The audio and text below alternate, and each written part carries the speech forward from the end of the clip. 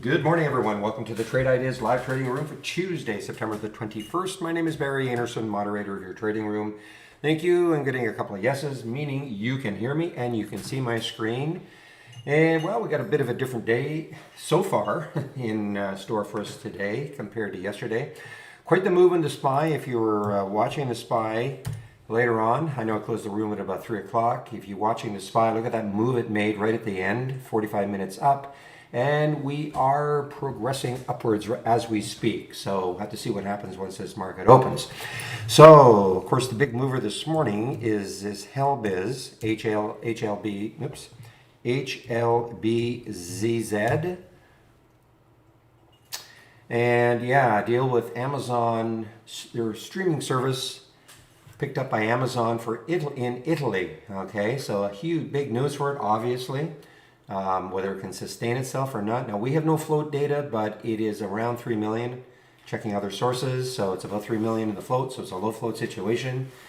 And just have to wait and see how this is not shortable for me at Interactive Brokers, so I can't try to short it even if I wanted to. But in the high in the pre-market was 36 or so just have to see what happens once this market opens.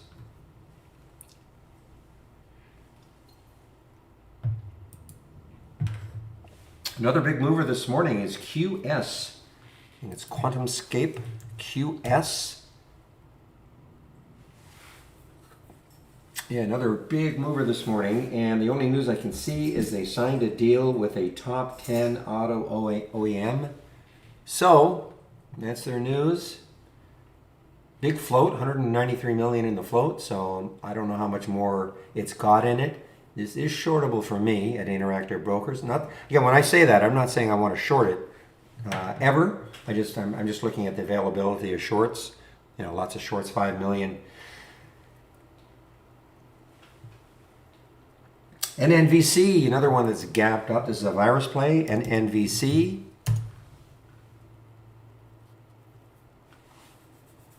And kind of holding its gap. Also, it says it has earnings after hours today. It probably doesn't really matter that much, but big gap up, virus play. Got some news.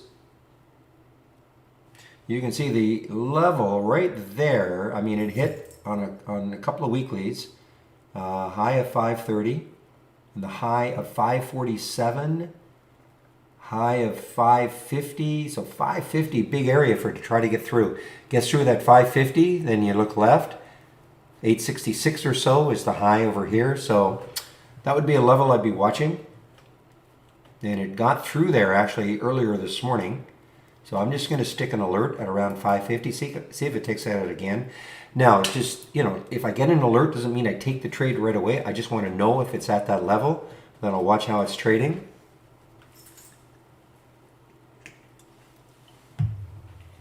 Uber, positive forecast for Uber. It's not an earnings release, but it's a revenue forecast, guidance, etc. And big pop for it, 1.5 billion in the float, so it's a big float. But nice move for Uber.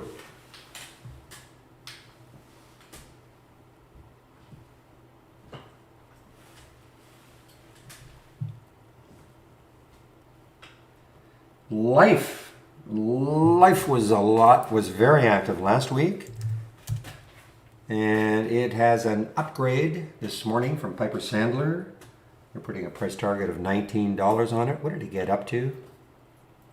Maybe 5 days ago, got up to 13. Anyway, it's the reason, I guess, for the pop in Life. I don't see any other reason for that. BIOC, BIOC.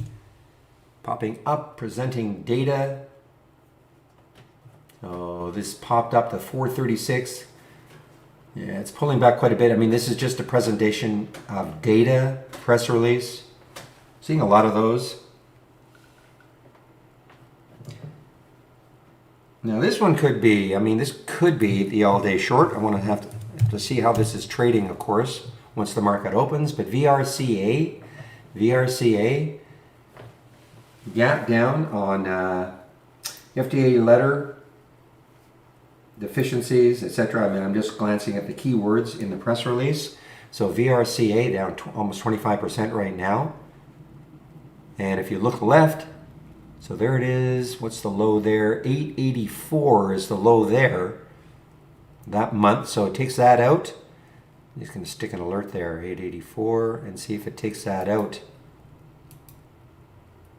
later on. This could just continue down.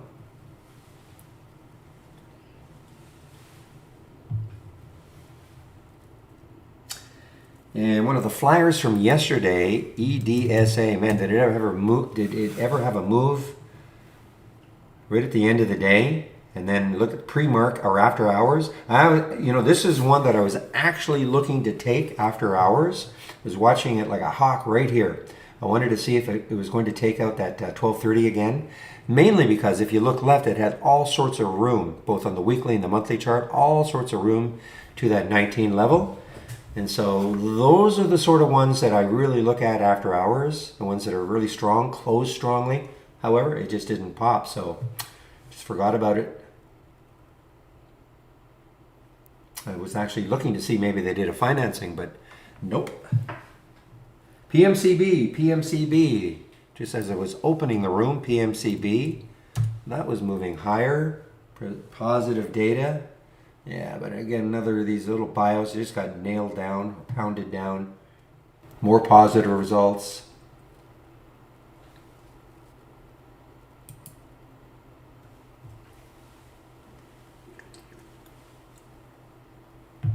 Well, it might have been given a $20 price target, but it certainly got whacked after the market for EDSA.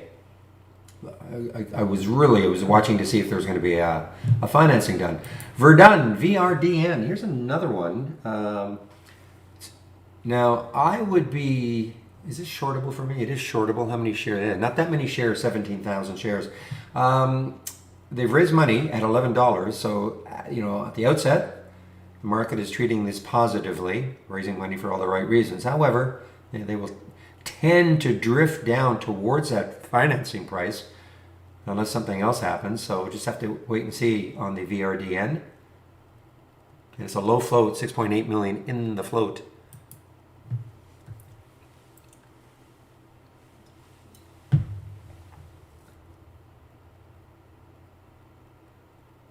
And FCUV, that had popped up. Let me see if it's still holding. FCUV. Nope.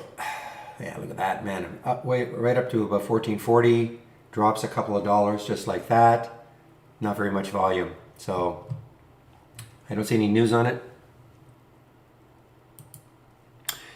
And the time is 9:13. So let me just do a quick look, or quick check, sorry, to see what sort of upgrades and downgrades we have this morning from the analysts.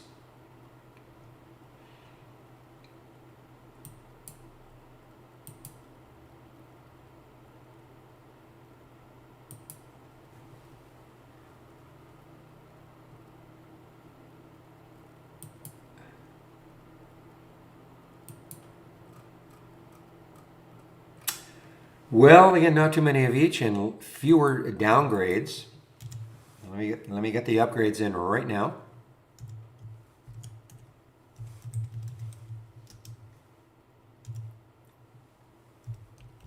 I'm hearing ATER, guys. I'm on the way up. Yes, ATER. I'm hearing ATER on the way up.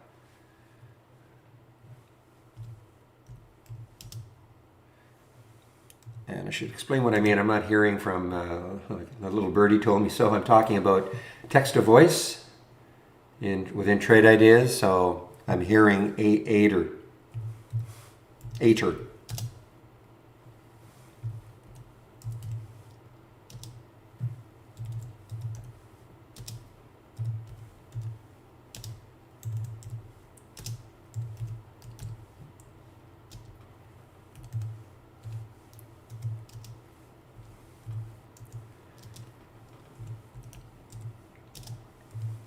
All right, there are some of the upgrades. I'll get the downgrades in now.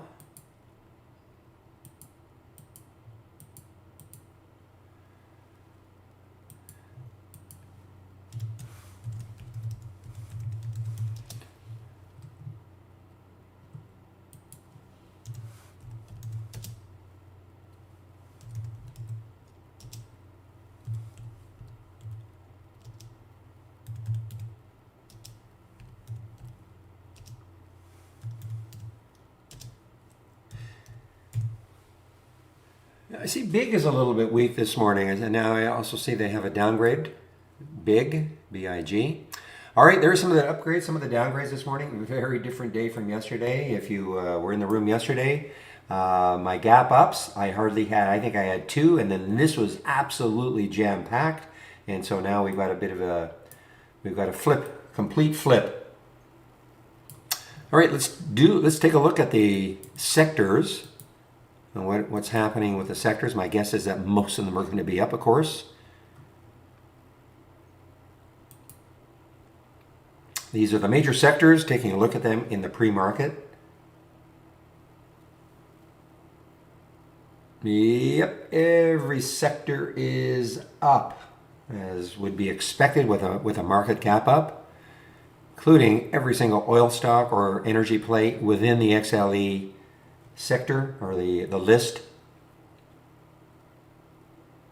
I mean, these are all, of course, everything was down yesterday.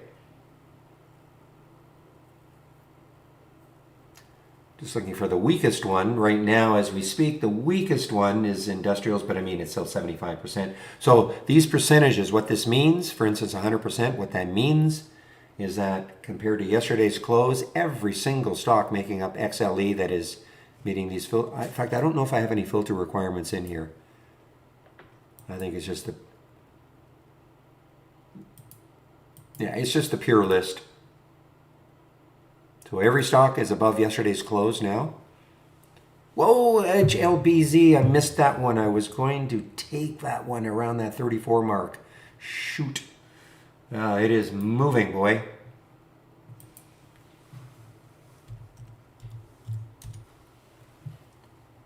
Yeah, I was waiting on this area right here. I wanted to see if we get a break right there, and we did. I've missed it.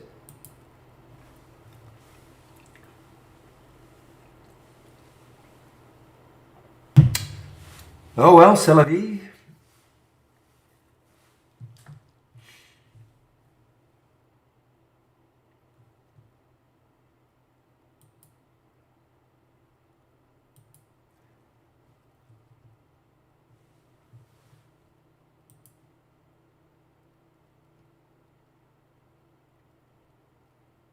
So let's take a look at Ater, see if there's any specific news on it. It's just a trader right now. Excuse me. So yesterday, actually, compared to most stocks, yesterday it did have a positive day. It did get up to 1365 before it pulled back. So let's stick an alert here. See if it takes out yesterday's high at some point. Still has some room if you look left.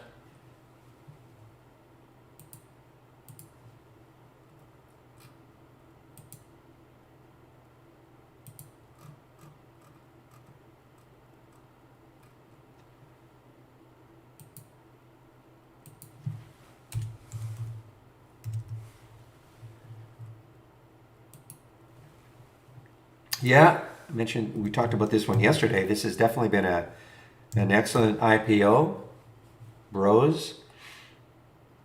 In fact, what's the high over here? The high 2 days ago was 54.39. So it's approaching, of course, its all-time high because this is an IPO 4 days ago.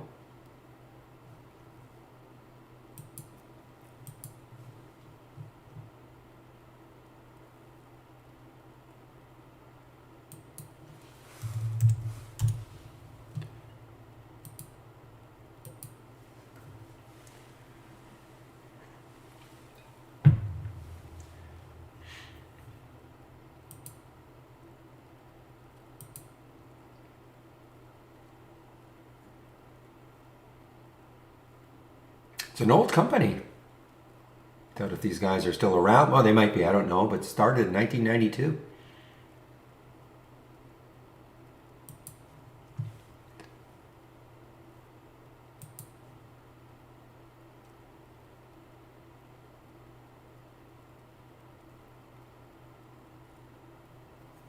AMP, I don't see AMP on my list.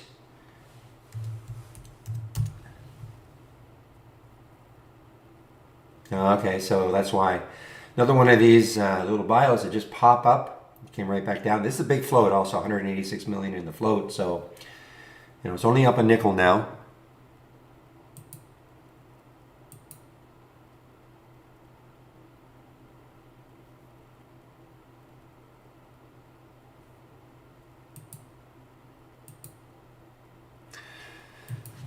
VRCA, well, let's take a look. I really am interested if this breaks down below 9 in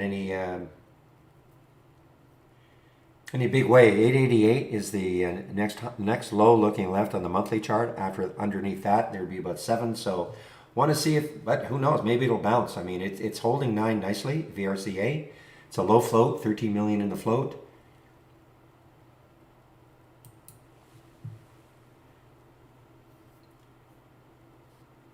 So the company announced the FDA issued a complete response letter, and obviously the letter wasn't great, wasn't positive. Said the company had some deficiencies, etc.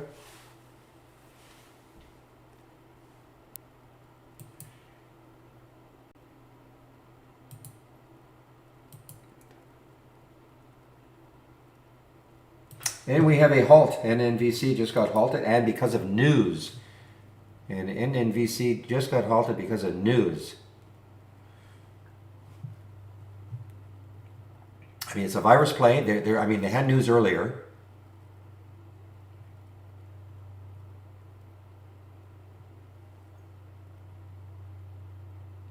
But maybe this is new news.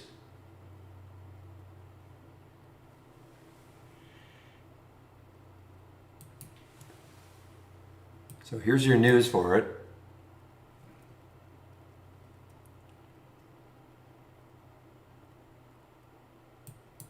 That news was this morning. And so it just got halted for news. So this is not a volatility halt. This is a news halt.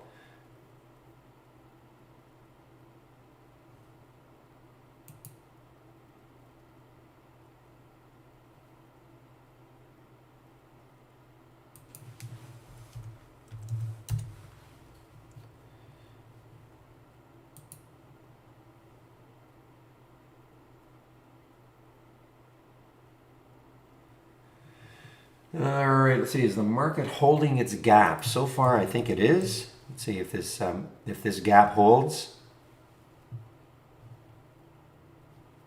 Sort of drifting just a little bit here, just very minor drift. Very interesting to see what the opening 15-minute candle will be.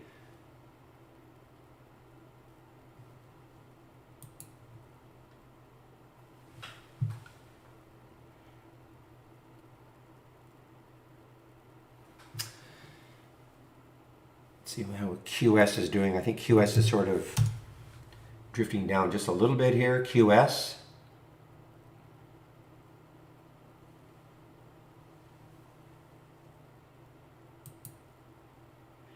And as always, I'll be very eagerly anticipating what sort of results we get from my option scanner, both on the upside and the downside.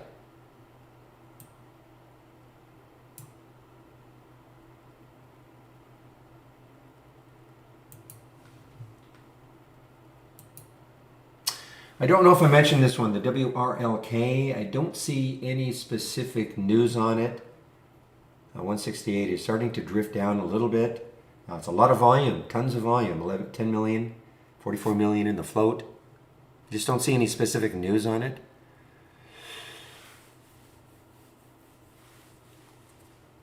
What do you mean, was the news good on NNVS? It's a halt right now. We don't see the news yet. We don't know yet. I mean, it had news this morning. Obviously, it popped up because it's a virus play, but it is now halted on more news pending.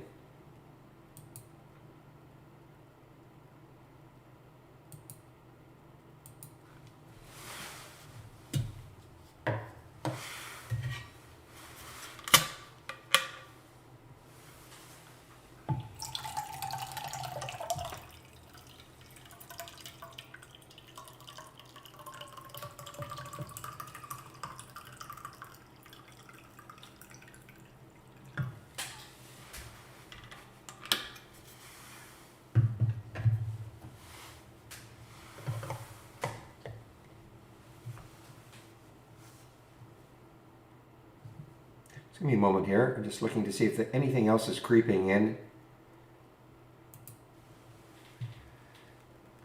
I'm not sure I mentioned BKYI. I have it down here. BKYI, I'm not sure if I mentioned it. Another one. It's not a bio. Yeah, I didn't see any. Actually, I do see some news. I mean, such as it is, but you know, there's a little bit of fluff. Got up to 411, right back down to 336. It's another low float, BKYI.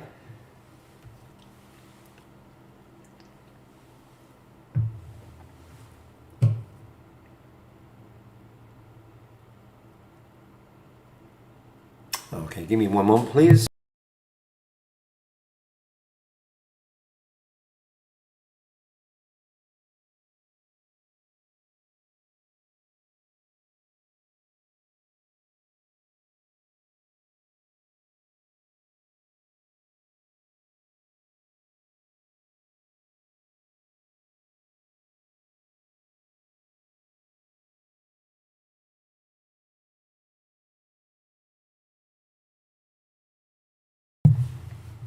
All right, guys, I'm going to get set for this open, shut down my pre-market scanner, and get set for this open.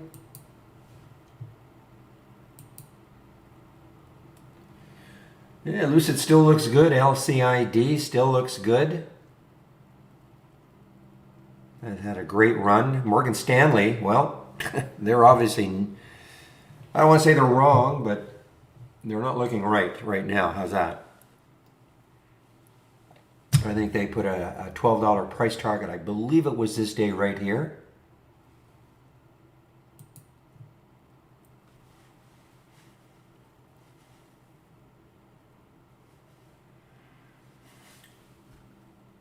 Yeah, I don't get too involved with, you know, getting seduced by what these companies put out. I mean, I did see the release, PMCB. You know, results of the second FDA required test of biocompatibility of SIP caps product, cellular therapies for cancer, diabetes, etc., etc. Yeah, I mean, listen, we'll always have to root for these companies, but it's pulled back quite a bit.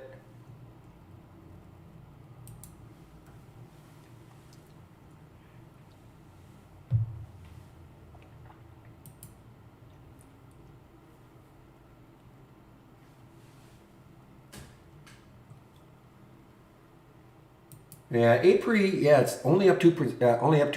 APRE, it is fallen back. Had a big move here. 758 had a big move here. It is falling back. APRE, big move after hours actually. Yeah, I did see this one after hours. That was a big move after hours. But I mean, look at this. It got up to 622. Now it's back down to 5.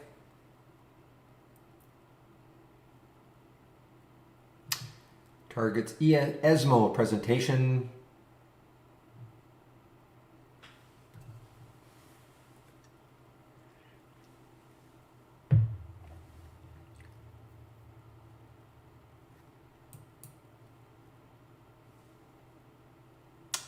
All right, everybody, the market is going to open in a little more than 30 seconds. Let's have a great trading day. It's going to be probably a very different day from yesterday.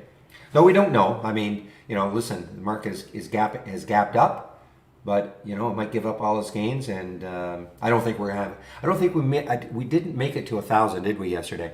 I don't think it touched 1,000. We had that late market flurry in the last 45 minutes.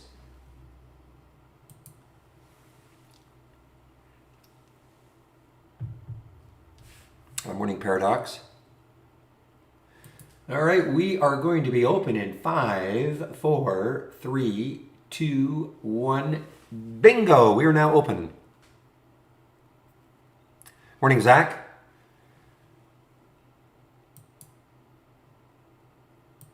All right, VRCA is actually having a bit of a bounce. HLBZ, guys, had a little minor pullback here. Now listen, this is really, look, if you're going to take this one, you know, you've got to be awfully careful It's a very low float. We don't have any information, but I checked and it's about 3 million. So very, very low float. Yes, it's got some, obviously nice news for it, no question about it. But it's going to be very whippy.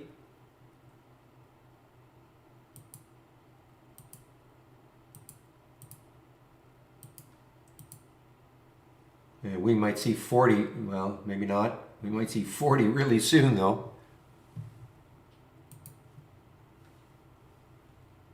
Maybe not. First 15 minutes can be really wild. Not just for this one, most stocks, up and down, up and down.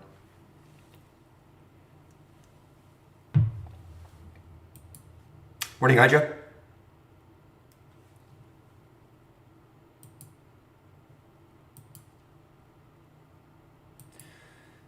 Uber is a nice pop here for Uber. So what they've done is they don't have earnings, official earnings till the 4th, but I think they're guiding very positively right now.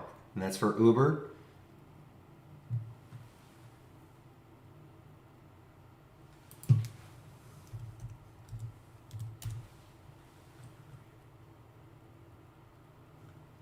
Now HLBZ is still trying to figure out, are we still going higher?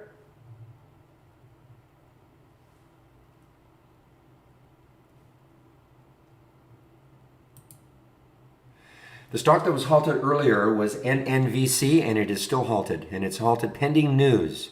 So it's further news than what they released this morning, obviously.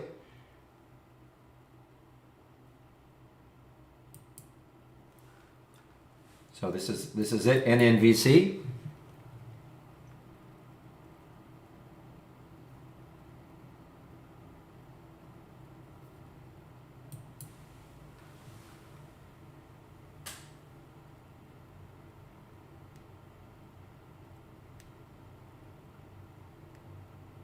Yeah, so I mean, this is the news that was posted earlier. It was released earlier, and that's why it moved higher in the first place. Now we're waiting for more news. Must be a little more significant or something. I don't know. You just have to wait. If you're gonna, I don't know when it's going to open.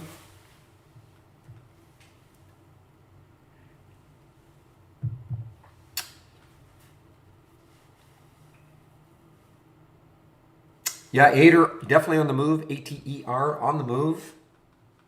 But again, I typically do not trade in the first 15 minutes. I try to let things settle down a little bit.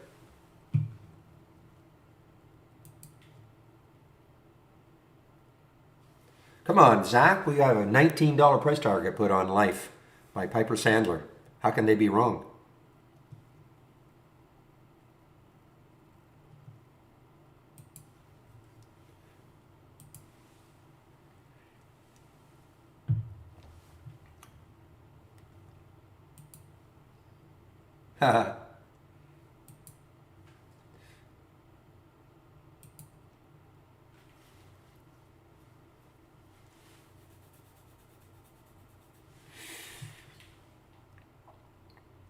All right, I'm sticking an alert for HLBZ around 37.50 to see if it takes it out on a huge volume pop. Again, I'm not telling anybody to do what I'm doing. I'm just telling you what I'm looking at for HLBZ. And we have another halt here. ARQQ got halted. It had a, amount. I mean, this has just been on fire. ARQQ. It's not a low float. 49 million in the float. And it just got halted. ARQQ. Don't see. There's the ATER. Now it's above yesterday. It's at yesterday's high. ATER is at yesterday's high. Wow, what a difference a day makes. So far. Well, I don't want to get too ahead of ourselves here. There's that first opening 15-minute candle. A little bit of red, narrow bar so far. What we don't want to see, if you're looking to go long, is a big giant red bar, though. So right now, the market's up a little. 129, tech's up. So no disconnect as we speak.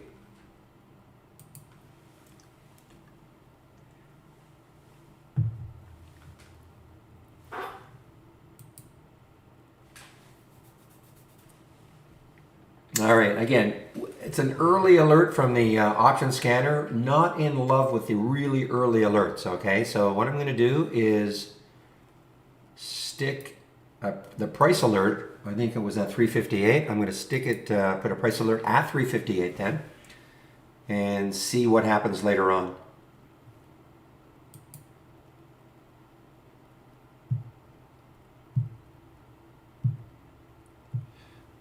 Well, I was certainly wrong about the VRCA. Wow. So that had a huge pop.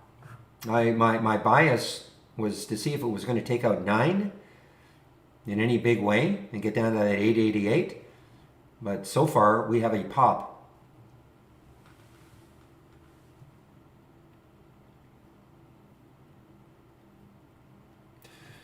Yeah, so my strategy really, I mean, I'm a little more of a feel player. Depends how much it pops. If it happened really quickly, I wouldn't take everything out. You know, depends on, you know, the type of the price, the percentage it moves for me. If I'm in something that, especially a low float situation that just pops, I will take some out for sure. You know, because these things have a tendency just to pop up and then right back down. So I will always have sort of what I will call a protective gain. But I'm not as rule-based as others. Some will look at the 8 EMA, say on a 5-minute chart or a 15-minute chart, and as long as it's above it, you know, you stay in the trade.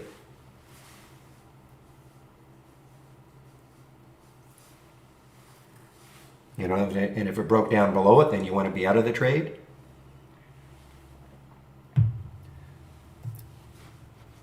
Yeah, see, I don't believe in trailing stops, so that's number one. I think trailing stops for me are they're artificial.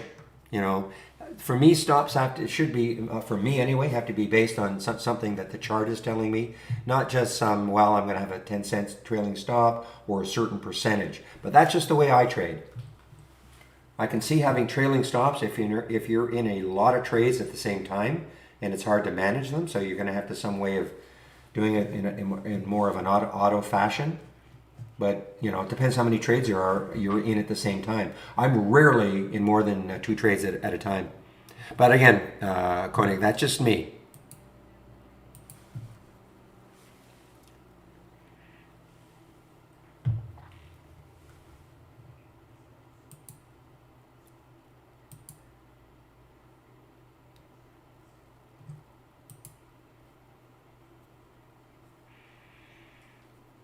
Well, again, it's feel. I mean, you got to listen, especially in the first 15 minutes. That's typically why I don't trade in the first 15 minutes.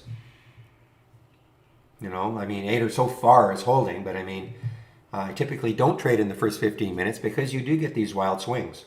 I will miss the ones that continue to run right off the bat. I'm prepared for that.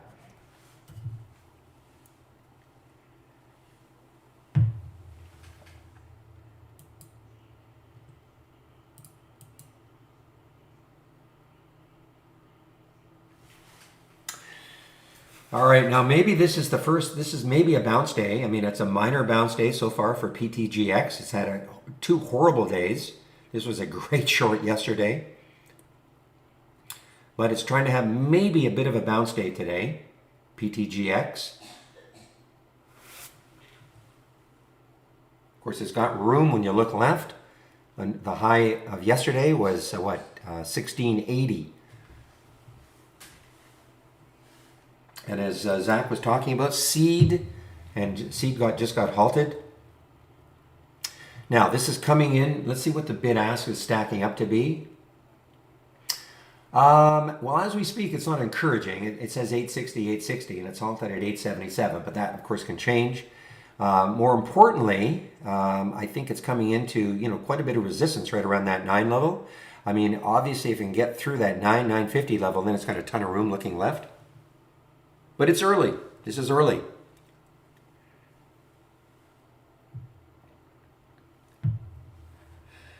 Oh, I don't know. You're asking me. I mean, I know about it. That's about the extent of it. I mean, obviously that affected the markets yesterday, but I don't dive into it so deeply.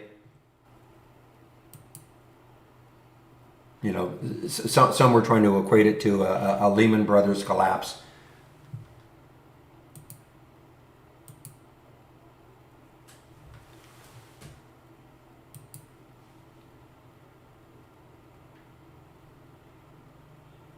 What was the other one that traded with seed? There's another one that trades with seed.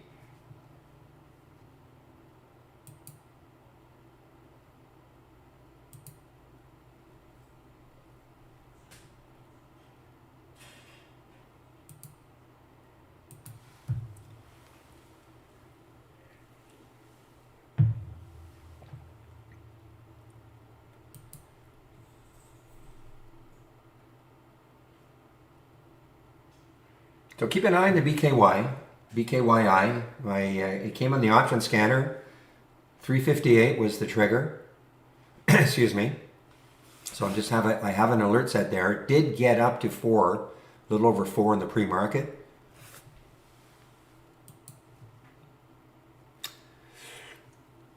Well, I don't know what to say. Dova, do a refresh. I think most people can hear me. Otherwise, I'd be inundated with people saying they can't hear me.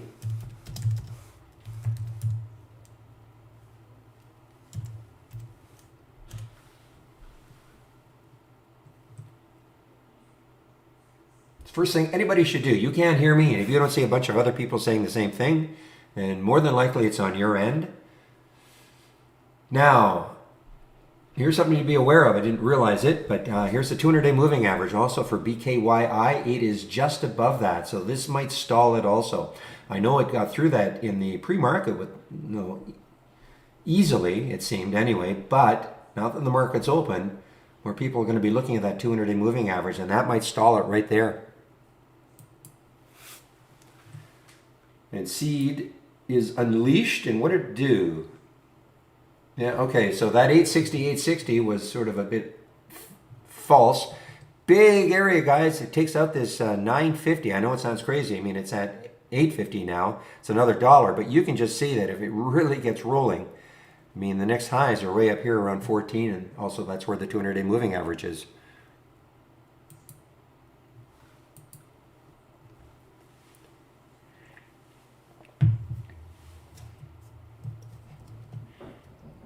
Yeah, I just don't do things like that bullish, okay? So, bullish bear. I don't play indexes at all. Others, there are others in this room that might do things like that. I just don't do that.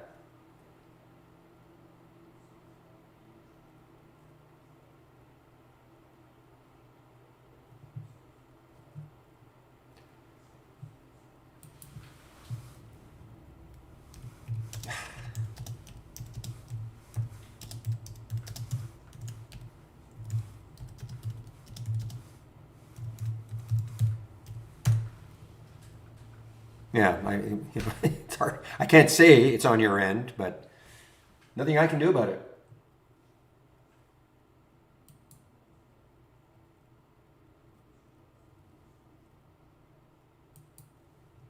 Yeah, so far it's a 10-minute halt, yeah.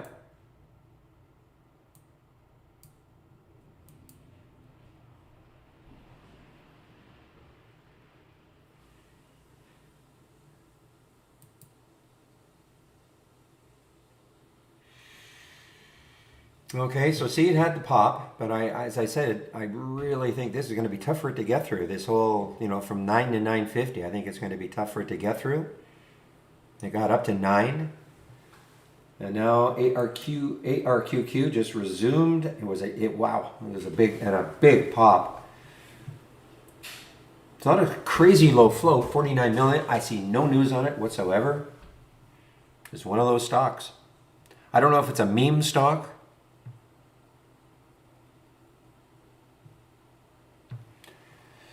Yeah, I see it's on the scanner, RWLK. I'm not in love with it. Again, you look left, there's all this, to me, there's just too much resistance between that, the alert price of 165 and 2.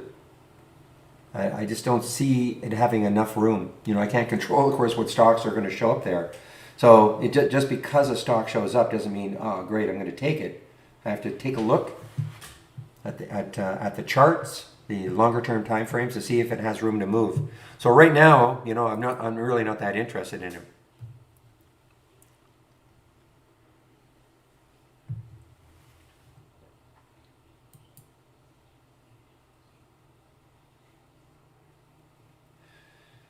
Yeah, this is it's an interesting one. This Verdun, VRDN. I know it's Viridian, but you're a Becker like me, you know Verdun. But anyway, VRDN. It's a financing. I mean, it's a financing at $11. So this is not typical, but I guess what investors are looking at, saying, okay, we don't mind why you're raising this money. Because typically, you know, financing is not great for current investors. There's only 6.8 million in the float. If the financing, if they're issuing more shares, and I'm sure they are. I shouldn't say that. All I can do in the pre-market, because there's so much happening, I can only take a glance at the headline, and all I see is a financing, and I check the price.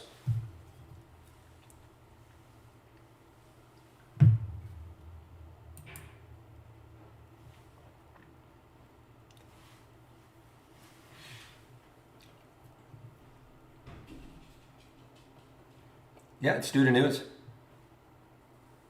When it's going to open, I don't know. But it's a news halt as opposed to a volatility halt.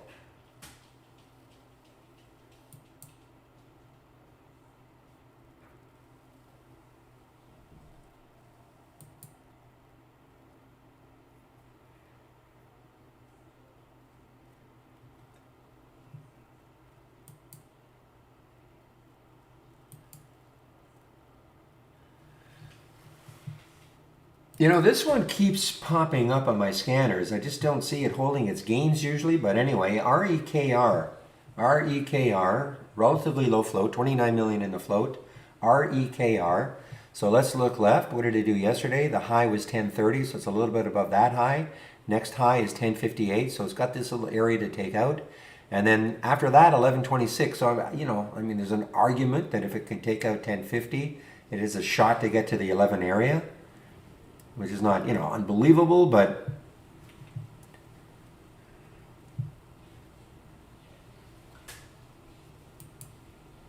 yeah, this Verdun is VRDN. Again, my bias is that,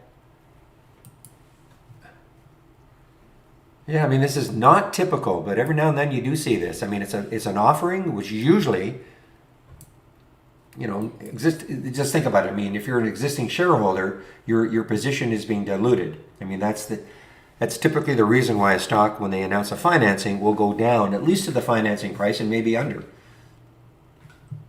In this particular case, though, the financing is at 11. So again, it may be that they're looking at, okay, you're raising money. We like the reason you're raising money. We're not going to punish you. Well, there's nothing for me to really to check. I mean, Ader's moving higher. No news. You know, I mean, I don't know what to check on it. You know, the high is right there. I guess if it took out that high, 1357, 1350, so it's right at that high of yesterday. I mean, it has a shot. I mean, you can just sort of see what the gap is to the next high in the daily is 1673. But as you know, I'm not here to tell anybody what to buy or sell. But if that sort of gap and the way it's trading makes sense to you, okay.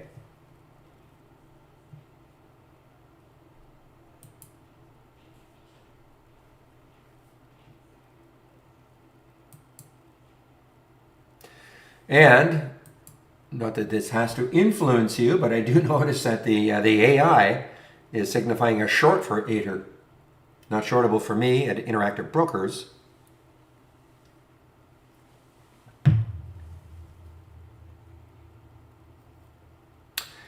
Well, and that's why we don't chase. Take a look at the HLBZ. I had a price alert set up in this area right up here. I wanted to see if it could take out all those little highs on the 2-minute chart. Didn't do it. Did not anticipate that it might. So now it's starting to. Now, later on though, I mean, this will be, you know, there's no question. It's still going to be active. It's starting to rest here. If we get some volume and it surges through here, then I'm going to be interested again for the HLBZ.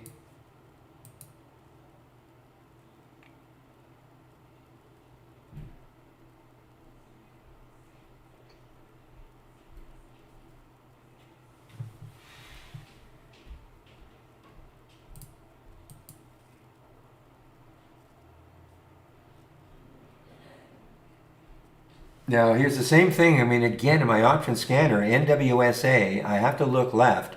2259, so there's that high. 2265, there's that high. 2267. You see, it just doesn't have, you know what well, if you're not familiar with what I'm looking for, really, I want to see a stock that has a lot of room to run before it hits the next high looking left.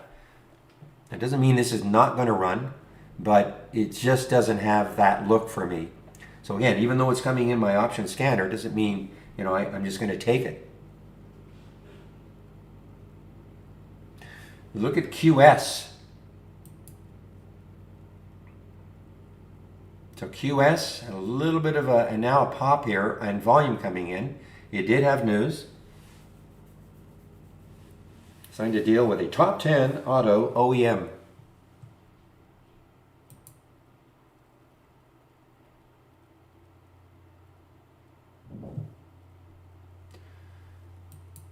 You're saying you're looking at Spear here. Wow, look at Spear, yes, SPIR. So this is an all-time high now.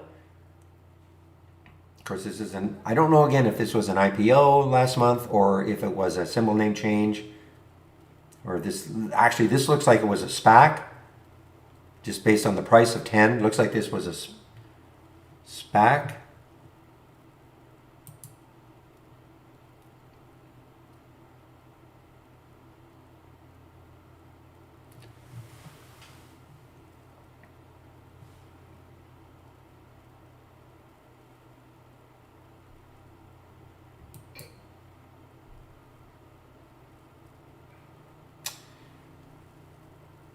Yeah, and NVC is still halted, news pending.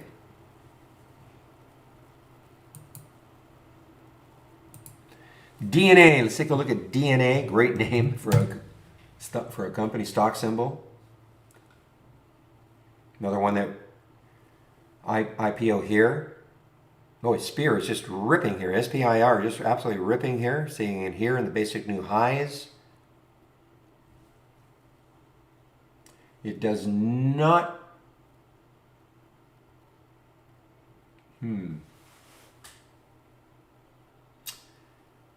Why does it have no percent here? Hope that you just see something here. All right, so Spear number of contracts is fine. It would meet my filter requirements, but believe it or not, it's just trading a little bit above normal in terms of the number of contracts.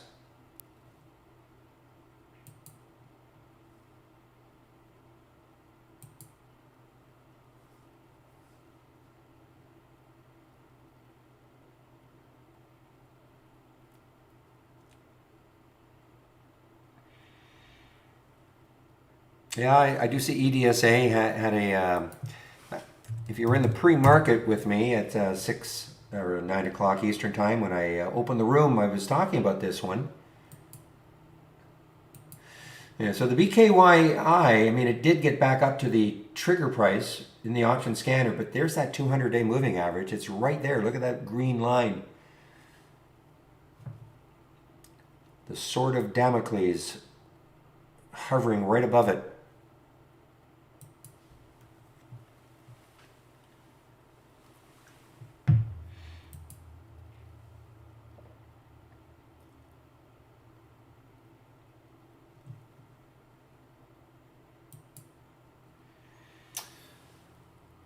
No, look at U.S. Steel. U.S. Steel is so weak. I mean, it was, of course, weak yesterday through the 200-day moving average. Excuse me, weak yesterday like virtually every other stock, but it is continuing down now. U.S. Steel. I don't know. Are you long this one, William, in a trading account? I know you were talking about it, I think, last week.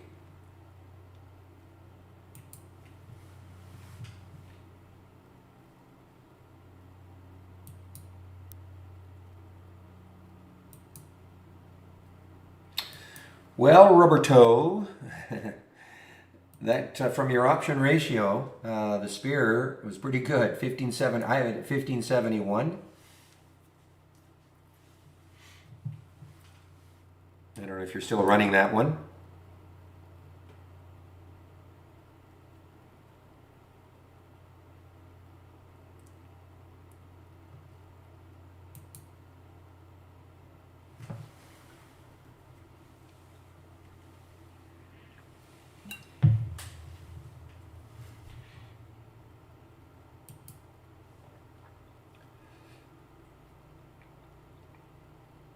Well, maybe the airlines. Well, I see Save is on the way down, actually. Save is on the way down. I can't speak for the rest of the airlines. Let's take a look at the airlines ETF, Jets, and see what it is doing. And the answer is, yeah, I mean, it's up modestly.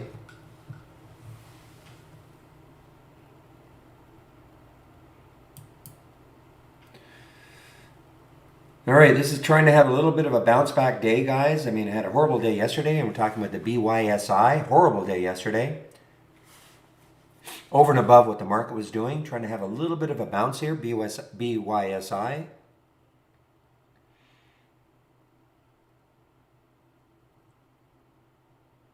So ADR is had quite a pullback from 1375 back down to 13. Again, things are really, I mean, I wait the first 15. Doesn't mean things are completely settled down after 15, of course, but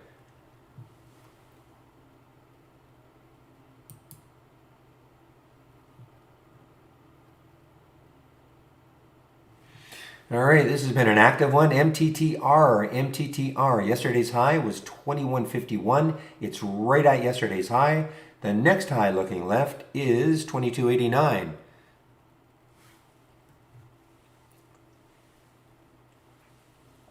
All right, guys, some volume coming into HLBZ. HLBZ, volume coming in. Take a look at this 15-minute chart. Look at this. So some volume coming in. HLBZ. Again, I'm not telling anybody to take this trade. I'm just pointing out that, you know, there's the volume. If it meets your trading plan to do something like this, but you know, you should all, my opinion anyway, without volume, virtually on anything that I do, I just shy away.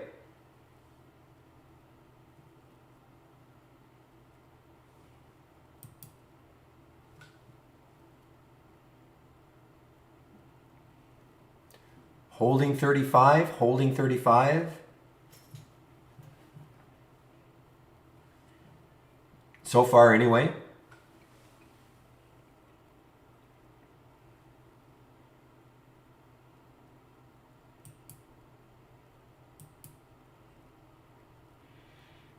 All right, well, so far the AI, I had no shorts for ADR, so I could not participate in it, ATER. 1359, I'm going to go over this later on, of course. The AI had a short for ATER at 1359.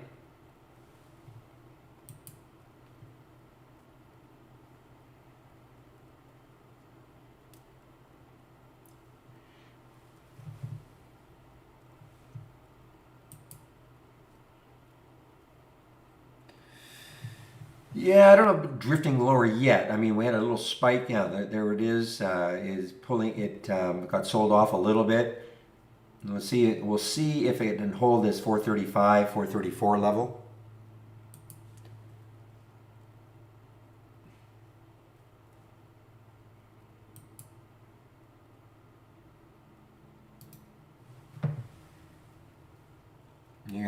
You've got to be nimble on these things. I mean, look at this. I mean, if you were in SPIR and you bought it, you know, around the 17 level, and you watched it go up to 1835, you went downstairs, made some coffee, came back up. I mean, you can't do that for these sort of stocks. You know, they're just too wild. I mean, that's a big drop.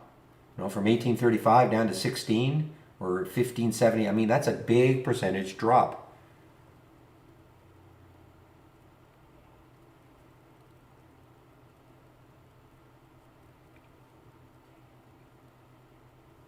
Okay, guys, HLBZ held 35.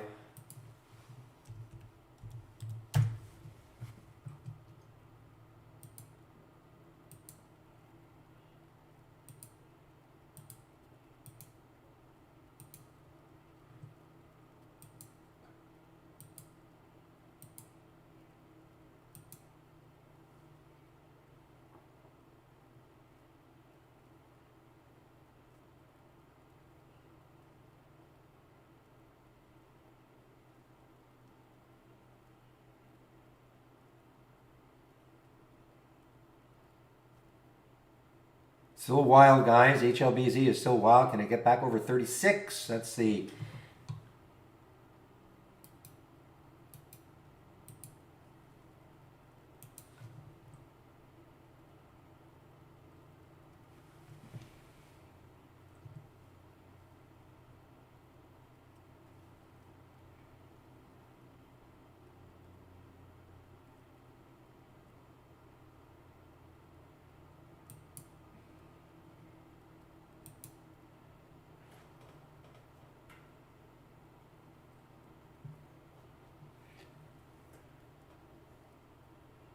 I'm just watching this HLBZ, guys, very closely.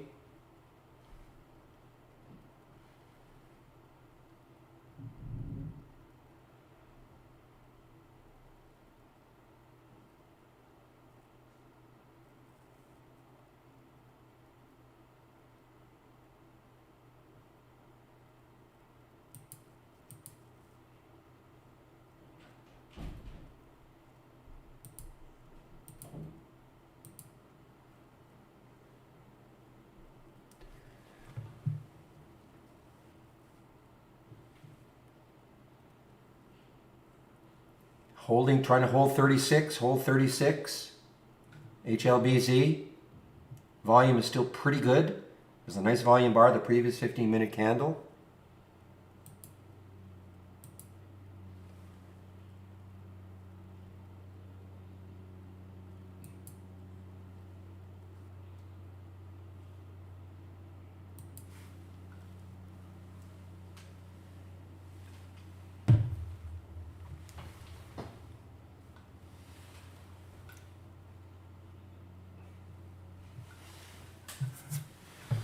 All right, well, the SPY is starting now to drift down a little bit. No giant red bar yet, but it is starting to drift down a little bit.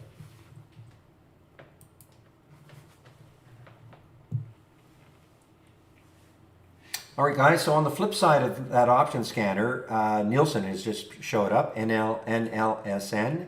So the low yesterday was 1917. So, I mean, it's got a little bit of room, you know, to get down to that mark. It's been on a steady downturn for many weeks now, many months, 4 months now, NLSN.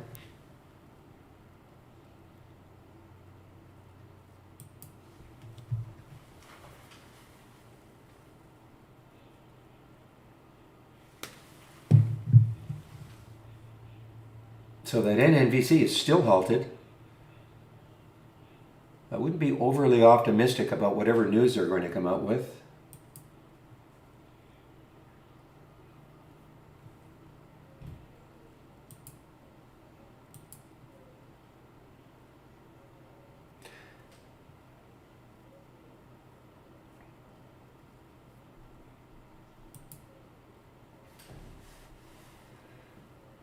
All right, well, RWLK is moving. I didn't see any news on it. I mean, okay, it's moving. I still think that 2 level, I mean, look at all this right at 2, 199, 191 to 2. I mean, a lot of volume today. 36 million, this is going to trade the float easily. I don't see any news on it. I mean, this is a company I want to cheer for, what they do, but I don't see any news on it.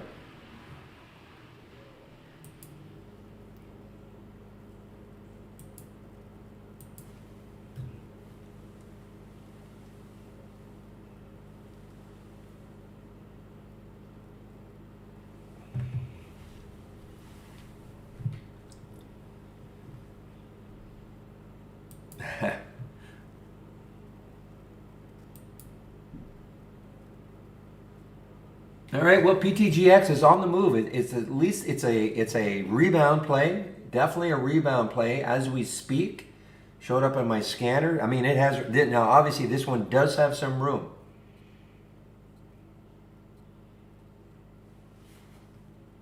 When you look left, I mean, the high yesterday was 1680. So I mean, it's got some room to run if it wants to keep going. But, you know, as always, you have to remember there is a reason for this, for what happened 2 days ago. I mean, that hasn't disappeared. So this is, you know, this is a classic little bounce play. How much more can it bounce? I don't know.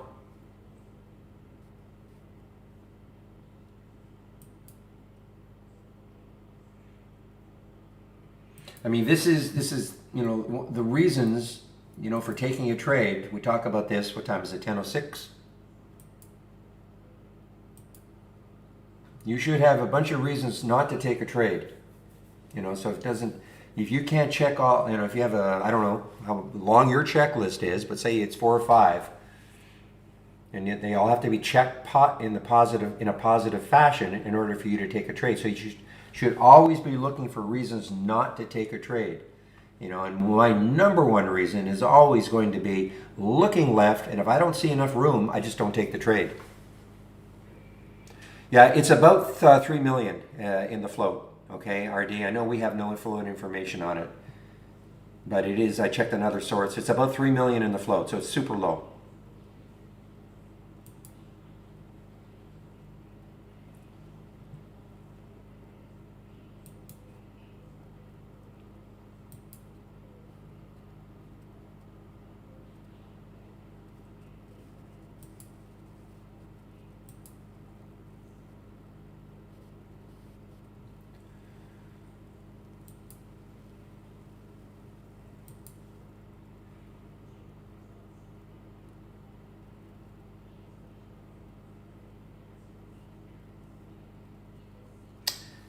Well, look, I may be completely wrong. I mean, if this blasts through 2, what's the float? It's not crazy low. I mean, it's 44 million. It's easily going to trade the float today.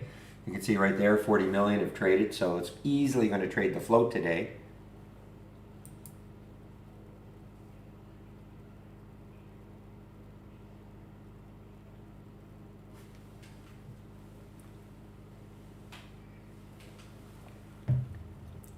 QS on the move, guys. QS on the move. Of course, active, very active pre-market. QS on the move. Let's see if it can take out the pre-market, these highs right there. That'd be about $24. It did have some news. But again, you know, you look left, what do you see? I mean, 24.37. I mean, it's got all this right here.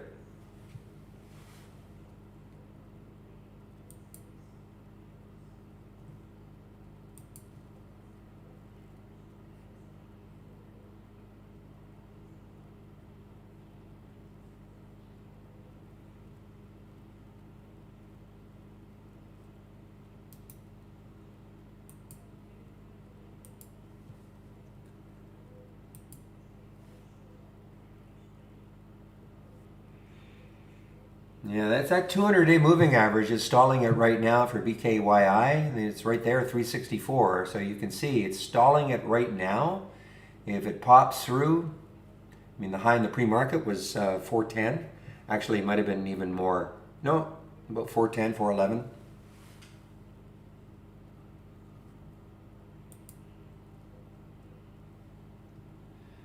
There's quantum. So QS is getting close to the high.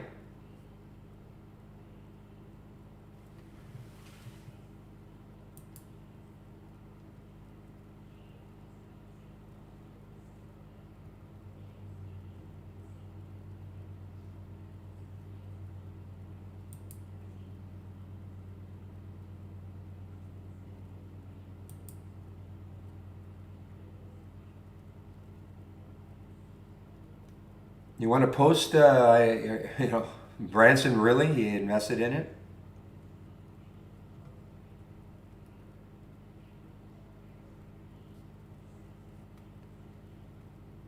We try not to put news like or stuff like that in this room because unless you can, unless it's a verifiable, you know, as opposed to I heard or I read. I'm not trying to slam you or anything, but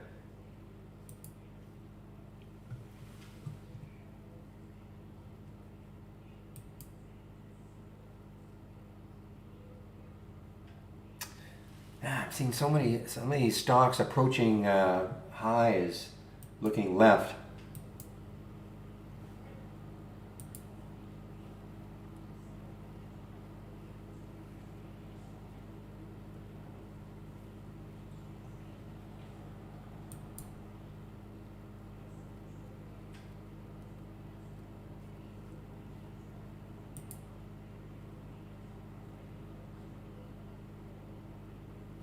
Corvus, guys, CRVS, which was a big one in the face of a big down market yesterday.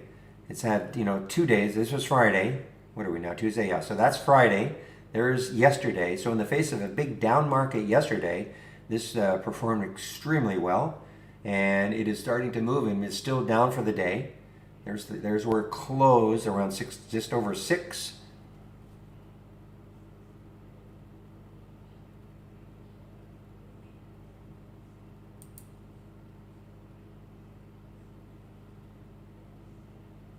You got the news from Trade Ideas? Okay.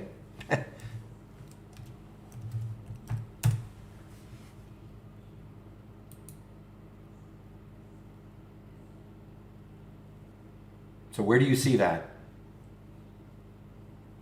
Oh, I see. I don't know. Kidding. I don't know what you're trying to say. But you know, look. Obviously, there has to be some reason why this is the volume is exploding like it is.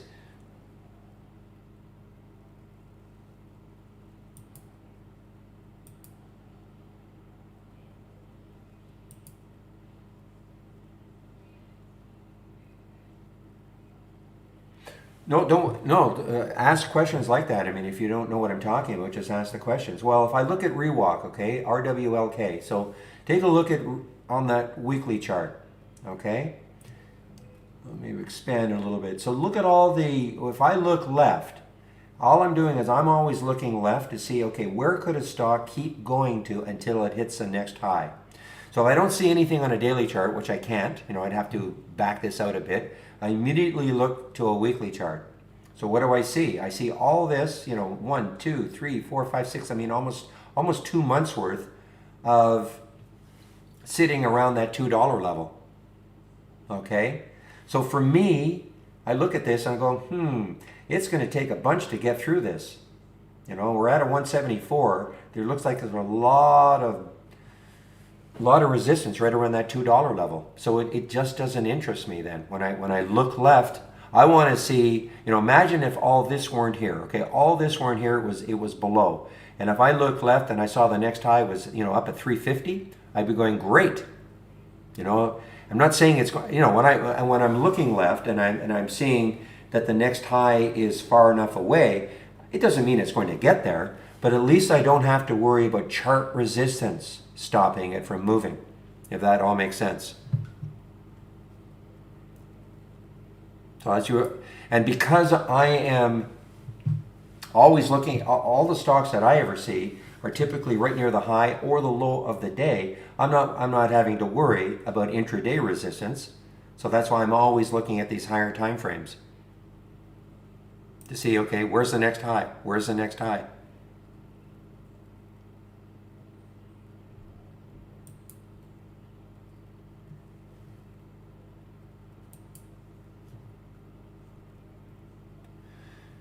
I do not use Benzinga Pro for a news service, no, but Interactive Brokers, I don't know if they have a special deal with them. I really have no idea, but you know, Interactive Brokers, I use Interactive Brokers news service, and they seem to have a lot of stuff from Benzinga.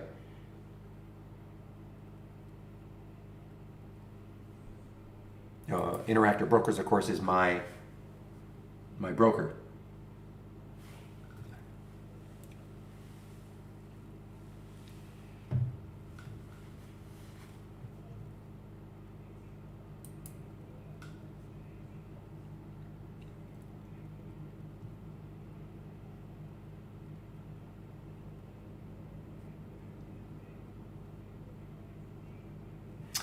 All right, so I'm kind of looking at some of my thumbnail scans, and you know, everything is, now there's the QS, so I mean, it's at the high, but again, you look left, what do you see?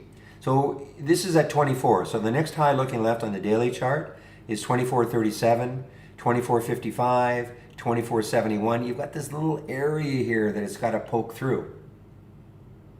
You know, I mean, this was such a runner course several months ago, almost a year ago, I guess. What date was this? December of last year. You know, got up to 135 or so.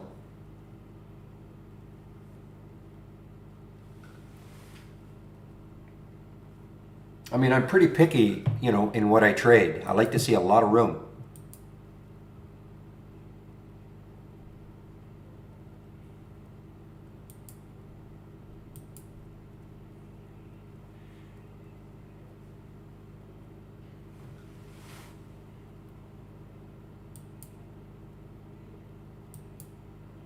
Now you'll notice that the AI has a QS 2360.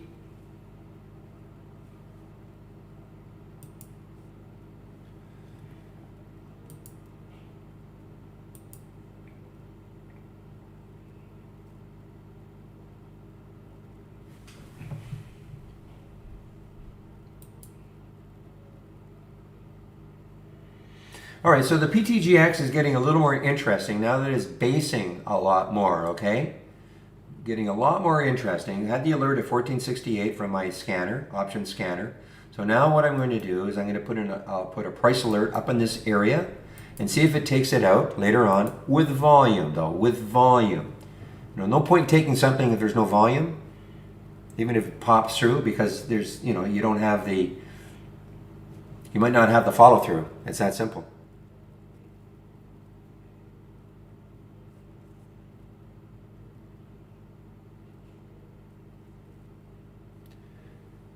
Blank screen. Ew, don't say that, Ija. You got.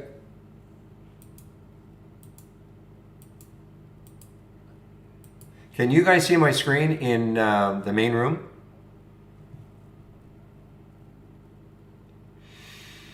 Okay, let me just see what's going on. I don't know what to do, Ija. Maybe just reload. Oh, it was you. Okay, good. Now, I'm talking to somebody in our YouTube room. He said it had a blank screen.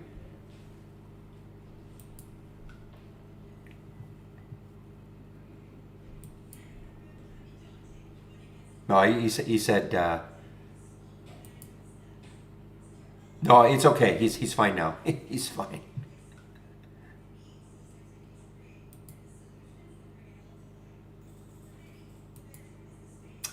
All right, guys. Well, it is now 10:18, so this is typically about when I welcome. Sorry, I'm just looking at PTGX. Welcoming people who are new to the room. Welcome. This is the format Monday to Friday between 9 a.m. and 3 p.m. Eastern Time. Sharing my screen live on the mic. And as always, I start off with my home page. A lot of information on my home page.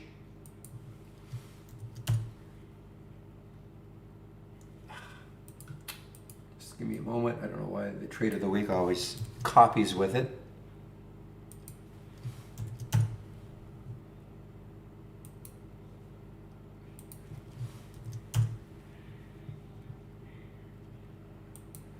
Well, Jose, there are two. There's a YouTube room, which you're in. There's also what I call the main room, which you can also be in. They're both free. The YouTube room, obviously it's a little easier for people to get in. If you don't care that much about interaction with other traders, then YouTube is fine. If you want a little more interaction with other traders, then you should go to the main trading room. I can pop that in, the link in.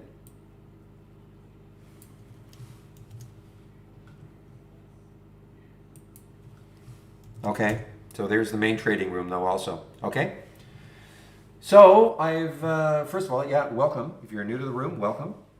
And I posted my homepage link.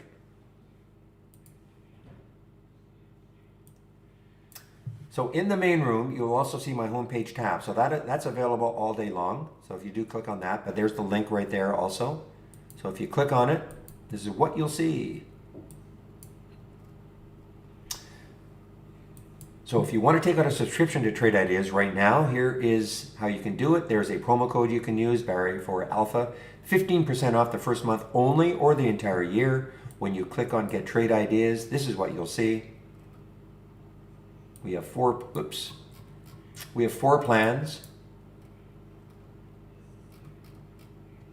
Just a minute, let me size this window a little. There we go. So we have four plans, annual, monthly, premium, standard. So the annual premium is $22.68 a year minus the 15%. Standard is $10.68 a year minus the 15%. The big difference between premium and standard is the AI, which I'll go over in a little bit. You don't have to take out an annual plan. You want to go month to month, that's perfectly fine. Standard is $118, premium is $228, less the 15% for the first month only, all right? First month only. If you maintain a monthly subscription, this is what you'll pay going forward.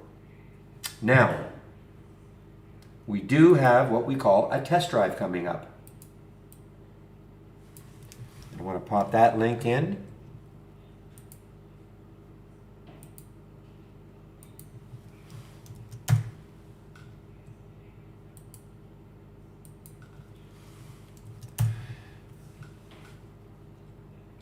Yeah, I mean, listen, with an HLBZ, you just got to be very careful. That's all. I mean, it's it's not for everybody. Low float situations, 3 million, expensive stock.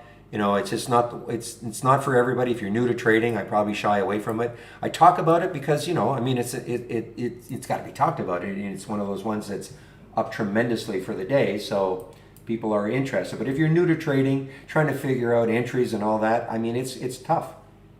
My advice is not to take too many shares and have a wide stop.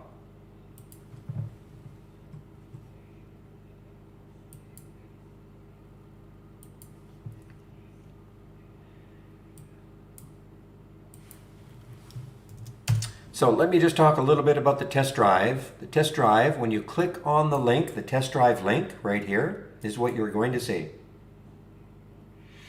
So we do not have free trials, but this is about as close as you're going to get. So in a little less than 3 weeks, this is a Monday, October 11th to October 22nd. That is 10 trading days. You can try our full premium service for $11.11, okay, for the 10 trading days. You'll get the 10 days if you can start on the 11th and end on the 22nd. If you cannot, you will not get 10 days. I want to be perfectly clear. Okay, so it's not 10 days from whenever you start. This is when it is. So if you could only start on the 12th, as an example, you'll get 9 days. So it's a great opportunity to try us out for the 10 days. And if you're a standard subscriber, you can also upgrade yourself for those 10 days for the 11.11 just to try out the premium service to see if you like it. When the test drive is over, there's nothing for you to do. You don't have to unsubscribe. We don't put you into a subscription. Okay? Now, if you sign up today, what you're doing is you're pre-registering. That's all you're doing. You will not get data until the 11th. So please, if you sign up today, don't go to our support people and say, hey, where's my data? Okay? Please read it very carefully. This is when it starts. Now, if you're going to take the test drive, I would encourage you to, get a little bit prepared. If you're not familiar with trade ideas at all, at the very least, take a look at the 20 lessons. Give me a moment.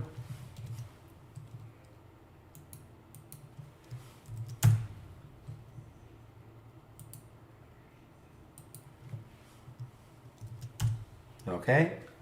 20 lessons. So take the 20 lessons, all right? At least familiarize yourself with what is a top list, what's an alert window, how to create them, so you can kind of navigate through the system rather than just showing up on the Monday complete with with no knowledge of trade ideas whatsoever.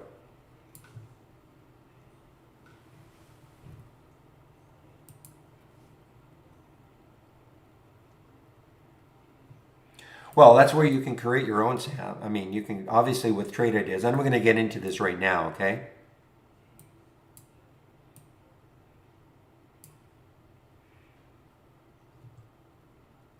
Just give me a moment here. Okay, so what is trade ideas? We are a scanner. That's what we do. We scan the U.S. stock market. So it doesn't matter. Wild. Keep an eye on the HLBZ, guys. Again, wild, wild, wild. Okay, but it is starting to get back up to that 36 level. So that's what we do. We scan the U.S. stock market. All right. Doesn't matter who your broker is or where you live in the world. You can use trade ideas. So this is an example of a scan. Basic new highs and lows. And I'm going to go over. Actually, I should go back, take a look at my home page again.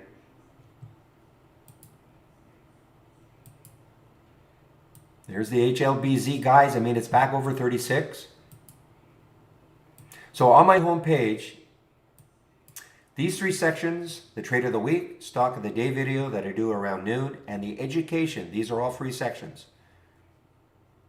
Okay, so you can sign up for the trade of the week. It's sent to you before the market opens every Monday morning. You can sign up for my stock of the day video and all the education that we have right here. Predominantly about trade ideas. Okay, I went over the introductory lessons. Daily support sessions. So today is Tuesday. So I believe it is Michael Noss in our YouTube room. So if you have a lot of questions, I'm going to talk a little bit about Brokerage Plus a little bit later. Automated trading, things like that. If you have questions like that, save them up. Michael will be in our YouTube room between 12 and 1. He's way more of an expert about that sort of stuff than I am. I'll pop the link in before I do take a break. Daily webinars. Today there will be one. So you can sign up for them all right now. We're now staggering them. Tuesday, Thursday, 1 week, Monday, Wednesday, the next. So you can sign up for them all right here. More educational videos about trade ideas, starting your account from scratch, more information about the AI. Then if you're new to trading, this is nothing to do with trade ideas. This is a great little video series. I mentioned Michael Noss. He put this together. So it's a great little video series starting off with what is a stock. So if you're new to trading, please take a look at this. And we have some ebooks also. So the only section that is not free on my homepage, my scans. It's not free because you have to be a subscriber. And here's a sample layout that I share. And then of course, all the other scans that I've put together that you might want to take a look at, including my favorite, moving higher with unusually strong options. So a lot of scans here.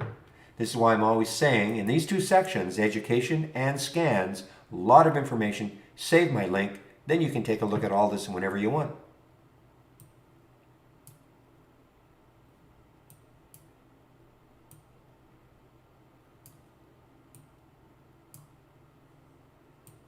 Sizing my window. So now I can talk about what Trade Ideas is. We're a scanner. That's what we do. Scan the U.S. stock market. Doesn't matter who your broker is. You can use Trade Ideas. Doesn't matter where you are in the world. So this is an example of a scan. Basic new highs and lows. One of the ones that I'm sharing. So if I click on Configure. So as a subscriber, you can put together your own scans. All right, so this is what I'm looking for in this particular scan. Stocks between $1 and $20, high relative current volume. That means it's trading 8 times normal, what it would be doing normally up to this point of the day, etc. That's how you start off. If you want to create your own scans, you start off with the filters, and then you have a trigger. So my trigger is a new high or a new low for the day. So if a stock meets all of these filter requirements, and it makes a new high or a new low for the day, I get a real-time alert. That's why we see these stocks right here.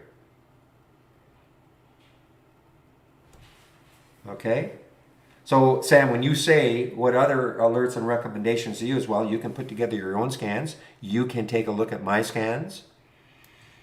The other thing is that you don't have to learn a programming language. If you click on search, you'll see here all of the alerts that we have. And if I scroll down, when I get these icons, these are all the filters that we have. So we feel that we have enough alerts and filters that if you want to create your own scan, you can combine the alerts and filters to give you what you're looking for, okay? Now, if you don't want to create your own scans, well, I'm sharing a lot of my scans. And also, if you look at our tool, if you click on New, and then docked channel bar, all of these channels here, these are all themed channels. So for instance, if I click on the momentum channel, and by the way, you should be on our latest production version, because now you can go to the channel bar and your layout will not disappear. Notice my layout is underneath. Before, your layout would disappear. So these are all themed channels. So again, you didn't have to know how to build this. And if you look at this one, if you thought, man, I like this one, I like the look of this one, I right click, I look at the configure and the summary, and yeah, I don't mind any of these filters. Now, you can always change, the filter. If you didn't like this price range, if you wanted to be between 10 and 100. So, okay, you just make the change. Okay, you notice how it's now changed. If I click on the summary, it's now changed. So you can of course adjust things, and if you liked it, then you could say okay, and then you could save this to the cloud. Again, you've got to watch some of those lessons, how to save things to the cloud. So you could go through each individual channel and take a look at the scans that we've created. You didn't have to know how we built them. We've done this all for you. But if you liked one, again, you could just save it to the cloud. And then what you could do is in this file, load from cloud.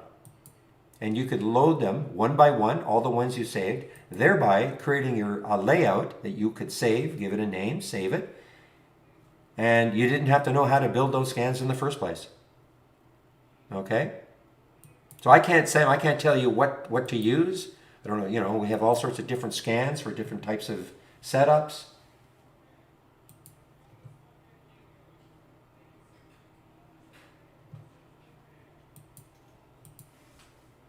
And of course, now I'm going to talk about the AI. So if you're a premium subscriber, and again, you can always try it, on the test drive. You'll have access to this. If you click, this is how I would watch the AI, all right? You click on New, and then AI/Holly Strategy Trades window, the Trades window. When you do that, this is what you'll see. Never mind these two up here. This is the window that you'll see, and you just wait for the alerts to happen. Nothing happens till at least 9:35. The first alert was at 9:39. You don't have to trade them right off the bat. You can, I never, ever do that. I get an alert. First of all, I like the ones under 20. That's just a personal preference. Doesn't mean I won't trade anything over 20, but that's my preference. So, when I get an alert, I click on it. I want to see, where is it trading from? First of all, here's a word, 1359. That was the alert to short. This got all the way down to 1264. The AI is not out of the trade. I'd be out at least some. That's why I don't believe in auto trading the AI. You want to take the alerts maybe close to where they happen, fine, and then manage the exits on your own. As a trader, you should never let something that if you were in shorted, if you could, at 1359, and it got down to 1264, and you're not taking any profit. That's not the way I would trade. So how you use the AI will be up to you. There's no video and this is how you trade the AI. I use it like a watch list.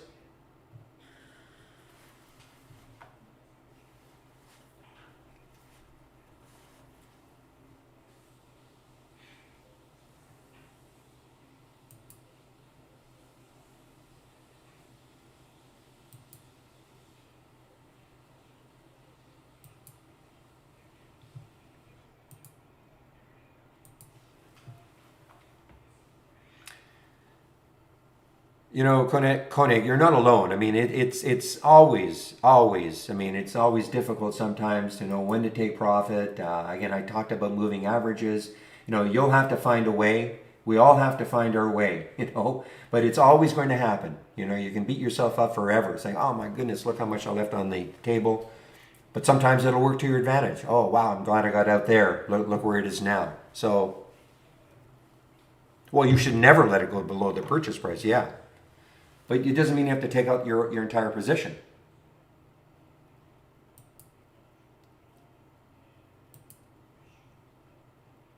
And that's where this window, what we call Brokerage Plus, here's where you can practice. Practice, practice, practice.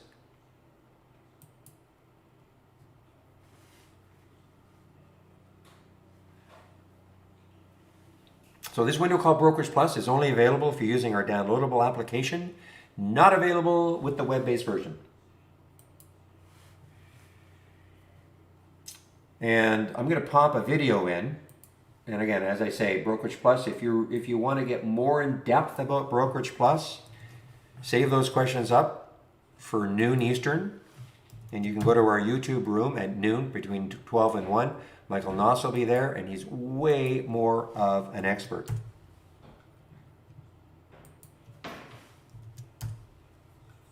So I popped in a link, the Brokerage Plus link. In that link, there are two videos. The first video, if you happen to have an Interactive Brokers account or an E-Trade account, you can actually use this window to trade from within Trade Ideas. Look at HLBZ, guys.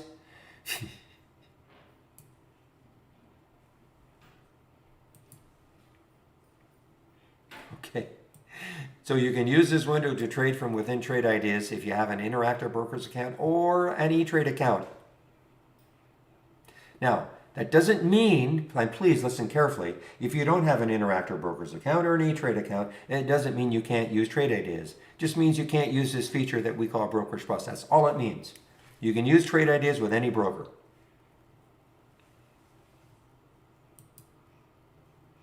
Halted. HLBZ just got halted, guys.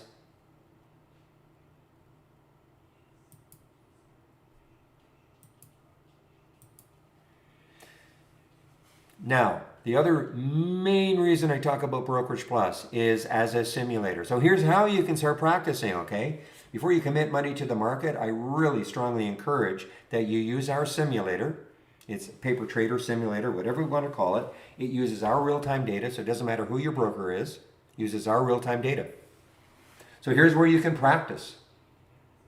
And, you know, people are, Koenig, you're talking about, man, I leave too much on the table. Well, now you can practice and see, because I'm going to show you this distance from the exit price, today's profit, max P&L, and all that.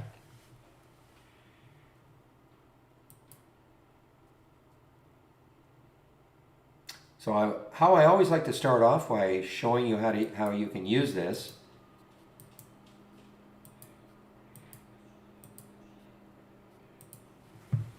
It's always on a pullback.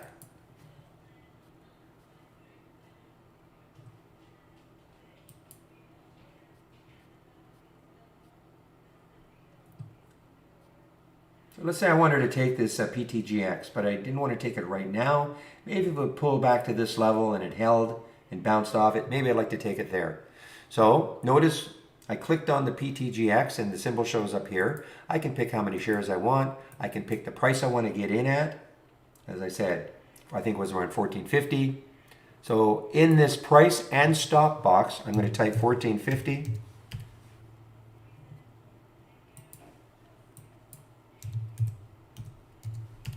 And click the buy button, and there's a nice big blue line. It'll appear on the chart, so if it goes down to 14.50, it'll take the trade, okay? So that's an example of how you could take something on a pullback. If I had wanted it to break above a certain price, I could have done the same thing, you know, just put the price above the current price, and I would have clicked the buy button and it would have taken it above.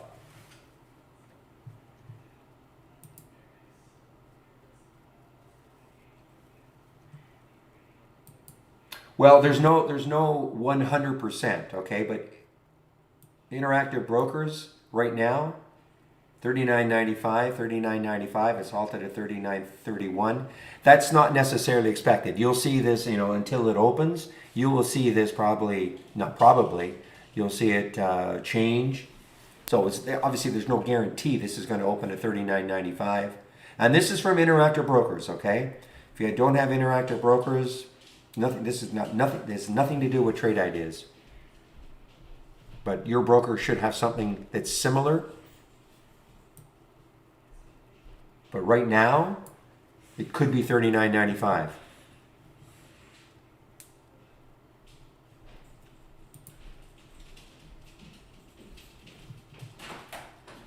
Just give me one moment, please.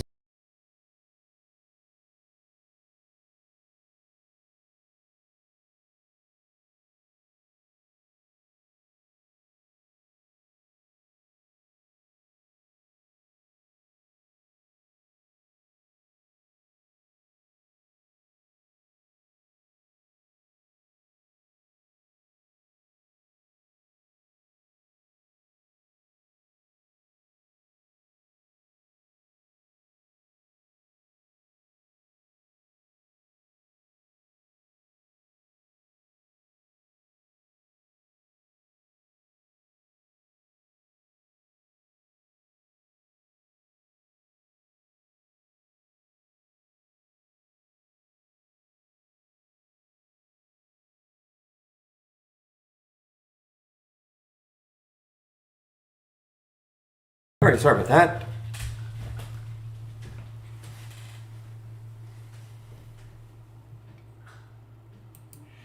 All right, now I just want to talk a little bit about,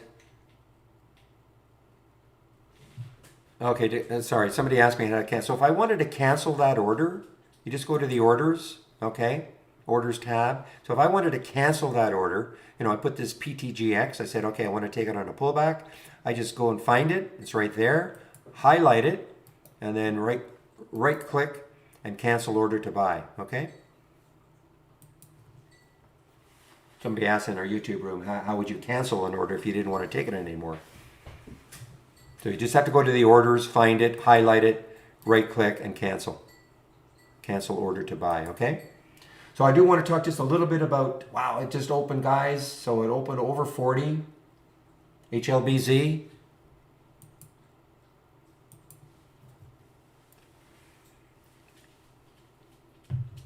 All right, I open at 9 o'clock Eastern time, Gene, okay? I go 9 to 3, Monday to Friday.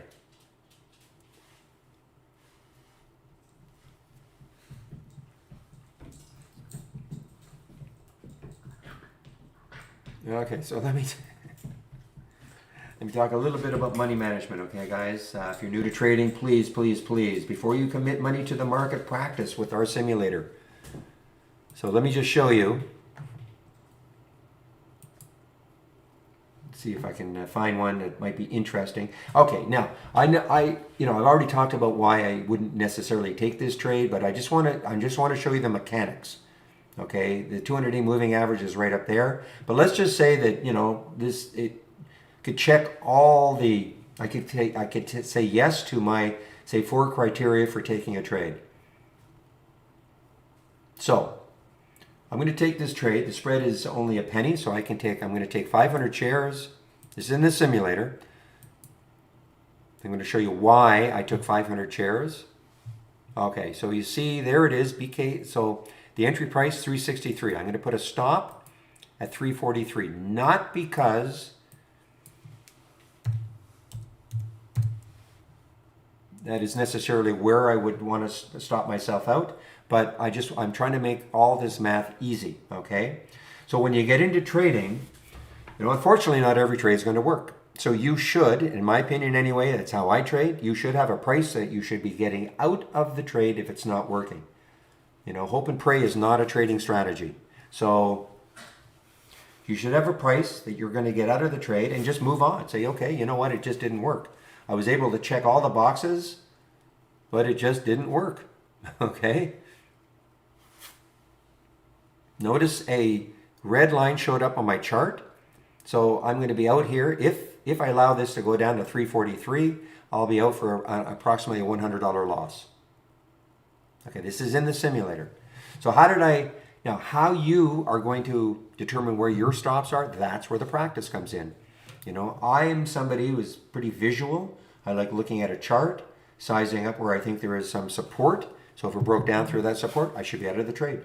Others will use maybe the low of a previous 5-minute candle or a 15-minute candle. You're just going to have to get comfortable, okay, on what you do. And it's only going to come with practice. So why 500 shares in this case? So the other aspect is, okay, if you have a $5,000 account, you probably shouldn't be risking $1,000 a trade. So in this simulator, I'm risking $100 a trade. So that means that's why you see where I put my stop. It's approximately a $100 loss. That is what share size means. This wasn't, this wasn't magic. When I trade, I vary my trade size, and how that works is that I will take my entry and my stop, that's 20 cents away, 363, 343, 20 cents away. If I'm willing to risk $100 on the trade, then I divide 20 cents into $100, I get 500 shares. Okay? So that's why, so it's not, I don't go into trading thinking, well, I'll take 100 shares every trade, 200 shares every trade. My trade size will vary depending on the difference between my entry and my stop. So it's some quick math you go through. That's why you got to practice. And secondly, thirdly, so we talk about placing a stop, and then that'll determine how much you're going to risk on the trade in terms of a dollar amount. That'll share size you, and now obeying your stop. Because even if everything checks out, You know, you have you go through your checks, and everything checks out for all the reasons why you shouldn't take a trade. You were able to say no, everything checks out. Still may not work. You know, the best setup, news, everything about it, but it still may not work. So sometimes it's really hard to obey your stop when you let your ego get in the way, or your stubbornness, and you don't obey your stop. So it starts moving down to your stop price. You say, it's going to bounce. So now your $100 loss maybe starts turning into $200. You still don't obey that new stop, and by the time you get out, maybe you're down $500. I'm not saying that, and it happens. It's going to happen. You know, you're going to get into situations where you obey your stop and then it bounces and you say, why did I obey my stop? Because look what happened. Of course it's going to happen. But in my opinion, in the long run, if you get a feel for where you should be getting out of a trade, in the long run, that will be, really good money management technique. So obeying your stop is very critical.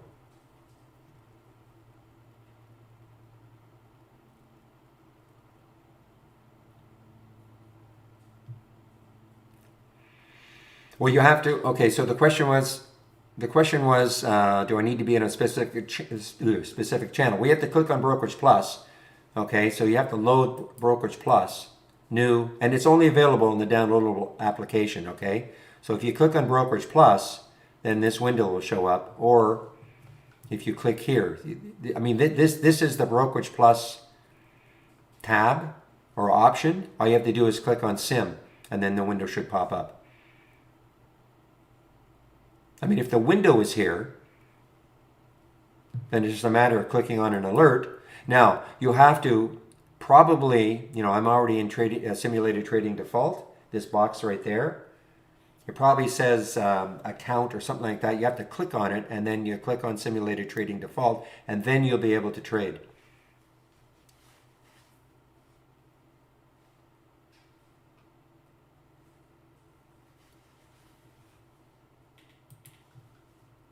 Okay, so it's not a channel. It's just from this on. Now, if you're using our web-based version, it's not available. So, Walter, do you not see in a toolbar where it says Brokerage Plus? You just click on Sim for simulation.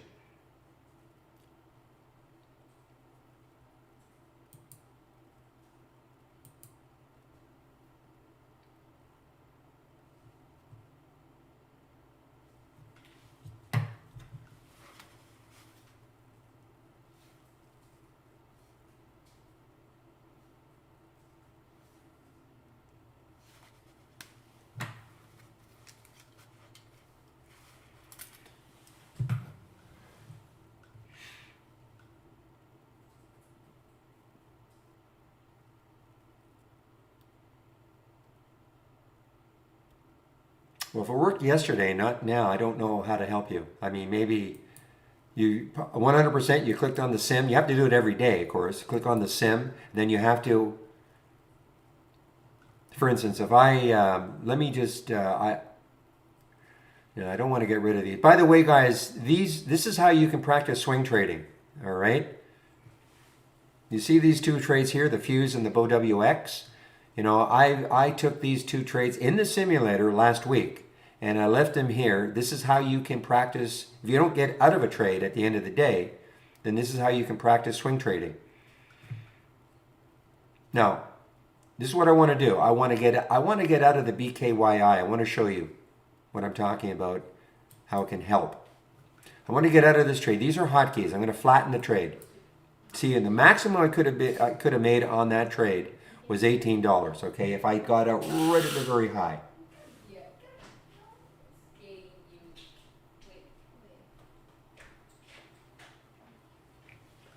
Now, two columns to keep an eye on.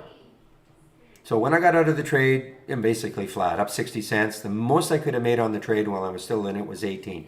Now this is the column to really, you can really start paying attention. The distance from the exit price. So, what you really want to see is a big negative, because that would mean that, all right, I got out and it's down below where I got out, which of course is what you want. Now, if you start seeing every single time big positives, that you know, this is going to help you, I think, realize, well, I'm obviously exiting too soon. If you start seeing big positive numbers here. The other thing that you don't want to see, let's just say for argument's sake that I was up $500 at one point, and then by the time I got out, you know, I basically got out flat. You know, you wouldn't want to trade like that either. So I think that these three columns right here, it'll give you a kind of a good idea about how good your exits are. Wow, look at the SPY. Yeah, SPY, now we're negative territory again, guys.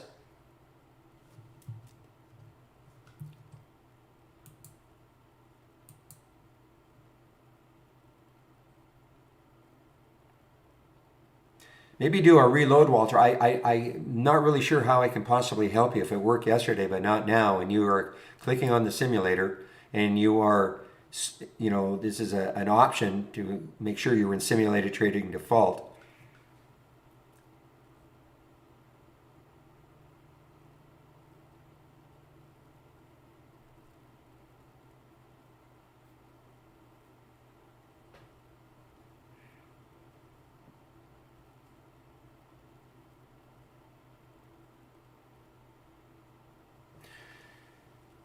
Yeah, definitely watch your longs now, guys. I mean, this is not looking too good. I mean, sure, people were hoping maybe the market would be a little bit positive today, but this is not looking too good.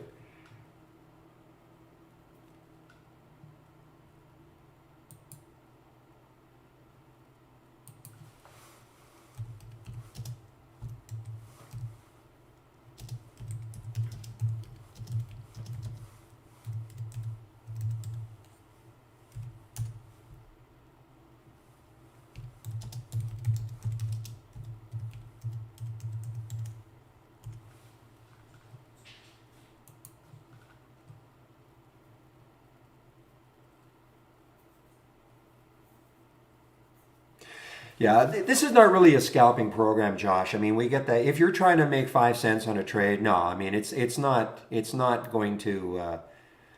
The thing that we do is if you watch the video, you can create what's called a limit offset. Okay, so I mean you can pick the price you want to get in at. All right. And if you don't get that price, then you're not in the trade. So I guess that will help the slippage. But we have something called a limit offset so that you could say, okay, I mean, what if a stock is really moving quickly? How far outside of out of the price do I want to take the trade? You know, you can say 5 cents, 10 cents. You know, obviously it's going to depend on the price of the stock.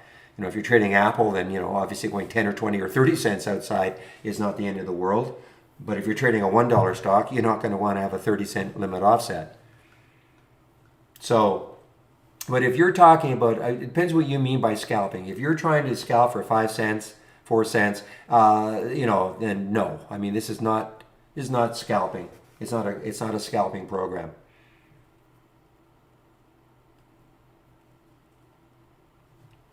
But I mean, you know, in the simulator, you can pick exactly when you want to get in and out of a trade. That price, if it doesn't hit it, it doesn't hit it. You can check. You know, you can check also the real time. I mean, this is all real time. But again, if you're talking about pure scalping, you know, we're not a big proponent of that.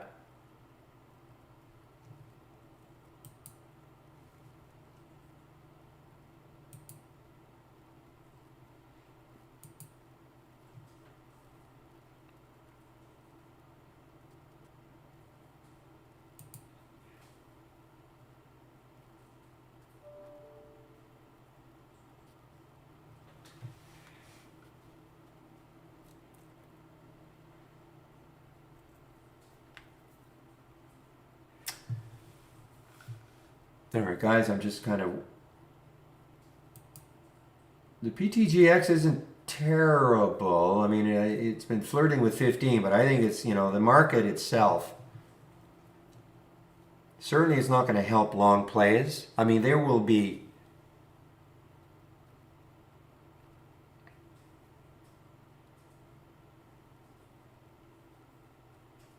Well, I mean, I just demonstrated BKYI. You know, I wanted to take it at the market. because it was a 1 cent spread and it filled me there as an example. Okay, just as one example. But you know, it was a 1 cent spread. Depends on the spread that you're looking at too, obviously, of the, you know, but in this case, BKYI is at a 1 cent spread. It filled me right at the ask, which is what you would typically think would happen.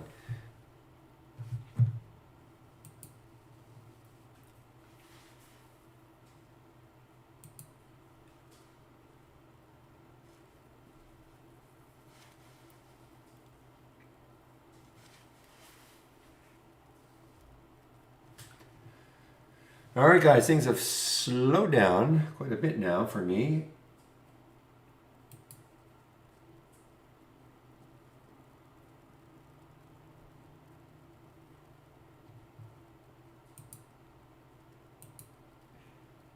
Yeah, like if you're gonna, you know, everybody struggles with exits, okay? You're always going to struggle with exits. You try to, this is why I'm saying, you know, use this distance from the exit, max P&L, today's P&L, you know, just to see how good they are over time, okay? But you cannot beat yourself. Well, I mean, I can't tell you how to think, but we're always in, I don't care how experienced you are as a trader.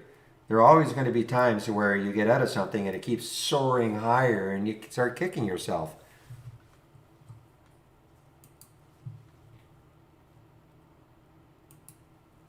But, you know, I think I said earlier, I mean, I know Real, who'll be in the room later, I guess. You know, he'll keep an eye on that 5-minute EMA on the 5-minute chart. So if you know, until it broke it, he might, like, I mean, if a stock really popped, you know, you were hard pressed, in my opinion, not to take some profit, depending on the percentage it popped. Then you can kind of ride out, you know, when it starts to move down on you. All right. And also, though, if you look at the 5 EMA on PTGX. Let's just say you took that trade at 1468 on the alert. You could have ridden it up, up, up. I'm always a little suspect of something breaking 15. Take some out around that 15 mark and then see what happens. Now, it broke down through that 8 EMA on the 5-minute chart. You might say, okay, that's it for me. I'm out. No, it could pop right back up on you. You just can't let that affect your, you know, just if you have if that is real rule based, you know, getting out if it broke down through the 5-minute EMA on a 5-minute chart, or someone might use the 15 8 EMA on the 15-minute chart.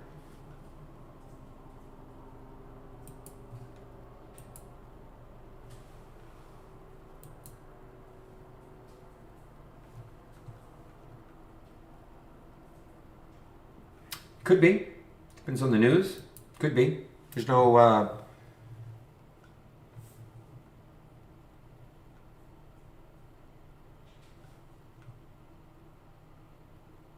Okay, so dark, we don't really talk about how much money we make, okay? Or how many shares we take.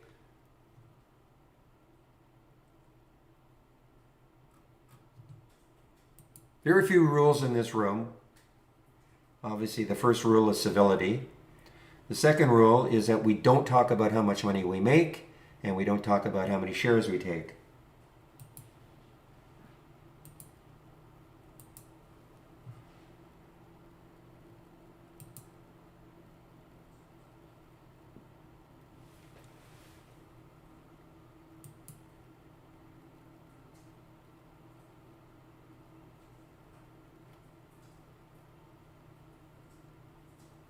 Okay, so again, guys, I mean, I know there are lots of you who want to automate the AI. Don't agree with it, don't agree with it, don't agree with it.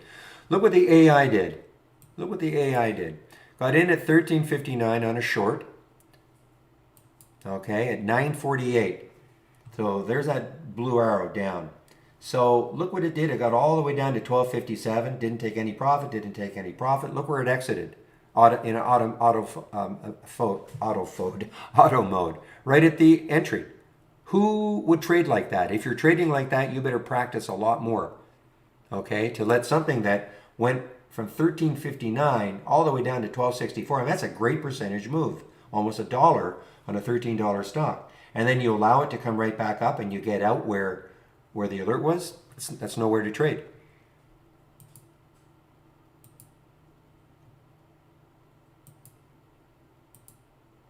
So that's the one thing in the test drive. The one thing you will not be able to do, okay, is to auto trade the AI. If you want to auto trade, you can auto trade your own strategies. If you're bound and determined that you've created a strategy, you can test it out.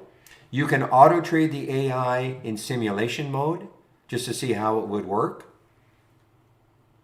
Okay, if that's what you want to do. But you cannot attach your IB or E-Trade account and auto trade the AI during the test drive.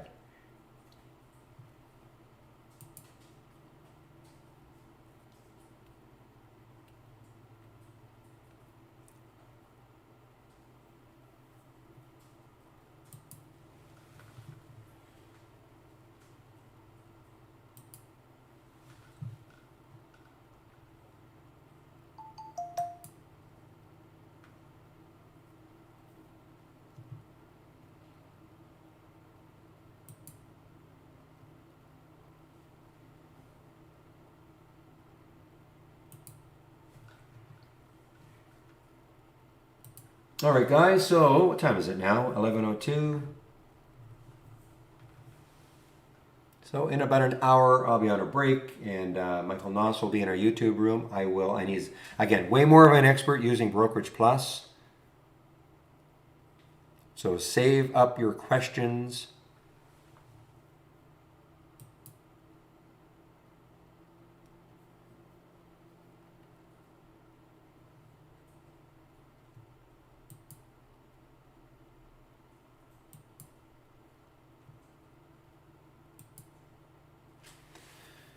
All right, let's see. I'm just trying to see if there's anything, see if this market can just sort of hold for a bit anyway.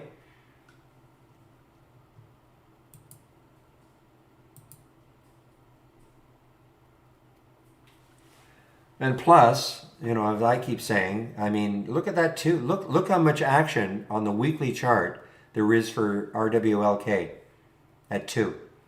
I mean, I'm not saying it cannot take it out, but I mean, man, it's a lot of stuff to get through. So even though it came in my option scanner, the only one in the option scanner that looked decent was the PTGX. You know, because of the room it had. But, you know, is it going to rip higher? It's, you know, I mean, it's the problem with it, of course, is because for all the reasons it went down 2 days ago and continued, they're still present. I mean, this is just a bit of a bounce play. That's all it is.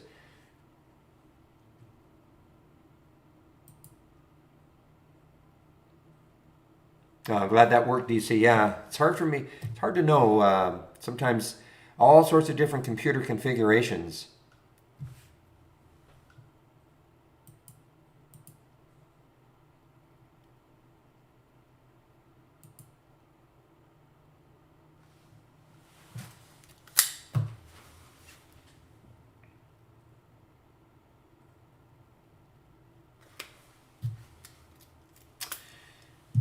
IC, haven't seen IC, for a while.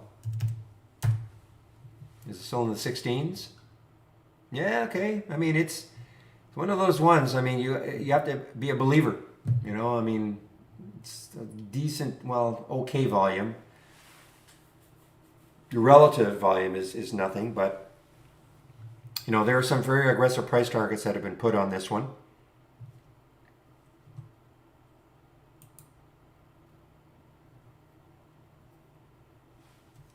Then don't take the trade.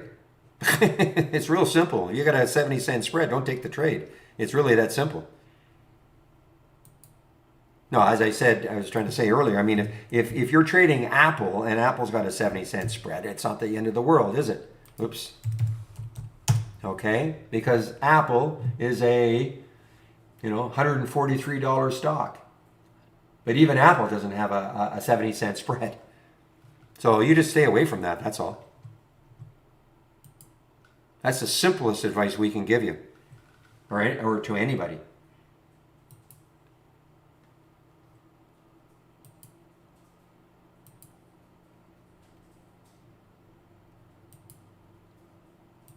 All right, guys, I'll be right back.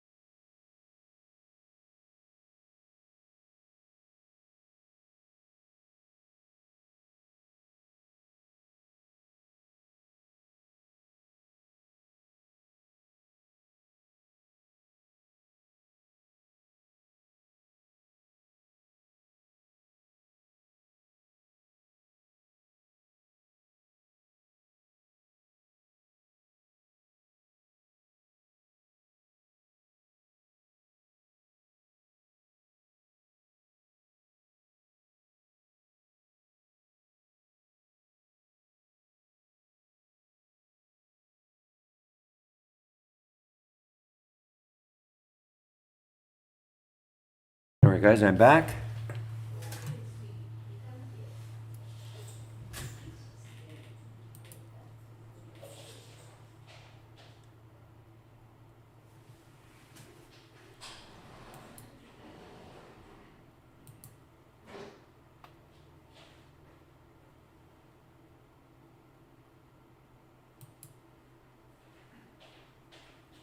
Well, RWLK is still, I mean, it'd be interesting to see if it can, I mean, you've got a couple of things. There's the 200-day moving average. You've got $2. I mean, listen, if it takes out 2 on volume, it's not a crazy low float, 44 million in the float, so it's not a crazy low float. But there's no disputing the fact. I mean, the relative volume is immense. I mean, this is going to trade the float, well, the last time I looked, it was just underneath 44 million that it traded. So look at that, 80 million, 44 million in the float. It has traded the float almost double, 1.88, sorry, 1.82 to be exact.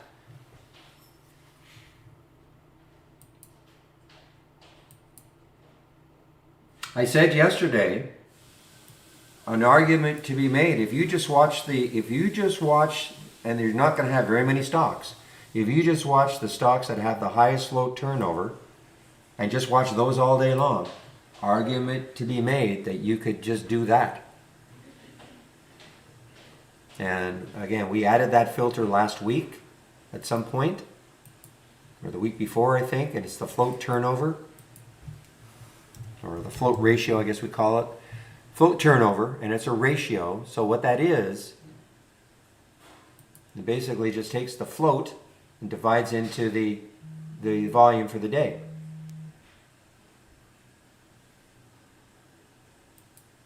So again, if you divide 44 million into 81 million, it's not quite double, but you know, you can rest assured by the end of the day, this is probably going to trade the float maybe 3, maybe even 4 times.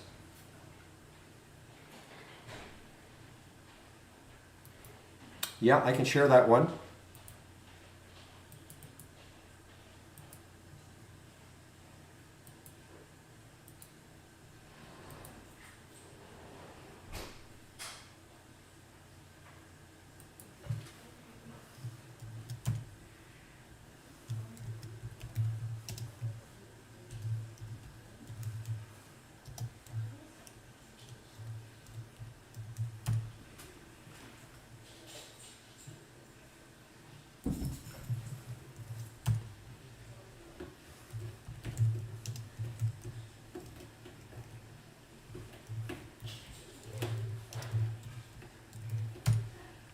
So again, you know, you're new to trading and you get overwhelmed. I mean, understand, I mean, these are just ideas, all right? This is why the program is called Trade Ideas. And sure, you're new to trading, you're looking at all these and you think, well, what should I trade? Well, first of all, if I only had one, I know I've said it's a broken record, if I only had one scan that I was forced to use, this would be it, moving higher with unusually strong options. Does it mean that every time I get an alert, I pile into it? Of course not. Of course not. But it gives me a finite number of stocks to look at that I can concentrate on. So I'm not, you know, just clicking like mad all day long, which I do anyway, just because I'm trying to generate ideas, all sorts of different trading styles in the room. And then the float turnover, because these are the stocks that are, these are the ones with the tremendous abnormal volume.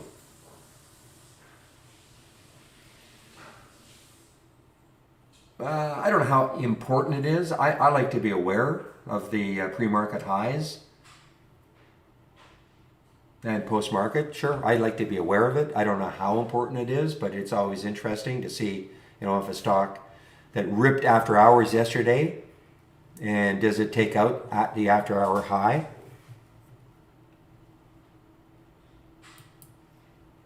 But I can't.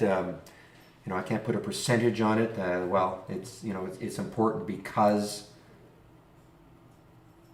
I'm just looking at something else, guys. So the PTG, like, look at the NWSA again. You know, the NWSA.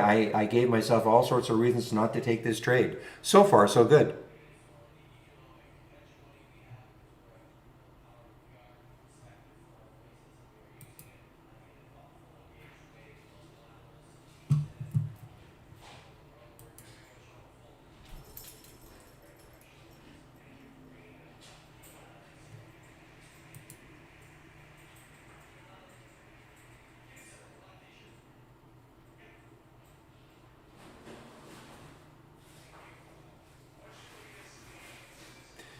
Yeah, I rarely use a 2-minute candle. Okay, rarely. I have it here for there's sort of a specific reason, but it's not. It's not really for exits. Predominantly, I look at a 15-minute candle.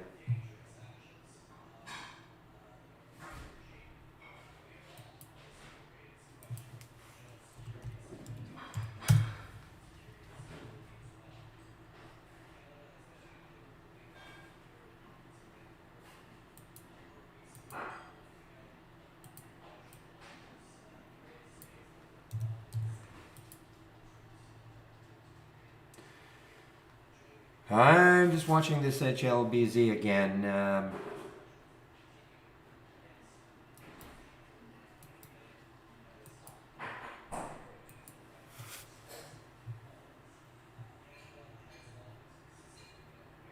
Oh, for Ader, I would have been out. If I had taken that short, you're talking about the short from the AI?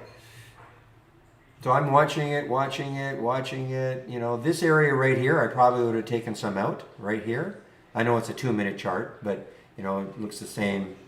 The 5-minute, I probably, as it's resting, just in case, because it's a strong stock, right? I mean, this is a strong stock. A couple of days. So it's not like this was a weak stock that you could think, all right, you know, this is going to continue down. It was a strong stock up here, lots of enthusiasm about it. So the minute it would start to pause, I would probably take some off, and then I'd be rewarded a little bit, not taking it all off. And then on this move, I'd probably be out of it completely if it broke out through here. I know I'm sort of contradicting myself. I'm looking at a 2-minute chart, but right here.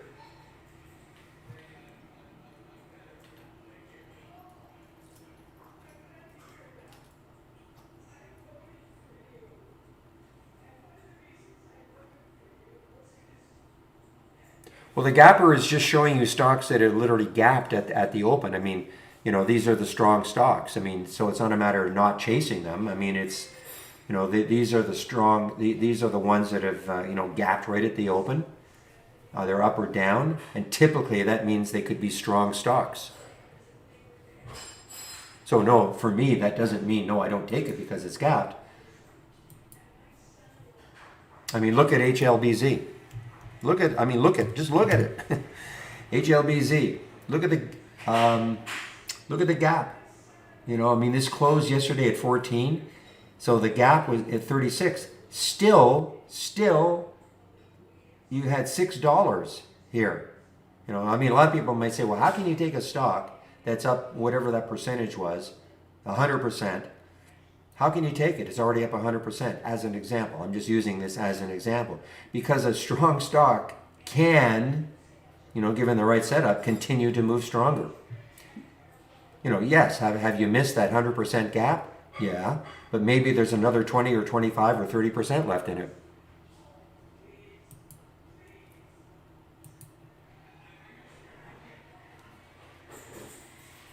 You know, and the only way this happens is because of the float. Now, we don't have any float information. Bugs me, but I know what the float is, about 3 million. Yeah, I mean, if you want to go long or short, yeah. I mean, that gap is a gap, yes, up or down. So a gap's down. Whatever, you know, we've seen many cases, especially of some of the bios that gap down. And you might look, man, it's already down 50%. How can it possibly keep going down more? A good example would have been, what was that one that started with B yesterday? BKSI maybe? No. Someone will help me. What was the one that...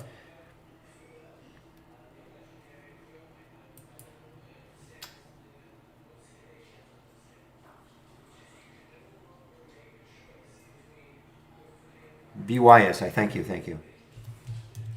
Okay, let's look at BYSI as an example. Look at the gap here, okay? Look at this. So this closed on Friday around 22.80, okay? This is yesterday's pre-market action right there. Let me see if I can expand it a little bit. You know what? I'll just get a bigger chart up.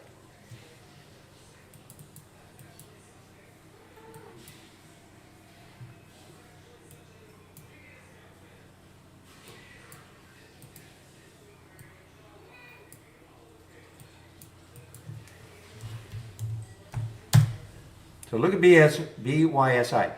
So this is where it closed on Friday, all right? At bad news pre-market yesterday. Look at this. Look at this gap. I mean, again, this closed around 22, and it opened, you know, on the 18 level. Big gap down. Look what it did. I'm not saying they're all going to do this, but people might think, wow, how can you possibly trade this one when it's already gapped down so much? Well, a lot of times, especially with these bios, when they have bad news and there's no support, they can just continue down all day long, which is what this did. I'm not saying they're all going to be like this, okay?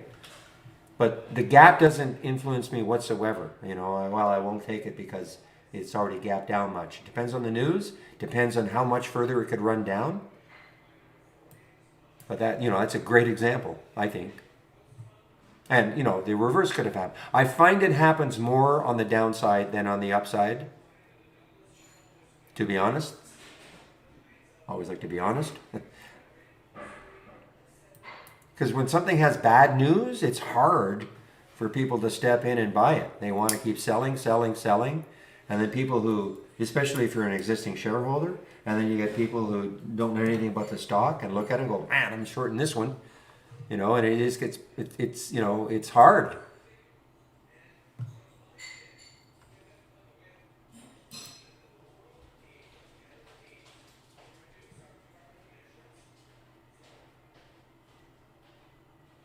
Well, let's calculate. We have a filter now at Badian, okay? We have a filter called the float turnover. Just use it. Right click, configure, type in float. Okay, so here is the float turnover, the ratio. So you can add a filter as an example. So if you wanted to see stocks that have traded the float at least say 1.5 times, you would put say minimum 1.5.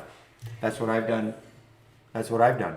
And now you can add all the other filters that you want. You know, minimum volume. You know, anything else you want. But you can start off. There's the filter. There's nothing for you to calculate anymore.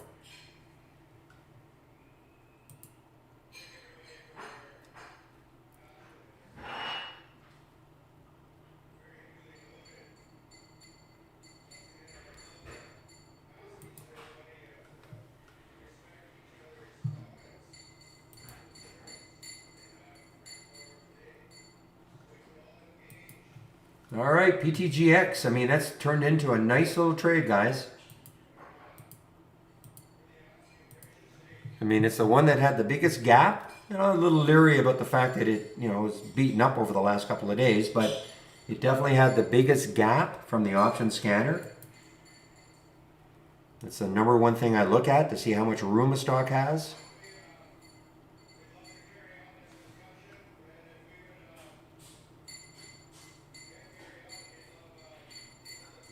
And again, I should always define what I mean when I say how much room.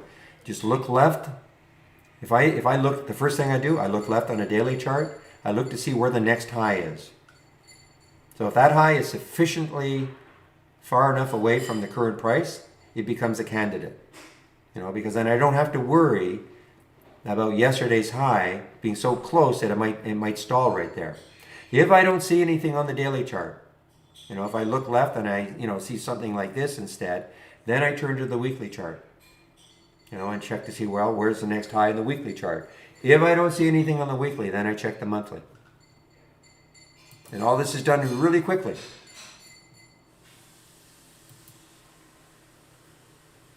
So I would say this is definitely a winner. Just had to struggle a little bit to get through that 15, but the PTGX, I mean, even the, look, on a percentage basis, the rewalk is a winner. There's no question on a percentage basis to go from 165 almost up to 2. I didn't like it as much, but it's definitely a percentage winner.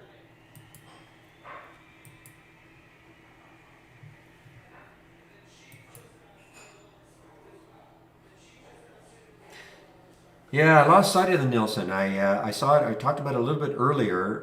The only reason I didn't love it is because I thought maybe 19 would hold it up.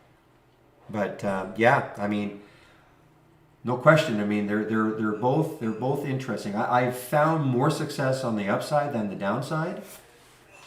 on that scan, but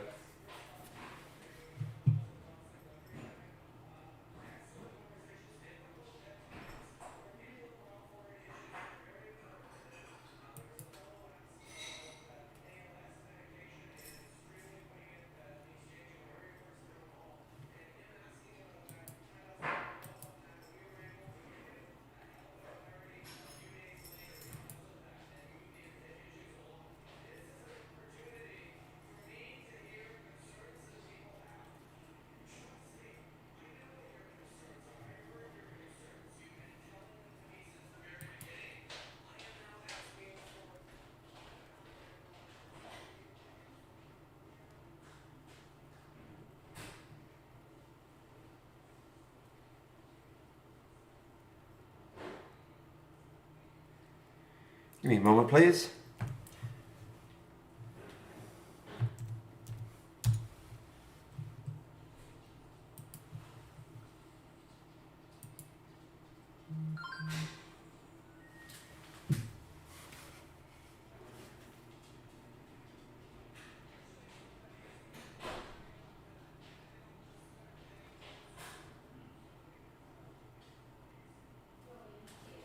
All right, just a minute, please.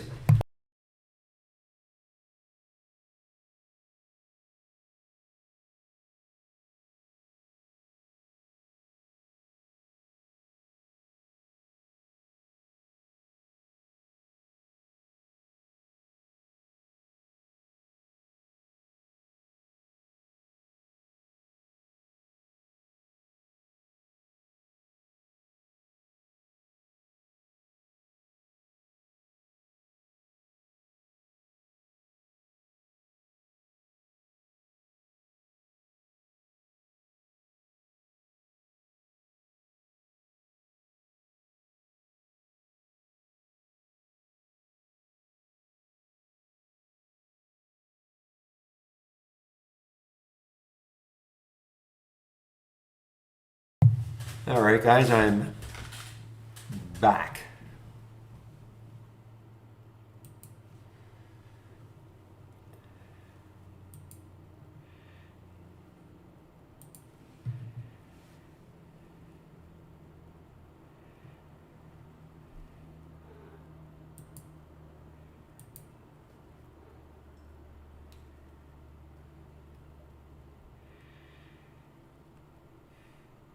You know, guys, you might want to keep an eye on VRCA. I mean, this was my short bias, no question about it. You know, the classic one where it's a bio, bad news, big gap down after hours yesterday. It held the gap down, but this is bouncing, and you know, I mean, it's holding a 10 very well. It's a low float. I mean, you know, look, it's, for all the reasons why it was down, they're still around. They're still relevant, but it is bouncing a lot better than I ever thought it would.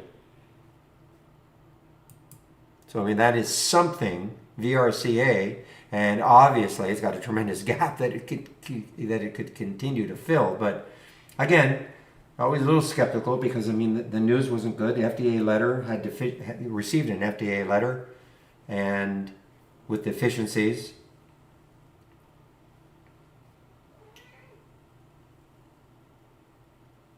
But maybe they're not, you know, end of the world deficiencies.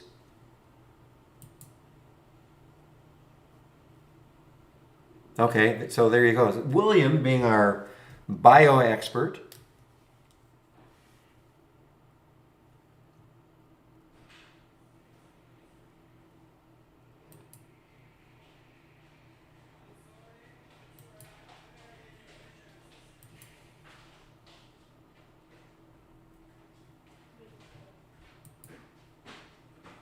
Okay, just one moment, please.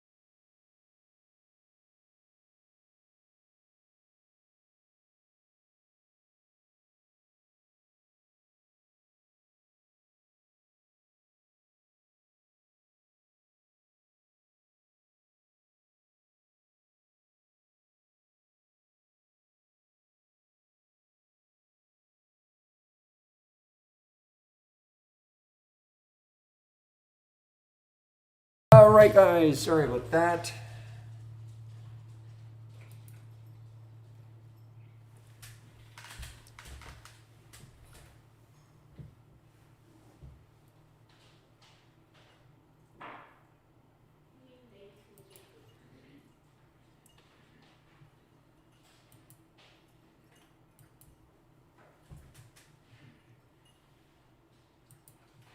All right, so it is 11:32. So again, as I said before, at noon I will take a break, and Michael Noss will be in the YouTube room. You can ask him. We have more detailed questions about using Brokerage Plus. You can certainly head over there while I'm on my break.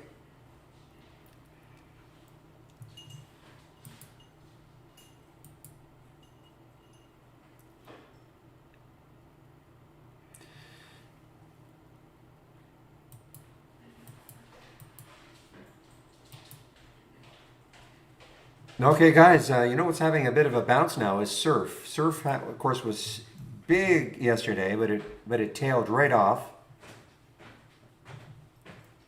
I mean, look what it did yesterday. There's that 200-day moving average. It got a little bit above it, 837, but then it sold way off down to 735.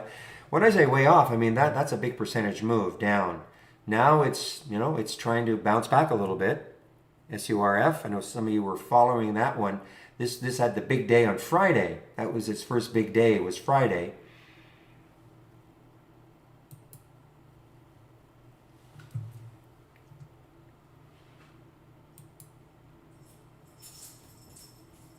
I cannot believe it. I must have, just as I was taking a little time off from my screen here, CRVS, guys, this was a great one from the option scanner. 618. You know, I mean, it's a great percentage move so far. 618 to 639. And yeah, Indy showed up. INDI showed up. And what do we have looking left? On the weekly chart, 1140. So it's not that far away. 1157. I mean, it's not, and this obviously, I shouldn't say obviously, but this is probably a SPAC before it became Indy, just based on the lifetime range.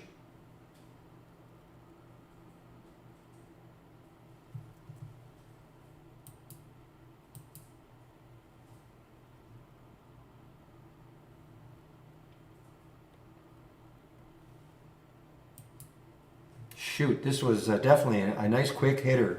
Like CRVS. I mean, look and look left. I mean, it still has some room. So I mean, that was perfect. I mean, so if you're looking at my option scanner and you see 618 and you look left and there was the next high way up here at 692. So on a percentage basis, that was primo.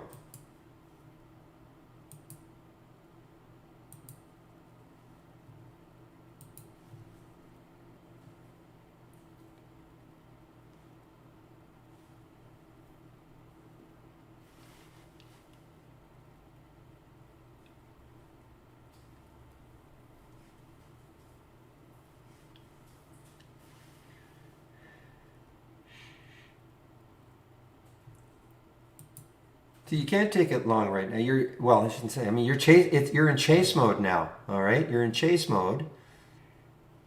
I mean, if a person was wanting to take,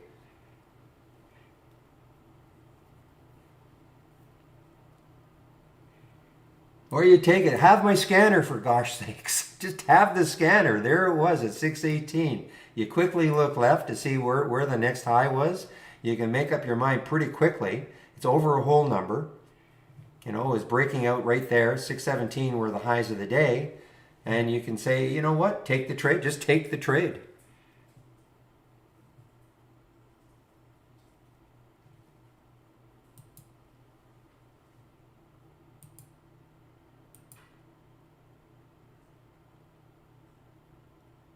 Now it's coming into that high of yesterday. So here's where you have to be wary. That's 692. You have to be wary. I'd be taking, like for me, I'm not in it, unfortunately, because I just stepped away from my computer. I'd be taking some profit right now, because I'm always thinking, wonder if I can break through that high of yesterday. So I take some profit, and don't ask me how much, what percentage. It's a feel, a bit of a feel. Is the volume still picking up?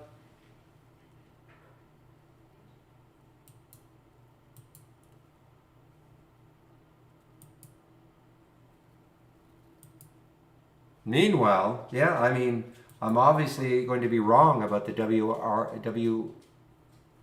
RWLK. Well, we'll see. I mean, if it takes out 2 in a big way, which I would not have anticipated, but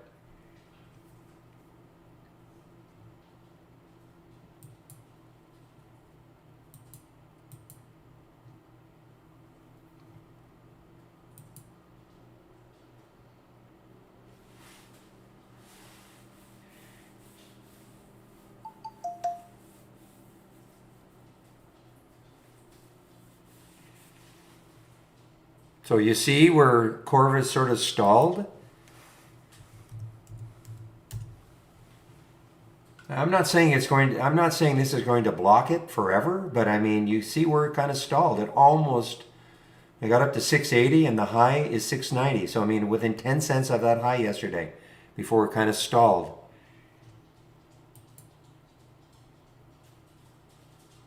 And look at the SPY, guys. Wow, the SPY, nice bounce after that little down, not little, that looked like pretty bleak.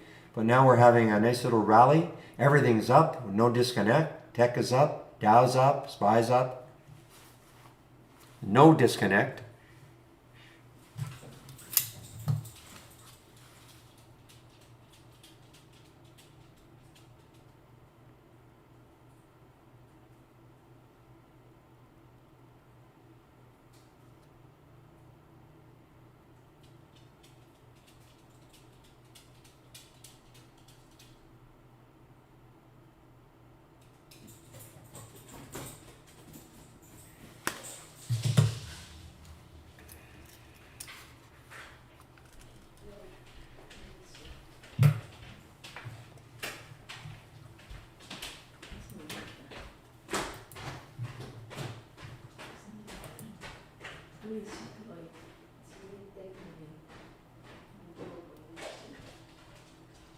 RKLY, you mentioned that one. I know it came in a price alert earlier for me. I think it broke, did it break 10?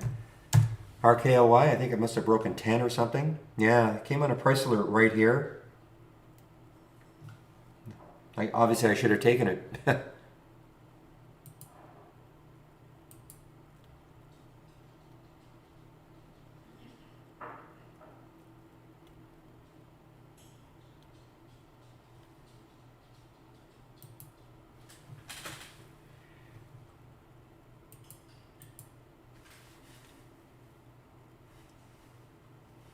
All right, here we go again with the Corvus. I say I'm not in it, but let's see now if it has another attempt to get through that high of yesterday.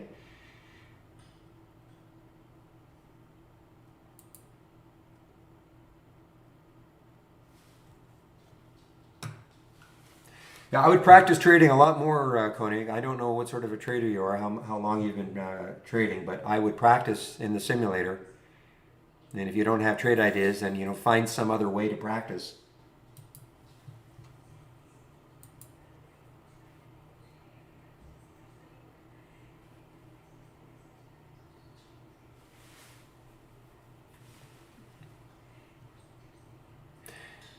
And EDSA, what a nice comeback for it also, guys. EDSA, it's not quite, well, actually I thought it was positive.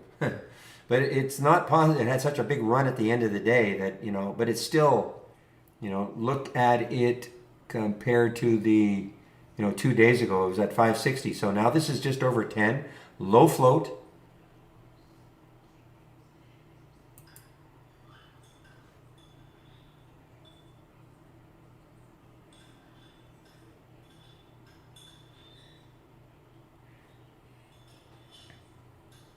Yeah, I mean, it's like myself. I mean, I missed the Corvus, okay? Just because I stepped away for obviously right at 11:29. I had stepped away, but I'm not going to say, oh, I'm taking it anyway. Okay, just because, and it might keep ripping. It might keep ripping, but I've just trained myself. Say, okay, just move on. There's lots and lots of opportunities.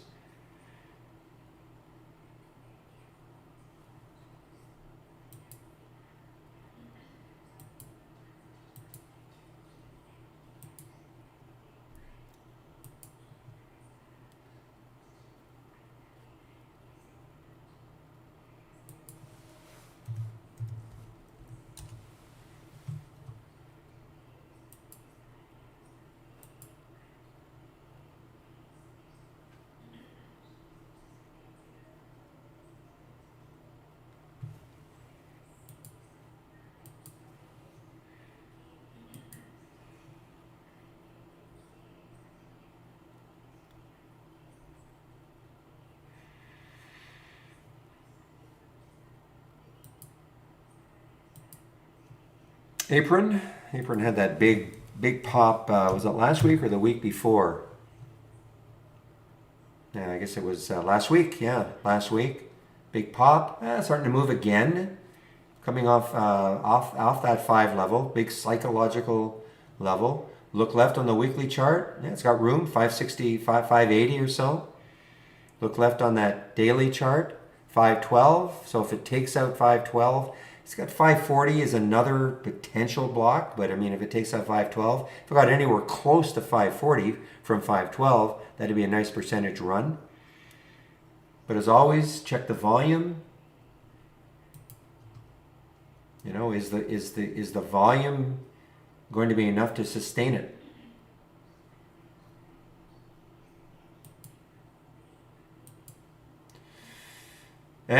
But the cross is down here. Oh, the 15-minute chart. Okay, the cross. I don't see the cross on the 5.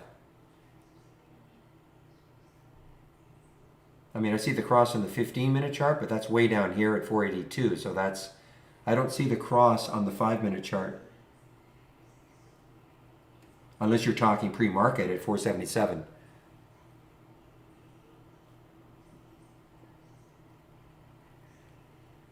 No, it's not on the options plays magic. It's the abnormal option activity scan, Branislav.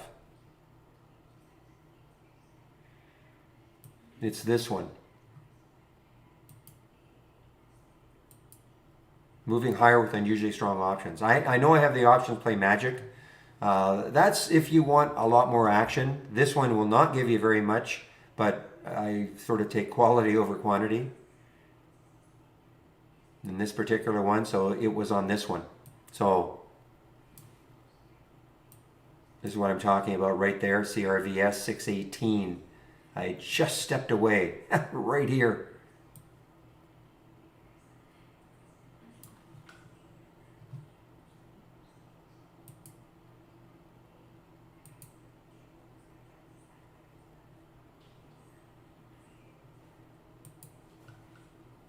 Trading is not easy, guys.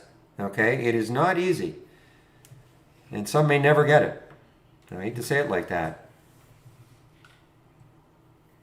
If you can't control your emotions, it's very, very difficult.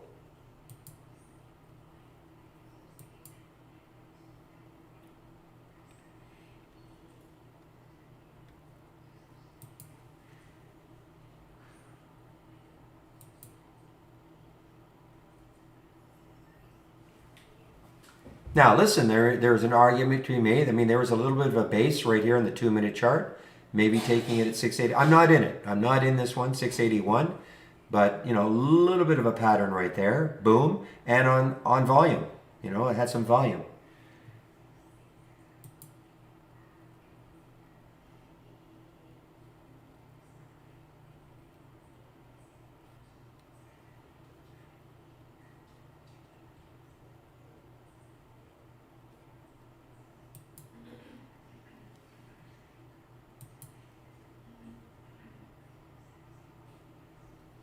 Indy was awesome. When you think about Indy, it was awesome.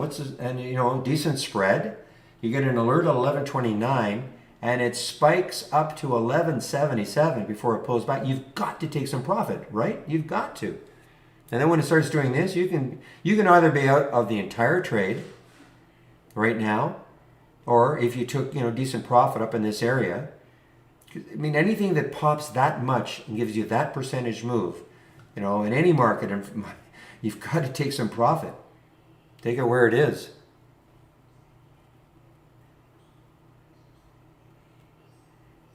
And so now, I mean, if it went right back down to the alert and you were, which is 1129, you've still taken some hopefully decent profit in it.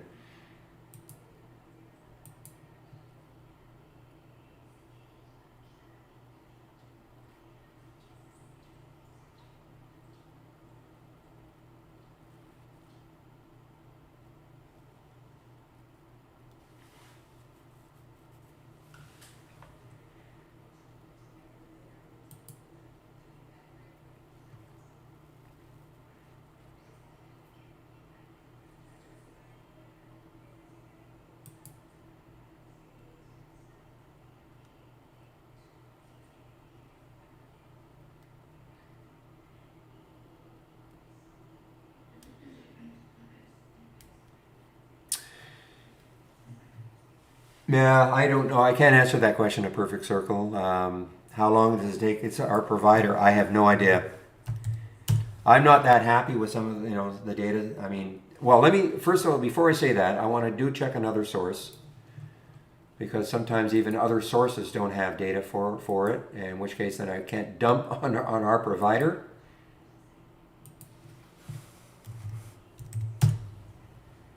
Yeah, see, DRMA is not even showing up in FinViz as an example, where I usually go if I don't see a float value. So it's not even showing up there. So I can't comment about DRMA. The one I was more concerned about was the HLBZ. So it's not even showing up as a stock in FinViz.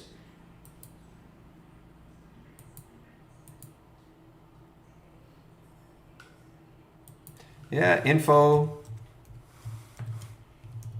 trade-ideas.com. But this is what I did, okay? I mean, listen. Obviously, the HLBZ was moving in the pre-market. When I saw that we had no float data for it, okay? Yeah, I'm not happy, but I don't, it's not the end of the world. So I went to another site and I found that their site said 3 million. I wish our provider had it. But you know what? I'm not going to let it, and I'm talking to you specifically, I'm not going to let it ruin my whole day. Okay?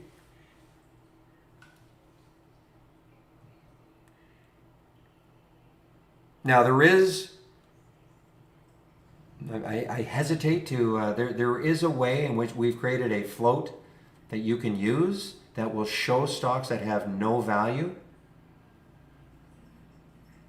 I went to FinViz for that one, Perfect Circle. But for instance, went to FinViz for Dr. MA. They don't even have it listed as a stock. All right, guys, I am just going to pop this link into YouTube. For those of you who want a lot more detailed information about using Brokerage Plus, maybe automating your own strategies, things like that, you can go to our YouTube room. Michael Noss will be there. Way more experience in doing stuff like that. I don't do any of that. I don't know, some of you like to get a little more adventuresome, so you can head over to YouTube when I do take my break at noon. IPHA.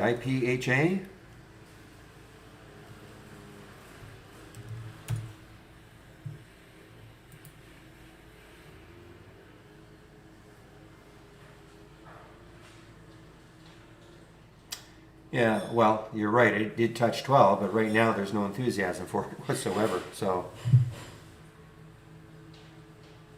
I have no thoughts about it. I mean, I don't know. I could read the news, I guess, but it popped up, but that's a big sell-off. Okay, I mean that's almost a third. That's about a third 33% sell-off. Yesterday it tried to hang in, but I mean there's no enthusiasm for it right now.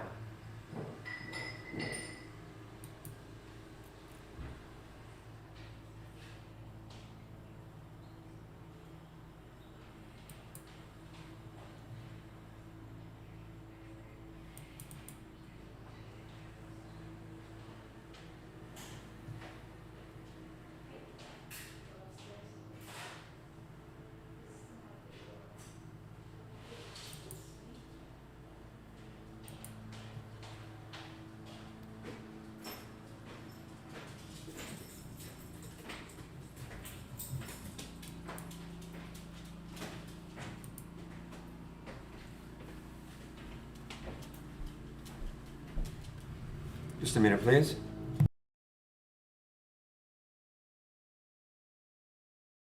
I'll be back in about 2 or 3 minutes.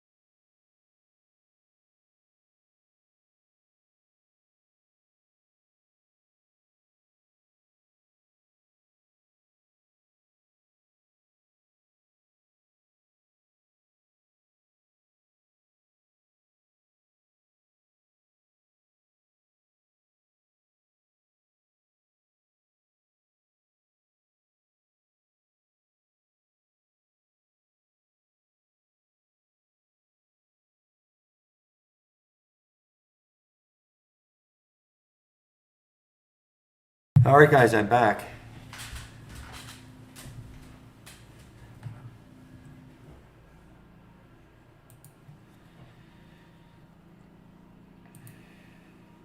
All right, 11:54. So I'm just going to confirm that Michael will be in our YouTube room at noon.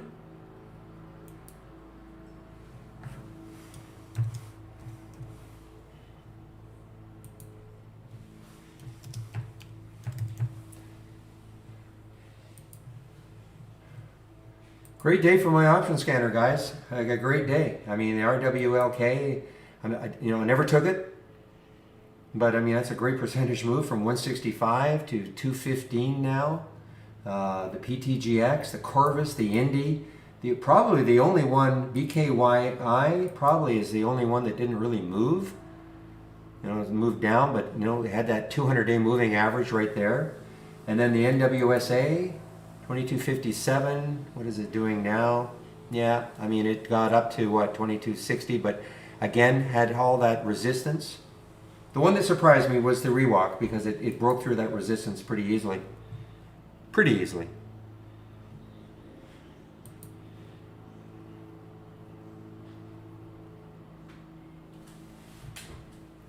Okay, give me a moment again.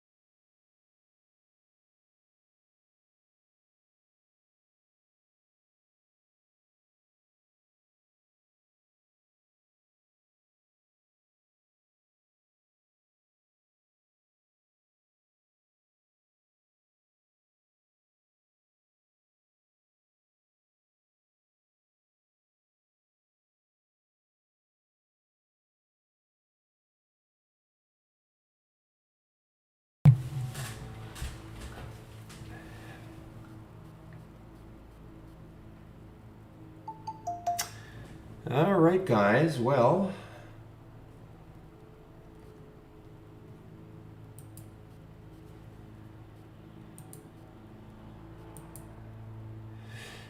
Yes, Sam, I know you've been mentioning AUPH. Just haven't had a chance to look at it. AUPH on the run, yeah, nice, no, nice. All-time high now, AUPH.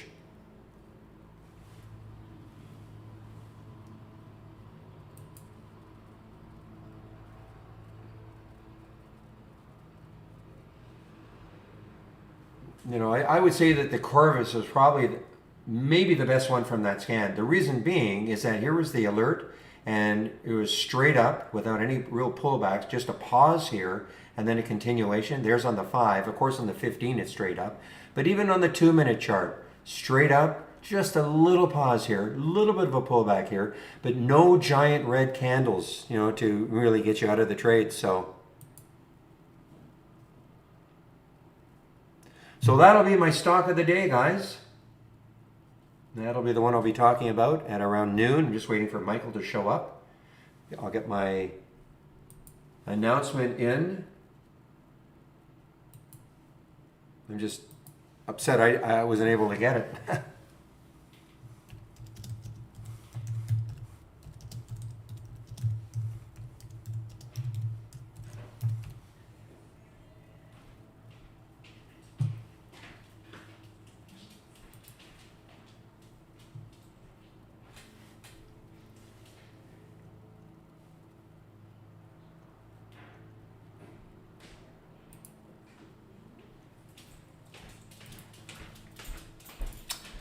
All right, guys, I think Michael is streaming now.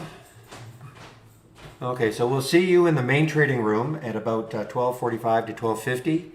Have fun, Michael. I'll stop my stream right now.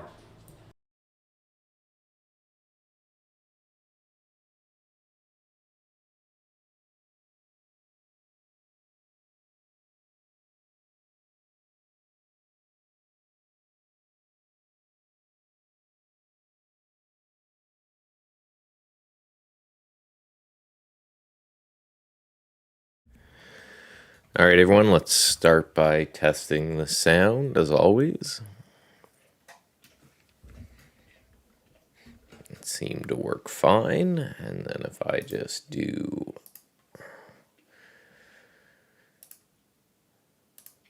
perfect. Okay. So, looks like we have sound and lights and all of that. Just make sure I can see the chat there.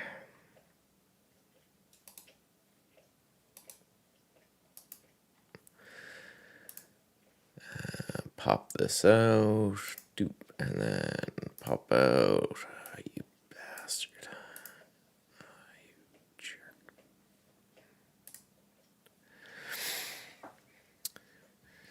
All right, that worked perfect. So again, if you guys are new here, just quick wrap up of what it is that we do is give Barry some lunch, go grab some lunch, and open up the stream to questions. So that's what I'll be doing here for the next little bit. So as always, please ask questions, because the more questions you guys ask, the less I am just waffling on about random stuff. So that's good for you and good for me. So again, if you don't know me, my name's Michael. Let me just type in the chat here, just so you know who's sending what. If it's time to send links or anything, that's me. I meant to write hey, but I wrote yeah for some reason. There we go. Uh-oh. Warning to anyone who has dogs. Mine might be. Sounds like he's looking for a fight there. Oop. That. Sorry.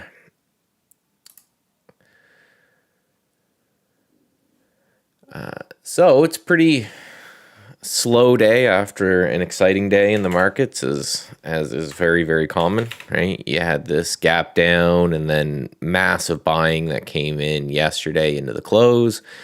And then today, you had a little gap up and we sold down just a little bit. And then again, big buying came back in. So really, as a CMT, so Chartered Market Technician, and I do basically I do a combination of statistical style trading and then technical trading. The statistics in this one are pretty clear that generally speaking, after massive moves, you often get a whole lot of nothing, a whole lot of chop, right? Traders will call it just digesting moves. And that's kind of what I expect to see for a while, to be honest, right? There's really no, I'm not one of the doomsdayer type world's coming to an end, sell everything, buy gold type of people. But, we're still obviously in an uptrend. No doubt about that on the daily chart. But, that gap down definitely probably scared some people, and we've got some ongoing news with China and everything. So I would not be shocked to see a lot of chop coming for the next long period of time, which is great for us as traders. It sucks for it sucks for buy and holders and chop, but with traders, all we need to do is adjust a little bit and say, okay, well, maybe things aren't gonna from a swing trading time frame, things aren't gonna run like normal. So just let me look to buy dips and sell rips. And from a trader's point of view, it's not really a hugely bad way to go. So hey Kev, how's it going? I'll be watching RWLK for most stream. Always happy to hear your thoughts on strength alerts. Yeah, so I always have this up. Again, what you guys are seeing is, my demo screen, right? So what I show you guys, and I usually have this up just watching things like this channel. So strength alerts, again, if you're new to trade ideas or you haven't found this yet, even if you've been here for a while, because this is fairly new, we have an additional product called strength alerts. So I see another question there, so let me just kind of cover a lot of this. I also have a video that may be good to watch later, so let me just put that in the chat. You guys can save that for a little later.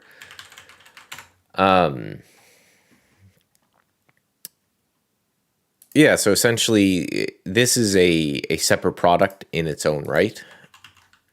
There's the video. So again, just take that and bookmark it if you want to know a little more when I'm done my little speech here. But essentially, the idea behind this, it's kind of messing me up that it's not full screen there. So let me, change that.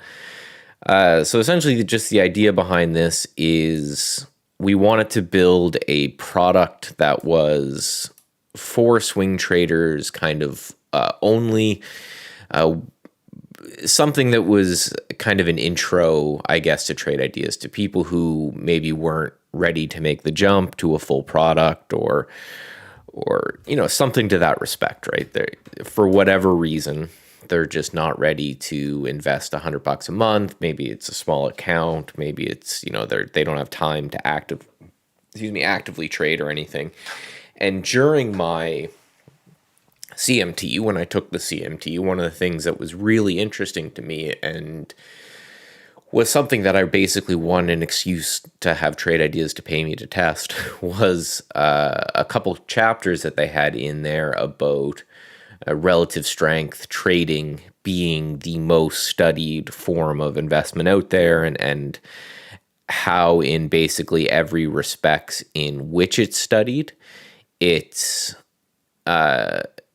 outperforms the market, right? It just, even if you go incredibly basic and say, hey, I'm going to buy stocks that are in the top X percentage of the range for the year, stocks right near their 52-week highs, and then I'm going to short stocks or sell stocks that are near their 52 weeks low. And then you just watch that through the next little bit. Generally speaking, those outperform the market, right? That does not mean make money every day, right? That does not mean it's the be all end all and the holy grail, but generally speaking, beat the market consistently, which is our goal, right? At the end of the day, is to just get a little bit better than the market does when it comes to performance, especially on something that's as hands off as strength alerts. So what I did is I basically built a system and then back tested that from 2017 to date. So it was covering bull markets and bear markets and choppy markets and all of that, using a ranking system in which, depending on the certain indicators and candlestick patterns and trend of the actual security, gave it different kind of ranking points. And then one of the cool things that Trade Ideas is really good at is just massive amount of processing and compute power. So they're able to go through and say, okay, let's apply this ranking system on every stock within the market and see over the long run how this performs versus just buying the S&P 500 or something like that and holding it. And pretty handily ended up beating the market in most respects under most periods of time using incredibly basic back testing. So at Trade Ideas, we're very much proponents of using machine assisted trading, right? Not just, hey, I'm going to just watch this machine and do exactly what it tells me to do, or this trading system or whatever. But the fact that it performed so well kind of working like that was very, very encouraging, where it's like, okay, this is working kind of as a standalone type of a system. So then if the hope is, right, you apply your trading eye and your trading knowledge to that and you end up beating it, right? You end up taking a system like that. Hopefully you end up doing way better in that system. You end up killing it. So what happens is, if you're a member of Trade Ideas at all, you have access to this channel right here. That kind of links the top 5 alerts, or the top 5 symbols based off of this strength ranking system that get spit out every week. So I run this on the weekend, and then from there I go through and kind of check it with, make sure that it's somewhat diversified across indices and blah, blah, blah. But then I write up this email, and this goes out to the Strength Alerts members, and this is all they get for that email. But what you guys get if you're subscribers to the channel is, you of course get the charts, and you get to check it out and do all your own the single stock window, do a lot of your own research and stuff there. So basically what it does is it just says, hey, these are the top 5 ranking stocks, and the back test was run just buying them on Monday, holding them to the next Monday, selling those 5 stocks, and repeat, just kind of portfolio turnover philosophy. But again, we always want to apply somewhat of a human eye to them, right? So I'm just not going to blindly buy 5 stocks at an opening price. I'm going to go through and say, hey, let me look to see where it would make sense to maybe participate in these things. Etsy, it's got to get over that recent high before I'd be interested. GCI, I want to see it over 7 because it's just hovering right below that whole number. So again, just basic trading principles and philosophies on top of what is a kind of a robotic approach. So that's more or less the idea behind that. So, we'll go through, I guess, what we're looking at this week because it's Tuesday. So I think that's long enough. But of course, we had this big gap down on Monday. But, when I talk about relative strength, I just want you to take a look at kind of the last few candles here of the market, and then keep this kind of fresh in your mind as I go through these symbols, and you'll see that they outperform what's going on in the market currently, right? Which is just the market has been kind of straight down since, we're not down a huge amount, but call it beginning of September, we've been in this kind of straight downtrend lower. So then if I go and I click on something like Etsy or NTRA, right, these things have been outperforming the market because they've been moving sideways since this open, right? So again, simple concept of, no, I don't want to do that, get out of here. Simple concept of look, and this is something that I think actually could help a lot of traders. Just if you don't take the symbols, but just take this philosophy is, us as traders, there's something that, you kind of want to get one up on the market, right? And a lot of the way that it makes sense, kind of in your mind to do that is to say, hey, I'm going to look for the underdog, right? I'm going to look for the stock that's beaten up the most, and I'm going to, and I'm going to find that one that's really beaten up, and I'm going to take it, and I'm going to take it on the turn, and I'll be right, and won't that be great? And that's something that we do, right? But again, the stats and everything show that if you just take the stuff that is performing the best, it will most likely continue to perform the best over at least the near term. And that's the philosophy of it. But of course, it's how do you actually statistically define these, as opposed to just saying, I'm going to take the stock that's up the most this year and I'm going to consider that strength. We like to do things a little bit more sophisticated, like where we'll look at what's the volume look like, what's the moving averages, what's the slope of the moving averages, and things like that, and try to use that to build a more complete system of what's we think is going to happen with these names. So if you come back to the channel each and every, generally by Saturday or Sunday, you'll see again the new write-up that I just showed you there, and then also the new channel in and of itself with the new symbols. And again, I would just apply your eye. So FBC, for example, initially I think I wanted it over this last spike here, but now I'm watching this at $50. If I've got an alert set on my other machine, say, hey, if this thing breaks $50, I'm interested. NTRA, even if we were to close right here, I think I would probably buy some into the close. And so, take your trading eye and apply those statistics to it, right?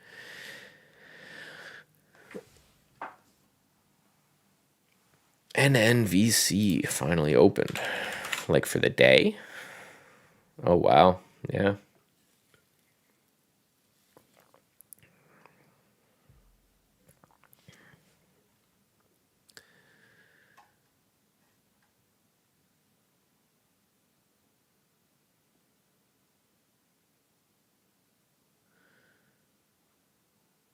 I noticed your 20 SMA on the Strength Alerts channel. Well, on the channel, it's an 8 EMA and a 50 SMA. I'm not an indicator guy. I don't believe there's any real predictive power within indicators. If there was, then they wouldn't sell them to you, type of thing. The way I could see people use indicators and the way I use them in some of the scanning is kind of like a filter mechanism. So find your time frame. So for example, if you hold for a month, something like the 20 SMA might make a lot of sense. If you hold for a week or two, you might want to go with something like in 10 SMA or an 8 EMA or something like that, and just say, hey, if this is sloped up, then I'll be interested. If it's sloped down, then maybe I'm not. So as part of a complete package, I don't think there's anything wrong with using indicators and moving averages. Just make sure it's not kind of solely part of your trading philosophy, because just, that kind of stuff has been tested and arbitraged to death. Just drawing this line here on NTRA needs to kind of get and break that here.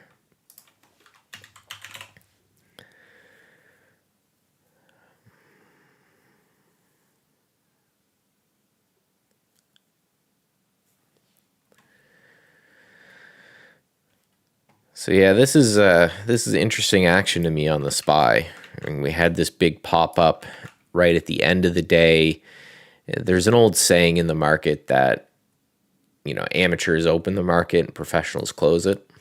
And it's generally speaking just said because most professionals, they care about closing to closing prices. So they're going to put a little bit more weight on the close of the day and maybe do a lot of their trading based off of that. You can see someone definitely came in here at the close of yesterday and said, all right, that's the dip. I want to buy it. Whoever it was right. We gapped up today. But when we came back down to close this gap, we were met with buyers again and then pushed higher. Generally speaking, I don't look at that as insanely bearish action. If when the market's selling, it just reverses on the day. I don't know if that's something that you would often see in incredibly bearish markets. Again, I know a lot of people with regency bias and everything are worried about this being the next pandemic crash or people drawing parallels to 2008 because of what's going on with China. Again, for me, I think we're in for a lot of chop. And I think we're going to sell down here and maybe bounce, right? Just do something like this for a while. And the reason for that is, if we look at a lot of things that are generally fear indicators, the VIX is, even yesterday when it had a little pop, it wasn't that significant. It's nearly breaking those lows. Gold didn't even really move, right? You'd think gold wouldn't be still in this kind of down move if everybody was terrified of what was going to happen next. I'm not seeing in my analysis that fear in the market the way we did way back in 2020 when we had this kind of crash. It was quick and dramatic, right? The bounces were sold into.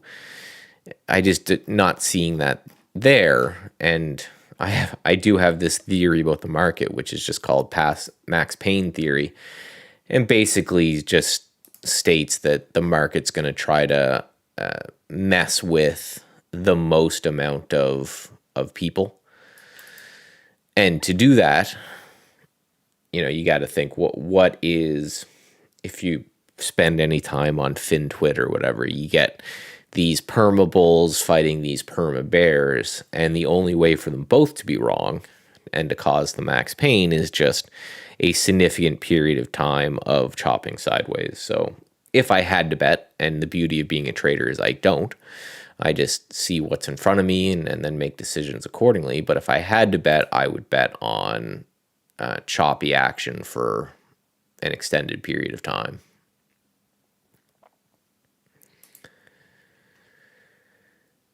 Which for us traders, is great. Again, for investors, you're going to have a hard time. But for people like us that are trading in and out all the time, it just means in choppy markets, you just have to be a little quicker.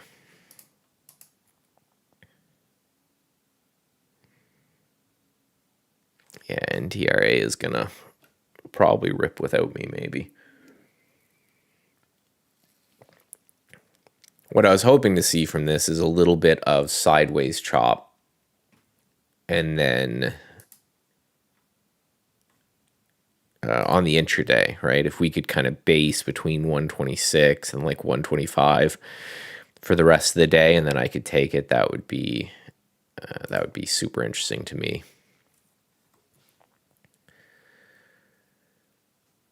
What are my thoughts on crypto futures trading, given what's happening lately? I trade crypto all the time. I trade Forex. I day trade. I swing trade. I trade, right? The kind of the way I look at it is, if you're a trader, then it's kind of all the same thing, right?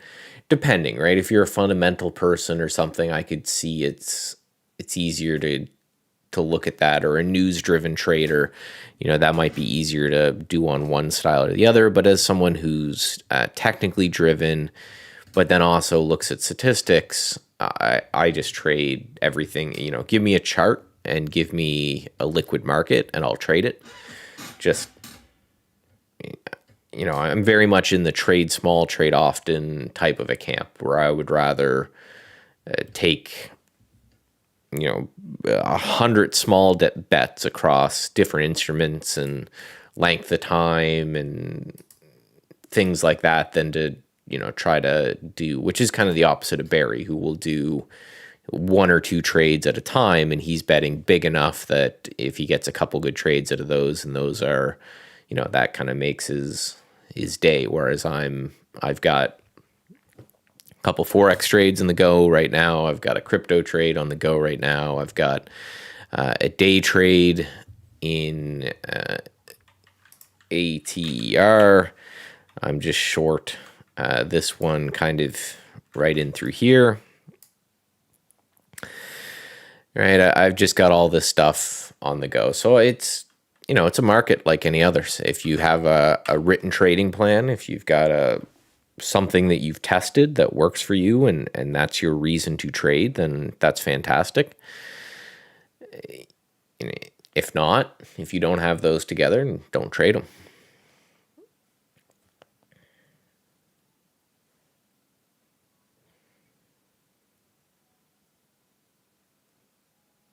I work off a dedicated research list. I usually swing and do leaps with 1 or 2 years. We don't have a lot of option stuff here.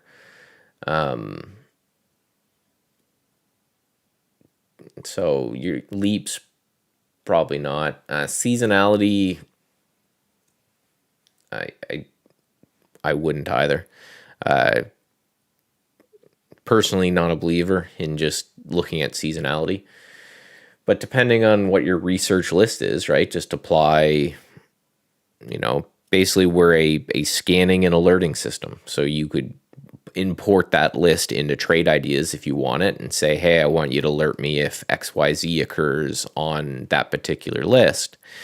We're just not going to be able to kind of analyze that list because we don't really know anything about it. But if you're looking for a scanner to scan them, you can take kind of dedicated lists and just put it within Trade Ideas and say, hey, just watch this list of stocks that I'm interested in for, whatever you want it for entry or exit criteria would be, I think, just based off what you described there, the most beneficial use of something like that. Do I see Bitcoin tenfold in 5 years? I don't know. Again, I'm a trader. I bold predictions like that are fun, but no one makes money off that kind of stuff in the long run, right? That's the stuff you do to grab headlines, to maybe get people to invest in your stuff. But, it's for every one of those, you'll be right, you'll be wrong on another one. And, if you have these long-term, bold type of things, and you probably don't have really tight trading plans and risk management around it.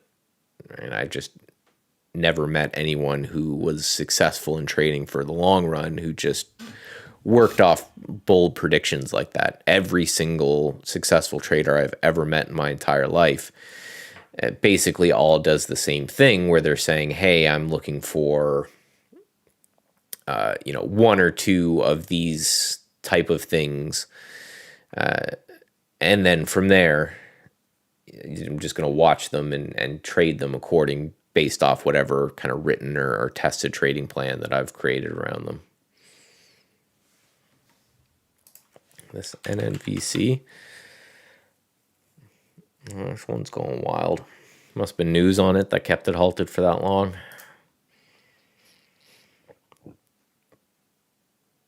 Oh, yeah. Biotechs.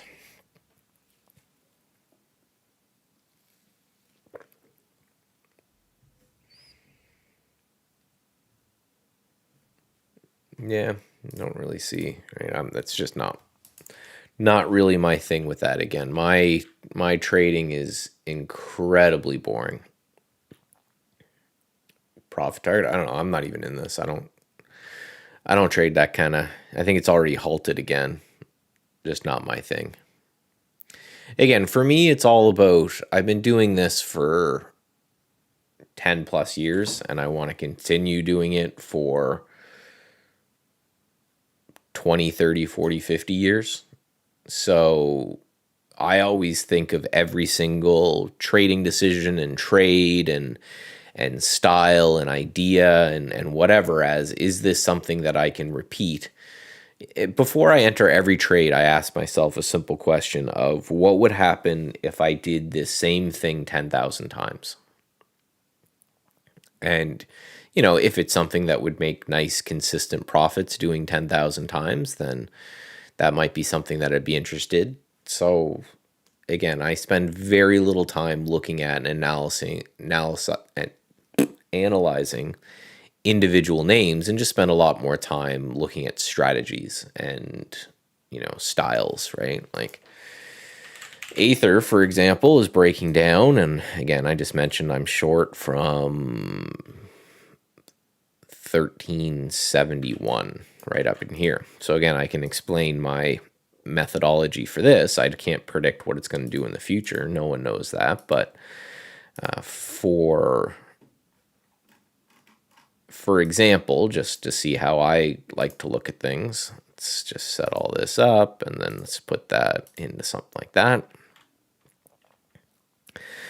So basically, right, this one was wild for a while, but then had this big crack, right? So if you just look at, say, the last, let's actually just look at this on like a 30-minute chart. Yeah, so if you look at this over the past handful of days, it had this massive sell-off and now it's bouncing, right? So as a trend trader, I'm going to look to continue this short-term trend and see if this is going to move lower. So then I watch it intraday. I've noticed that we had this RSI divergence. So as this was making higher highs, the RSI was making lower lows, which is just an indicator of maybe a running out of momentum. So combining the fact that this thing's in a short-term downtrend, and I think this trend may continue, with the fact that intraday we're having this RSI divergence, I took a short in through there, and so far it's working fantastically. My stop's right above 14, so I'm risking 30 cents. I'm currently up about 60 cents, so that's 2 times my risk now if I were to lock it in, but I'm just going to see what happens to this for the rest of the day. And that's more or less how I trade. Is I identify whatever my time frame that I'm looking at this is a day trade in particular. So for a day trade, I'm just looking back in the last couple days. I just want to make sure that I'm trading in the direction of whatever that is. And then I just look for some reason, generally an RSI divergence or a technical pattern or something, as a way to get me into the position in a way that I can define my risk. And then I take that trade. And I understand that I'll be right 55 to 60% of the time if I'm lucky. And, right, other than that, I just kind of let it go.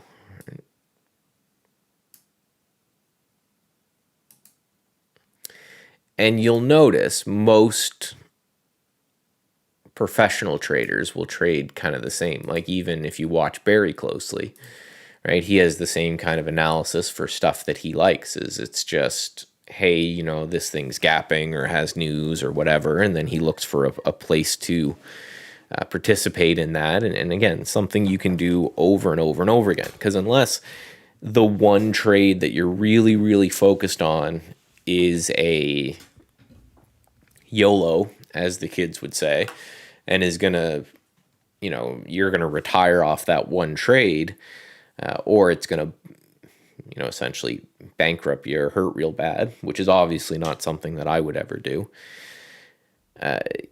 You're more better off in the long run focusing on strategies than you are taking a look at what this next individual move will do.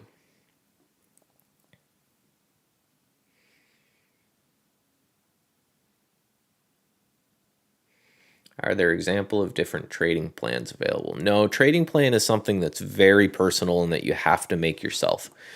Because if you don't, then, the times that it's not working, which every trading plan and strategy will have periods where it doesn't work, right? Anyone who says that they make money all the time is just a liar. You'll not know how to adjust it. You'll not know how to deal with it, right? It's the example I always give is that with something like a diet, right? I could tell you what the optimal diet is, but if it's not food that you're going to eat and it's not something that you understand, then you'll crack and you'll cheat and all of those things. But again, I always say if you're right now trading and you don't have a trading plan, then you're gambling, and that will become problematic for you at some point. Only a matter of time, right? So again, take now what I can show you. Let me send you this. Is Trade Ideas help me put this on, in which I have this trading course here, in which I taught my fiance to trade from scratch during quarantine when we were all locked up. And then if you get to the very end of that, we actually talk about her building her trading plan and her trading checklist. So that may give you some ideas to go off of. But, some people are revision to the mean traders, where they're looking for strong stuff to fade, right? Some people are, some people are breakout traders. That'd be more or less something that that Barry would do, right? He's more of, I would just say, a breakout trader.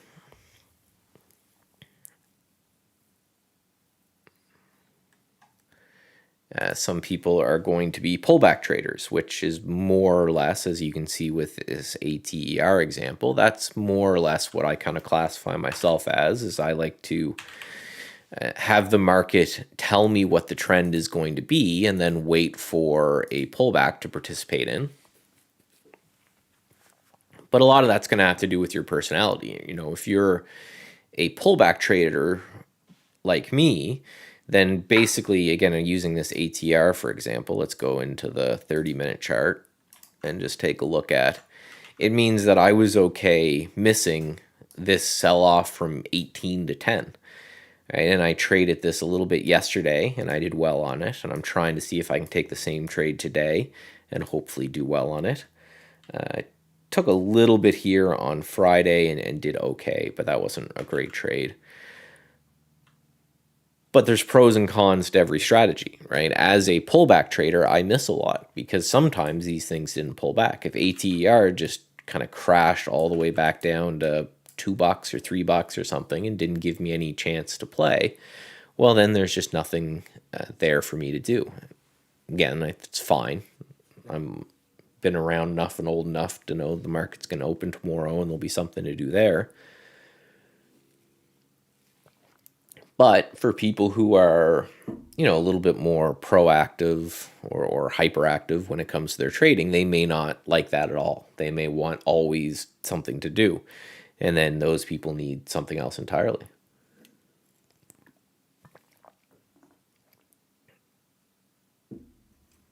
Hey Brian, mention those videos. I was going through the CMT program. How's that going? I'm done. I have it. It's hanging on the wall behind me. Many of those videos were very good, by the way. Oh, thanks. I appreciate that. It was fun to do. It was, during the first big quarantine we had here in Canada where everyone was locked in. So it gave us something interesting to do. And I always thank Trade Ideas for helping me do it and everything. But yeah, so I finished the CMT. That was good. Already some good stuff has come of it. Some stuff that I'm sure we'll announce soon, but showing up on the Trader TV guys for their little segment, I think that's great, and having the CMT helps with that. From a trading point of view, it was very interesting because as someone who's been doing this for a while, you kind of get a little stuck in your ways, I guess. You've got your, this is what I do and this is what works, and I'm really not going to look at anything else, which isn't necessarily the worst thing in the world, but it's always a good thing to learn new things. So it kind of pulled me outside of my trading comfort zone a bit and said, hey, take a look at this. Have you ever thought of, this other idea or concept or whatever? I might be doing some stuff with them in Canada in the future. And it'd be good as well. And again, the TI strength alerts came from one of the chapters in the CMT because they were talking about relative strength stuff. So that started my idea to test it to see if this was something that was viable. And yeah, right. It definitely seems to be. There's been some great alerts from this. Like FSLR, I know is going to look ugly now, but this was called right here, and then the very next day you got like 6% out of it, and then I still kind of like the look of this. I've got an alert set if it can get back over 100, I'll buy this one back. So I'm getting a lot of really good ideas from this. So question about ICPT from we were talking about last week. It's starting to go down now.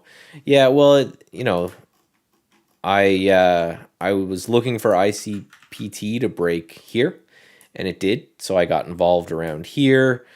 When it got up to about 16, I just moved my stop to break even and got stopped out yesterday, I think. But really, the main thing that I would watch on this one is this kind of $14 area, which is just the low of this candle right here. If it holds above that, then maybe it's going to kind of bounce higher, but it's not a prettiest looking candle in the world right there. Which is our benefit as traders, right? That's the main benefit we have as traders is we can just get in, and if something doesn't work right away, we can get back out, and then if it starts to look good again, get back in, right? So what I may do with ICPT, I just set an alert, price alert with trade ideas, and I would like $15. Say, hey, if we just right click and say create price alert and save. So now if it gets back over $15, my system will alert me. So I don't really need to watch this anymore, but maybe if we get back over $15, I'd take it again. That'd be the second. I would rather take 2 small losses on a trade, trying to take a swing at it twice, than to take kind of one big hit. Again, our benefit, you always got to ask yourself, in the game of trading, I'm competing against IBM and Morgan Stanley and the Watson and Goldman Sachs that has people that they pay crap tons of money to, basically just to analyze the market, understand charts, go through and run statistical models and all that. So you got to say, well, what's my edge over them? If I'm entering this arena with them, what's the thing that's going to happen that's going to make me be able to battle them? And for me, it's always just the fact that we can be so incredibly nimble. You can get in and go, 10 minutes later, you can get in and say, oh, well, that looks ugly. That's a bad idea. Let me get out. Whereas they have to hold an investment committee and then get 18 signatures on a piece of paper and then start placing the trade, and then they're so big that it takes them forever to get in and out. Whereas I just go, it looked good there for a second. Doesn't look good now. Right, get out. Next trade.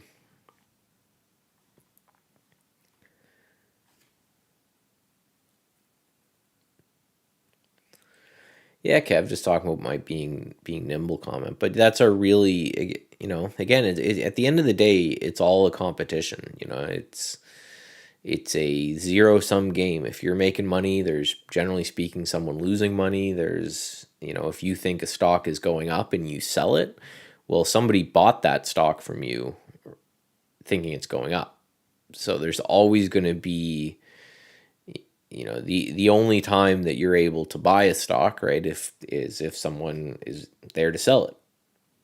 So there's what what's your advantage over that other person?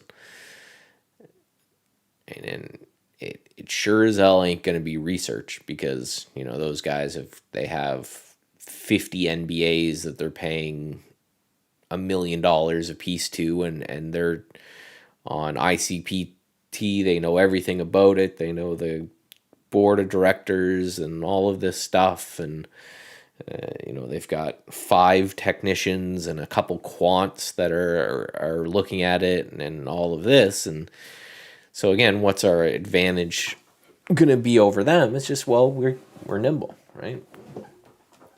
So we can get in based off a setup that we had, like I had here. And again, the setup was just this kind of ascending triangle type of a look. Okay, so that was the idea. And then it broke above that and then quickly snapped back down. So whereas I can take that and then I can look at it and go, nope, doesn't look like it's working, and get out, they can't. So I'm going to take that advantage all day long. Also means that if it sets up again and pushes, well, I can get right back in, and they can't.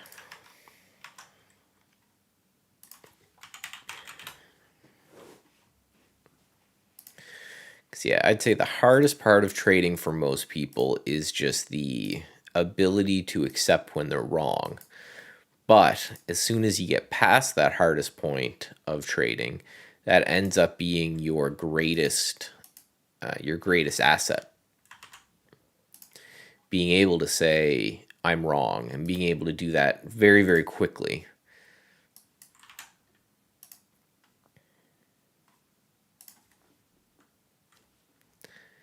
That ends up being a pretty good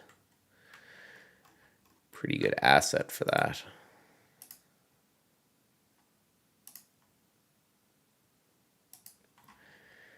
A couple things that I'm just watching next, I guess, just while we're here chatting. This ZY is interesting to me.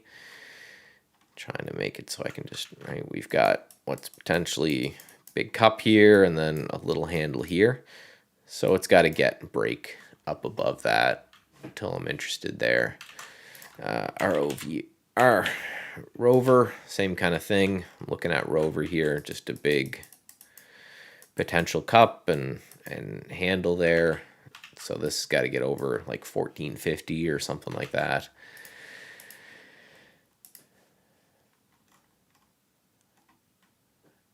INVA as well is interesting.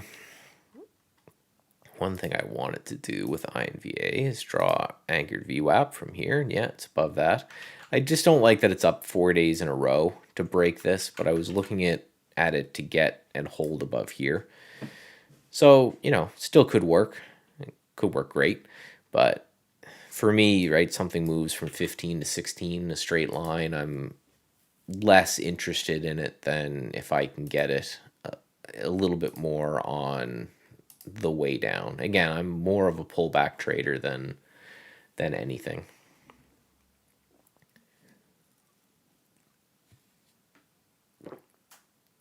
That's anytime anyone asks me to explain my trading style, that's all I do is say I look for stuff that's going up, that's pulling back, and then I hope it continues to go up. And right, I use statistics and I use technical patterns and all that kind of stuff to hopefully be right a little bit more than I'm wrong on that. But that's kind of the crux of it, right? Is just I let the market determine the trend.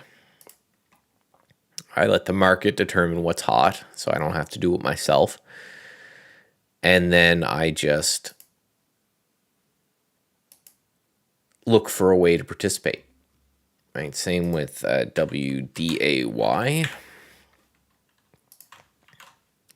which is very interesting to me. Which I'm just going to put, while I'm thinking about it, just put a price alert up here.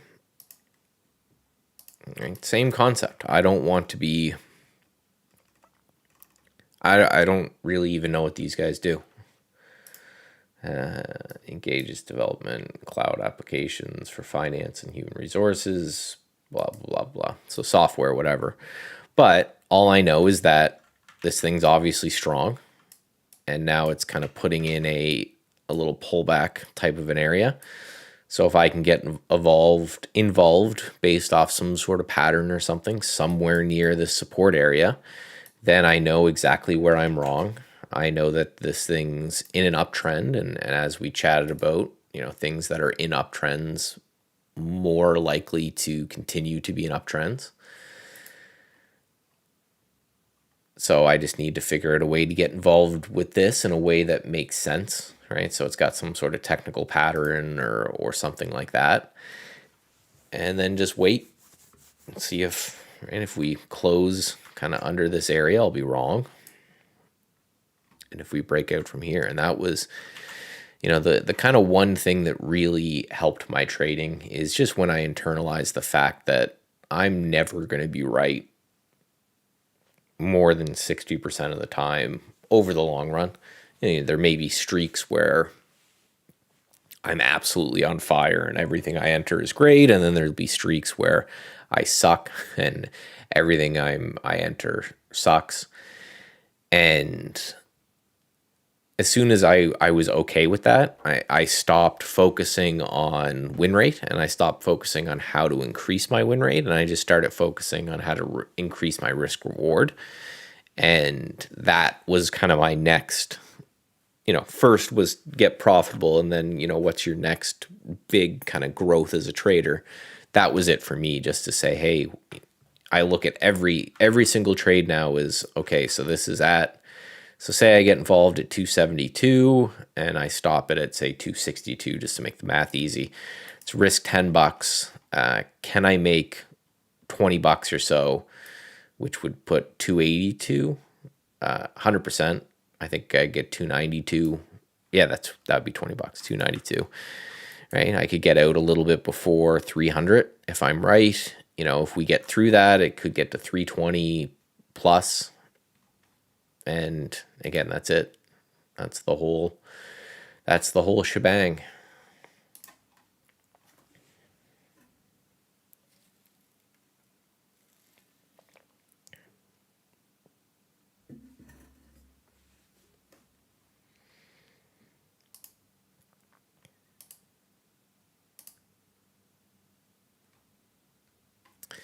The CRVS just popped. This thing's a wild one, but I'm looking at it. I don't think there'll be a way that I'll get a pullback on this that I like.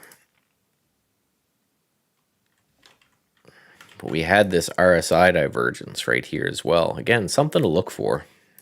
I'm not really a counter trend guy, but right, we had high here, higher high, high here, higher high here, high here, and a lower high here. And it was just an early warning sign that maybe they were running out of steam before that, which, might just be a pullback. But really, if you zoom out, it's been kind of doing this all day.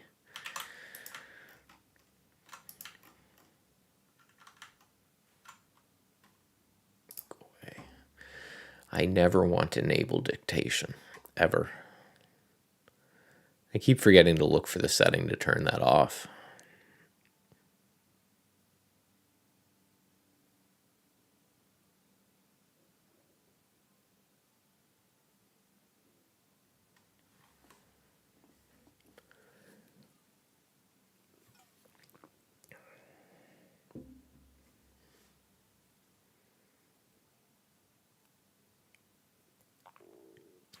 So it's turning back up here. So I'm watching this thing. This is overextended for me, right? Up 26 on the day.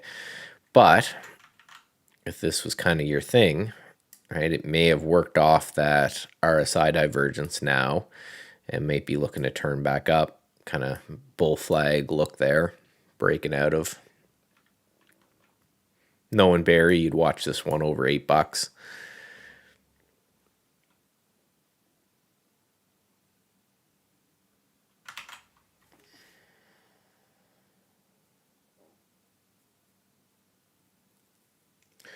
When focusing on RSI, I find that if it falls below 60, it loses steam. Do you have any values to the RSI? Not personally. The common ones are basically 70 and 30. So it would make sense that what you're seeing is, if it breaks 60, then it's kind of running out of steam. That kind of makes sense to me. Again, not an indicator guy. I don't think that there's a lot. I don't think there's a lot of value in indicators in and of themselves. But what I do is I look at it for kind of what it was designed for, which is a momentum strength type thing. So the main thing I use it for is these divergences. Excuse me. But yeah, because essentially it just means that the theory behind, and it works the same with stochastics or MACD or any type of momentum style indicator, is basically all it's telling you is that it took less energy to make this high than it did to make this high. So if momentum is diverging from price, again, I would never just say, well, there's your trade, but it might be something to look at. Like, so for example, if I was long CRVS and then I saw this, I might start to get very protective about profits and say, okay, maybe losing steam a little bit here because price is moving higher and this is moving lower. But again, that the same thing happened back here. And you did get a little bit of pullback, but that was just a pullback to continue higher. So no magic in any of these. Again, there's no way to be right in the market more than that, 66% of the time. If anyone says that they've got win rates of 90, 100% run. So what you're trying to do is you're just trying to develop a way to make it so that when you're right, those 60% of the time, hopefully, that you make the most money. So yeah, for me, RSI divergence is if I see it in something that I'm long, I'll probably start to get defensive about taking profits on it. And then at the same time, like I did with ATER, which I'm still in, is just kind of chopping around. Again, the idea was that this thing was pushing higher as this was pushing lower. And then I combine that with the fact that this thing's kind of in this intermediate term downtrend, and I think might be a little bit overdone here. Right? It's gone from $2 to $20, and then it had this big crash down to $9. So what I look at is I say, well, there's probably a lot of bag holders up here, right? There's probably a lot of people who bought as this thing was looking great, and now they're underwater, and we've all been there where we go, oh, if this thing just gets back to even, I'll sell it. Which, intellectually we know is the wrong thing to do. But, there's some times that you're just, when you're a new trader, you shouldn't do it if you've got a plan. But when you're a new trader, I'm sure we've all said that at one point in our life. So that's kind of my theory of why this thing, why I'm shorting into this bounce for a day trading kind of a thing, is that, what are the odds that it just rockets right back up and makes a new high when it cracked basically right from $20 down to 10. So it got cut in half in a single day there.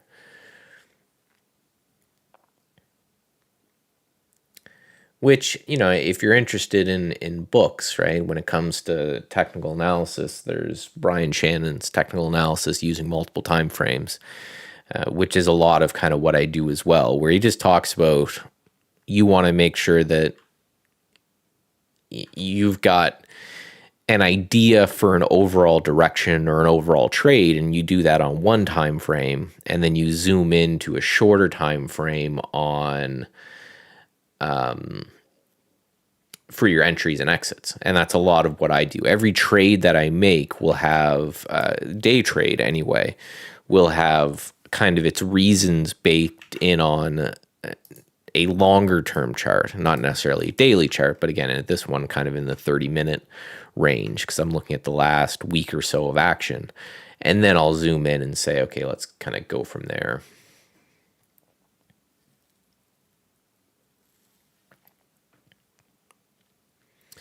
Well, yeah, Kev. For me, again, it's just a trend continuation type of a thing for me, right? Is that I just look at it and for my time frame and just say, hey, okay, this thing got hammered, got cut in half. So now let me look to see if there's a way that I can short the rallies that is, not just shorting something that's moving up because it's moving up, but find a setup that I have in my trading plan to in order to enter. The name of that book, yeah, Technical Analysis Using Multiple Time Frames. Brian Shannon is the writer. He's a good guy. I met him a couple times. But yeah, essentially the concept is just, you know, you shouldn't just focus on a single time frame when it comes to your trades. You should focus on multiple time frames. So you should focus on, say, okay, here's the longer term time frame, and maybe that's what you use for trend direction, and longer term being, relative to whatever it is you're trading. If you're scalping for the next 2-3 minutes, a longer term time frame may be a 2-day chart. If you're trying to hold on for the day as a day trade, then your longer term chart might be, like mine, like a 30-minute chart or a daily chart or something like that. And just that concept of, hey, balance all of these time frames, which is something that, again, Trade Ideas with their scanning does phenomenally. And one of the reasons that I really like them is that you can combine. So if I say just a position and range filter, right? We've got 5-minute, 15-minute, 30-minute, 60-minute, right? Today's range, 5-day, 10. So you can combine all of these time frames in your scanning and your plan as well, right? All right, well, that's just a straight pump. So I'm just gonna just delete that. And there's Mike kicking me off. In fact, it's probably time for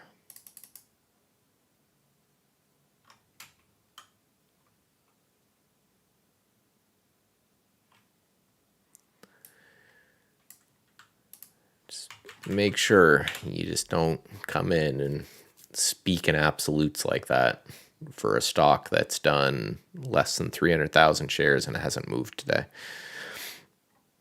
Right.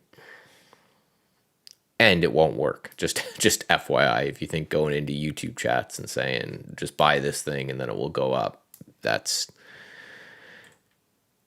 will not make a trading career.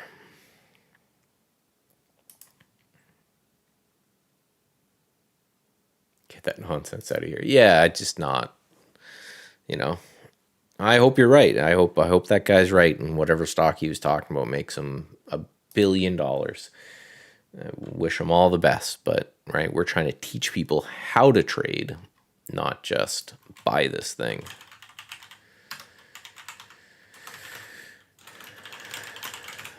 All right.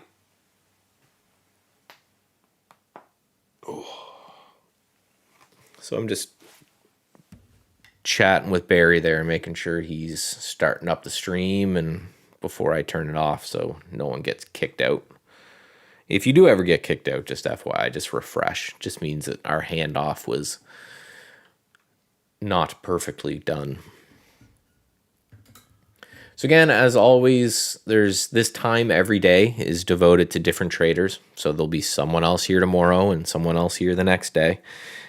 So if you like more of my rantings, I'm usually here Tuesday. If you want someone else's rantings, come by every day at noon Eastern and hear from another trader. And I'll talk to you guys soon. So this is only traded the float.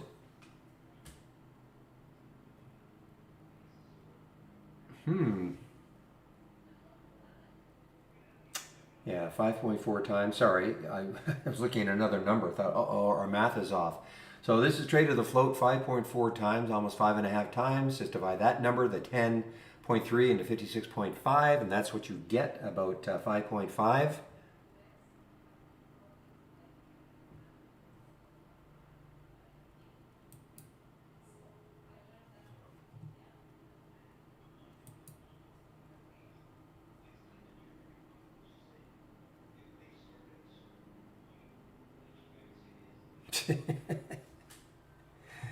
You don't have a yacht?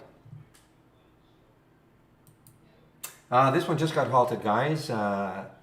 DIT just got halted.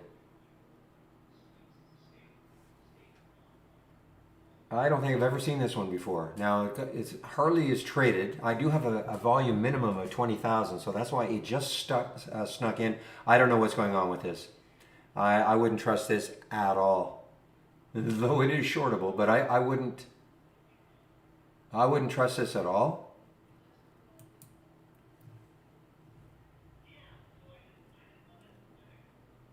Yeah, I can't see any news on this. I have no idea what is happening with this one, the DIT.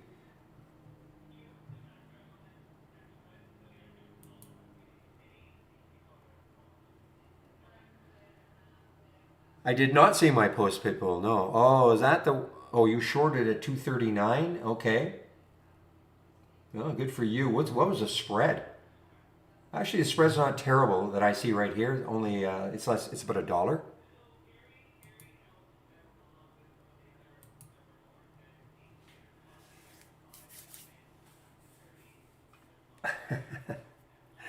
I'm actually not the ostentatious type, Becca.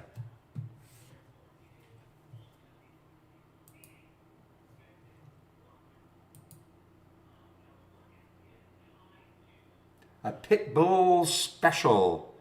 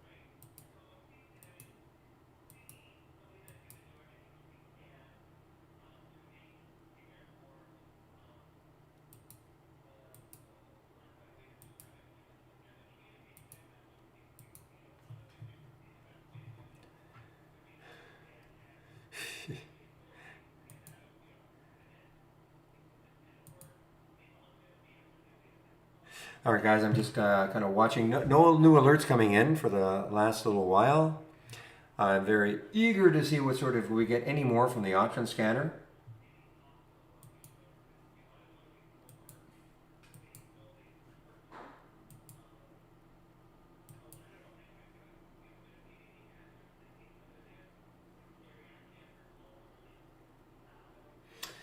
Yeah, I mean, this is straight up. What a, I don't know if there's any news on this one. AUPH, all-time high. I remember there was a Sam in the room a long time ago and used to talk about this one all the time. It was when it was probably back here around the $6 level. Sam M. I don't know if Sam, you're still in the room. Is that you, Sam, from way back? Ah, cool. Cool. I was wondering what happened to you. I won't give out your last name, but Sam M. Nice, nice. I'm glad you're back. I'm not sure. Well, you may never have left, but I remember you're talking about AUPH. Well, this is back here. This is back in 2019.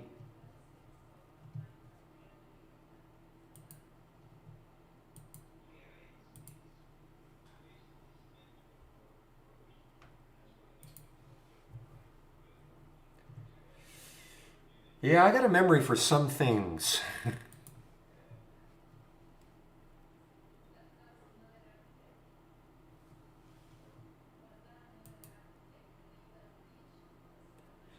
Well, guys, you know, I mean, Seal showed up. I mean, I know it looks eminently shortable, but I mean, it did show up in the scanner, the option scanner, at 227. It's a little extended, obvious, not a little, horribly extended on both the 5 and the 15. There's where I would maybe wait on the 2 and see just if it can keep moving. I mean, it's the next high looking left is 228, 228, 228, 223. I mean, it's got some room, and it just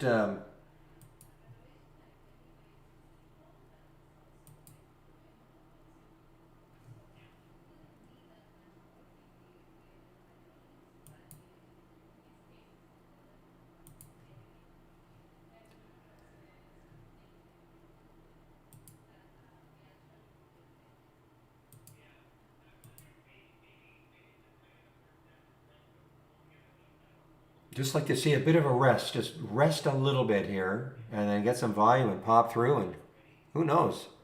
I mean, 260 up here is possibility.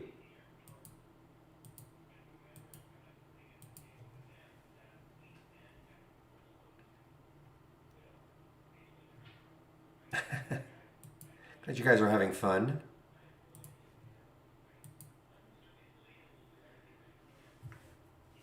It's blowing the leaves off the deck of the yacht as I dock it at the marina. Lots of trees around.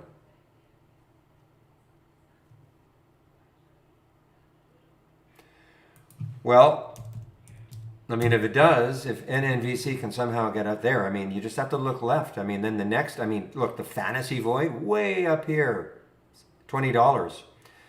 But right here, no, I'm sorry, 1220. 1220 would be, you know, if somehow, you just have to keep looking left. So if you look left on this weekly chart, I mean, there is the next high at 871 on the weekly chart, which corresponds to right there on the monthly. After that, you know, around $10 on the monthly. Now, is it going to do that? I don't know. But it's no question that it's still in play. I mean, it's still in play.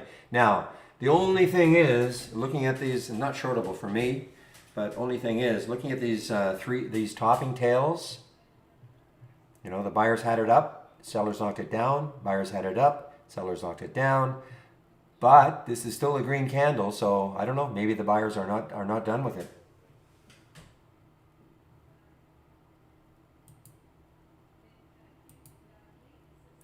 It's easy. Just all you have to do is do some neck exercises, Sam. In the morning, just turn your head, your neck, your whole head to the left. That's all you have to do.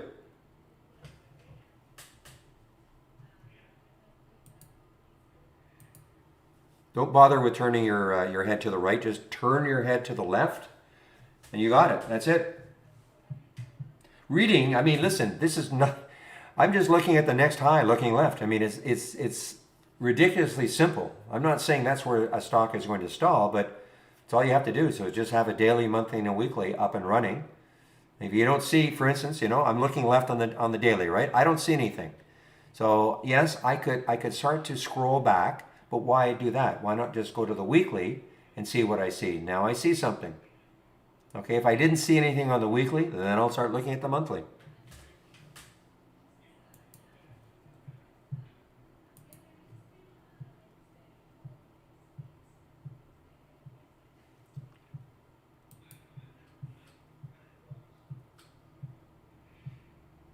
Well, Dick just got halted again. Boy, I hope Pitbull, I hope you get what you're looking for in that one.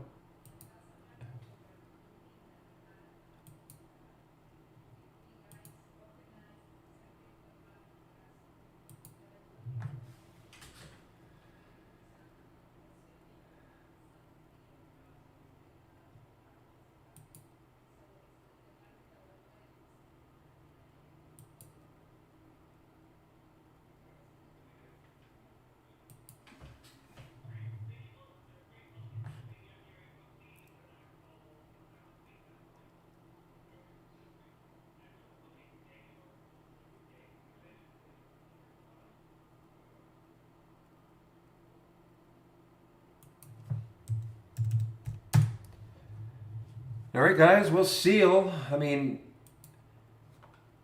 it's still hanging in that area.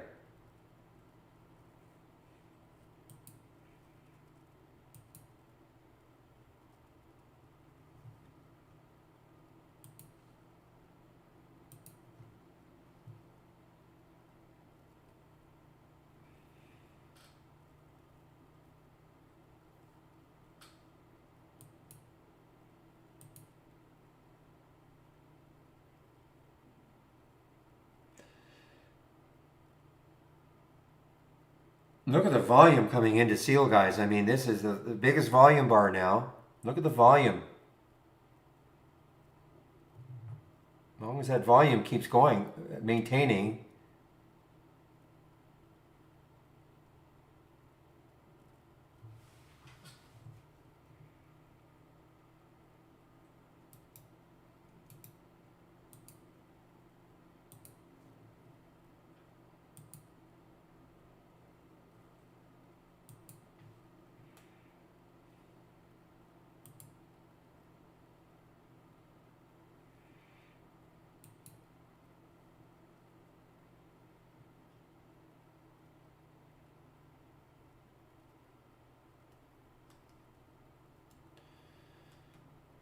Becca, I am shocked that you would use that phrase.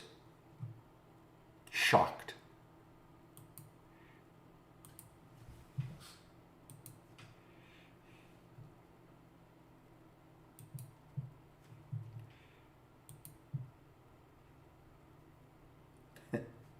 Guys, you know, this PTGX may not be over. I'm not in it anymore, but it may not be over. It's showing some good resiliency here, over 15 again. I don't know.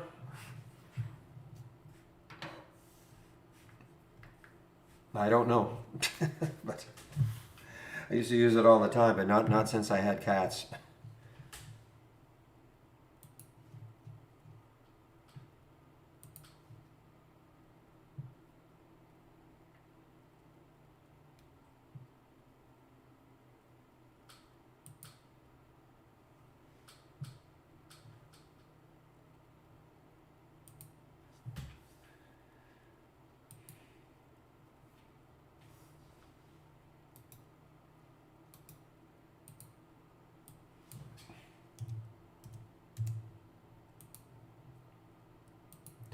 You know, at some point, you know, on a day like today, at some point, you know, I look at my option scanner as almost faith-based.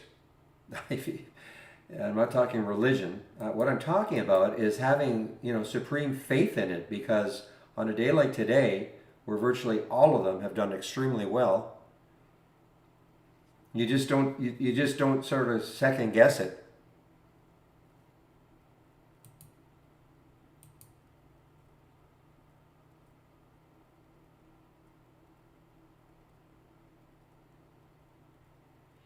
Well, price alerts, of course, is up to you. I mean, I can't tell you. I mean, you can put price alerts if it's breaking a certain resistance level that you think, or you know, a new high looking left if it took that out. You know, I mean, there's all sorts of ways you can set price alerts. I can't tell you where.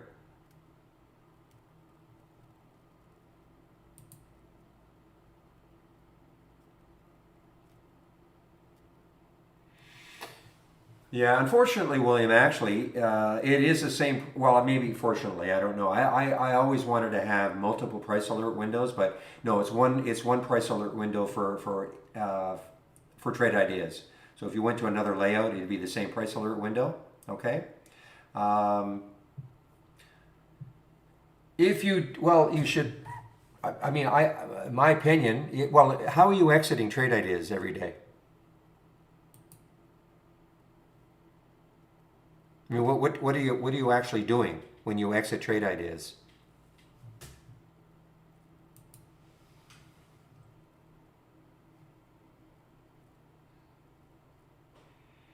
And then do you say save your changes? Yes, no.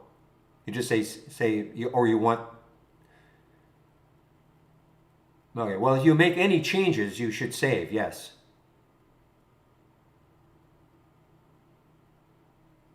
And I would have to assume if you add a price alert. You see, I always save my work at the end of the day, always. So I've never tried to do that and not save my work and then see what happens if I add a price alert. I'm assuming that you have to save it.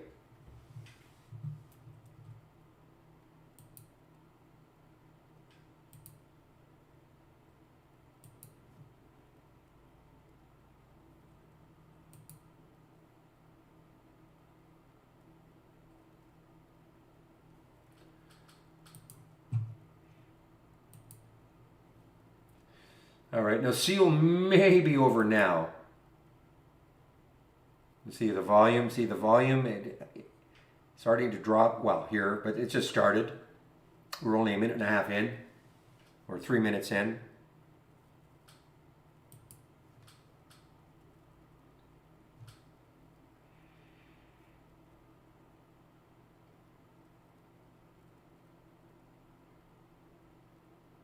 So again, to further answer your question, I mean, I'll set a price alert. It depends on the stock, of course, but I would set a price alert at certain levels that I see. Maybe the high of yesterday. If I'm thinking a stock, if it got above the high of yesterday, I would be interested in it. If a stock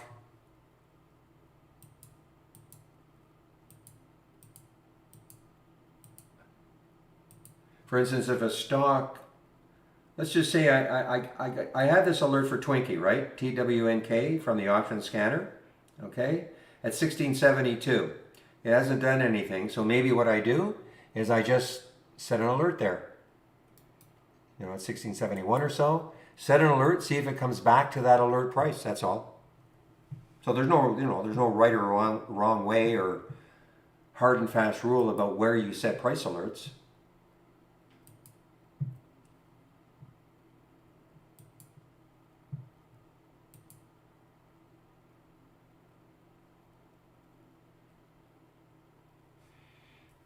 Oh, okay. Yeah, well, we definitely alert after hours and pre-market. Guys, QuantumScape, QS is making a sign again that I might want to take out 24. I know it's an AI alert also, 2360 on the alert. Hasn't moved that much. You know, there was the alert, kind of chopped around a bit. It did have some news, but when you look left, 2437, 2455, 2471, these are all the highs. I mean, but it's been beaten up, as you can see. Of course, this looks a little skewed because of this month here. I mean, there was probably there was no reason for it to be up to $134.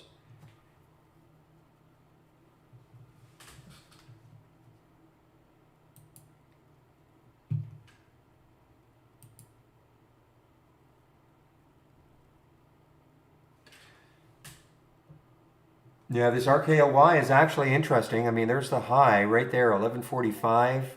You know, I wish that weren't there.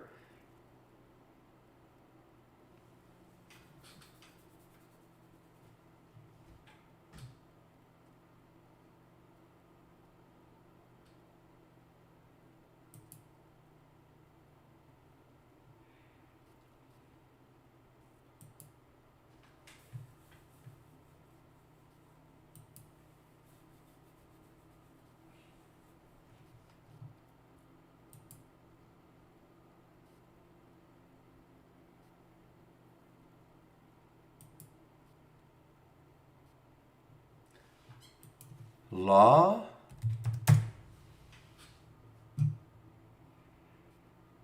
Never seen this one before. Wow, what a low float, man. 7.5 million for a $50 stock. Yikes. So I guess this was the IPO back here. I sort of remember it.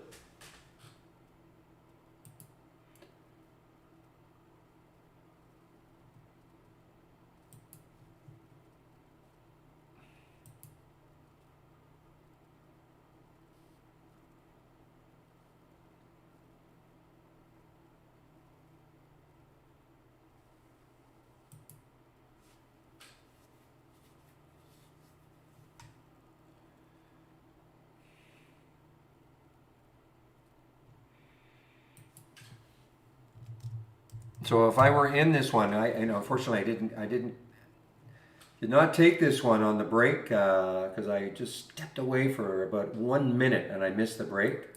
Well, again, 618. So there was the alert right here. There was no exit on the 15-minute chart until right here, and you would easily take some off anyway as it broke down below 8. Now, if you didn't have to take it all off. But I mean, there was no exit. I mean, look at the 5-minute, no exit until, right up here.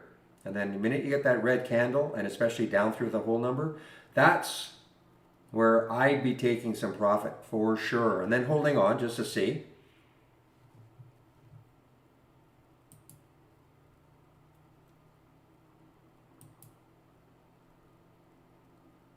So remember I was talking about good exits, bad exits, whatever you want to call them. So there's the BKYI. I took that in the simulator, remember? So at this point, it's 36 cents underneath where I exited. So you would say, okay, good exit.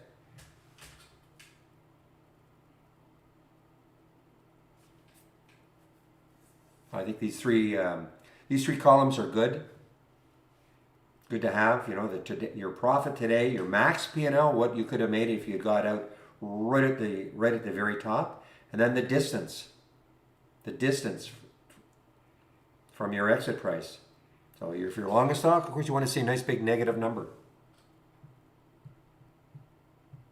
Well, it's also good. It's also you're sort of kidding a little bit. Well, I don't think you're not kidding. You can use this absolutely.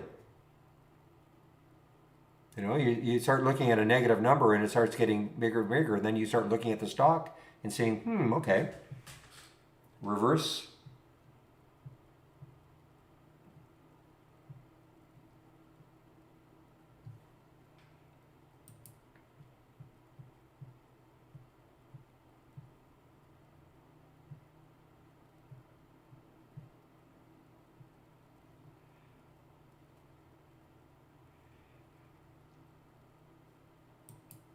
Really? Oh, later on. Really? You think this is going to take out 380 later on? Really? What makes you think that?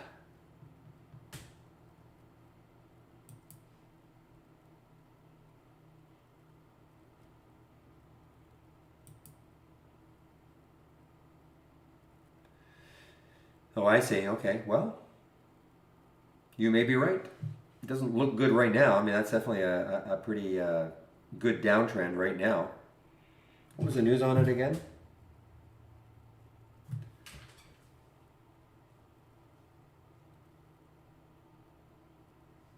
I love how they call themselves, all these companies, a leading cybersecurity provider.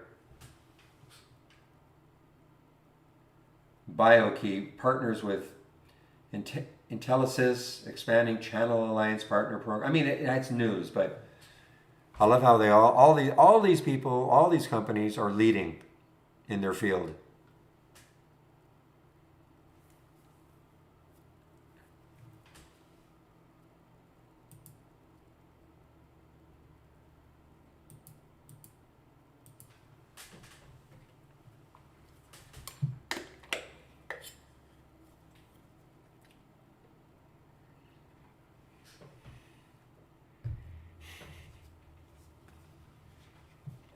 You've turned into a real wordsmith.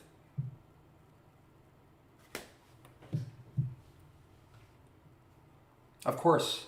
Oh, of course. We know it's the game. All right, guys, we're getting a downturn now in this market. 45 minutes now, almost an hour and 15 down now. It's been a choppy day. It's been a choppy day. Take a look at the SPY. Expand it just a little bit here. So, I mean, this has been a choppy day.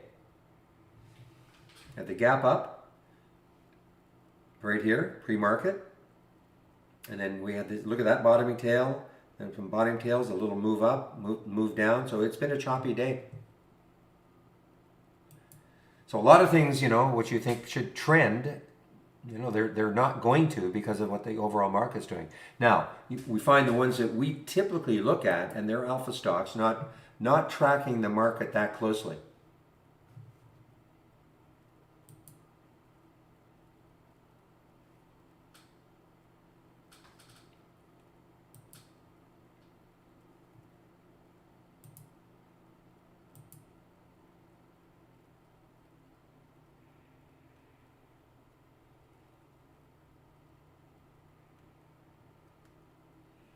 That was Rubber Toe.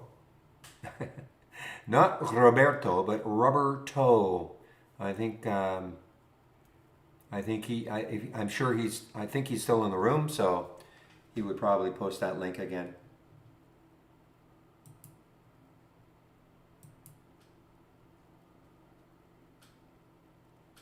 Pretty sure it was him.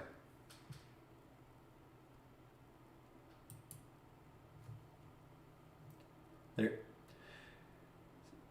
Stock one, is it? Yes.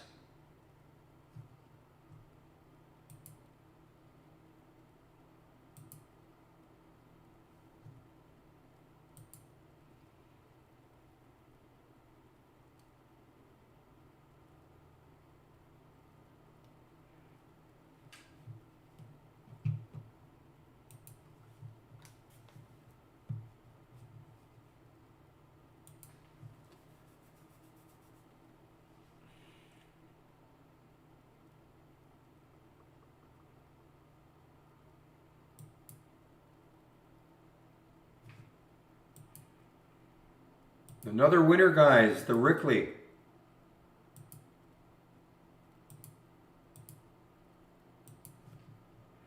Another winner, 1121 on the alert. Nice little break right here.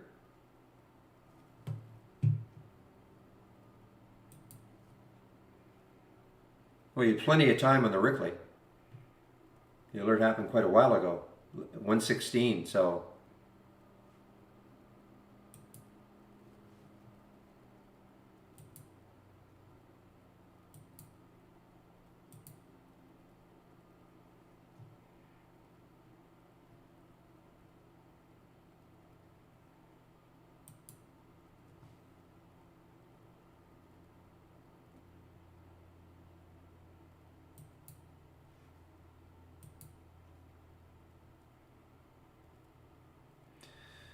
Well, see if it sets up again. That's all. You know, it could pull back to the price and then start moving from there again.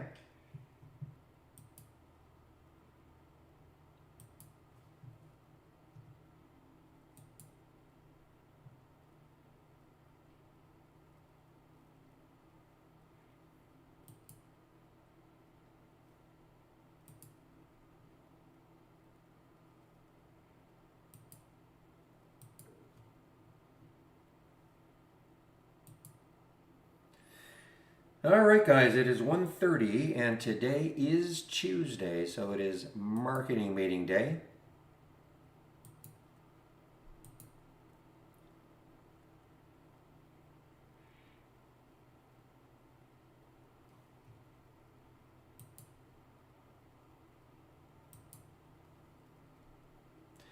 Seal is right back, guys, right back up. Look at that bottoming tail. Boy, I mean, the sellers tried to knock the stuffings out of it. I hope you covered. And it got down to what, 220, and then it's just right back up.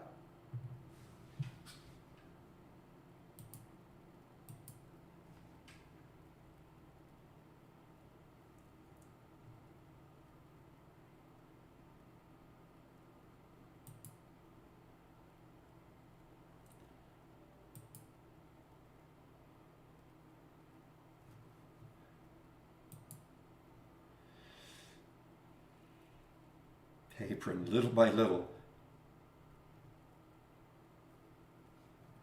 Funny, I'm seeing most of the things I'm looking at are moving higher, and yet, of course, the market is on the way down. So it just goes to show the things that we're looking at are really, well, the stuff I'm looking at that's moving higher, obviously independent to what the market is doing, not caring. Classical alpha stocks.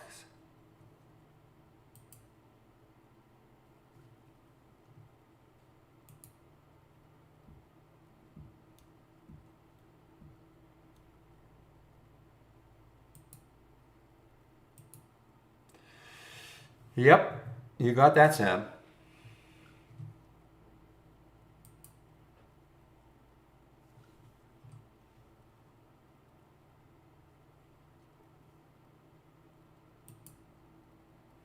You are looking at bros all day.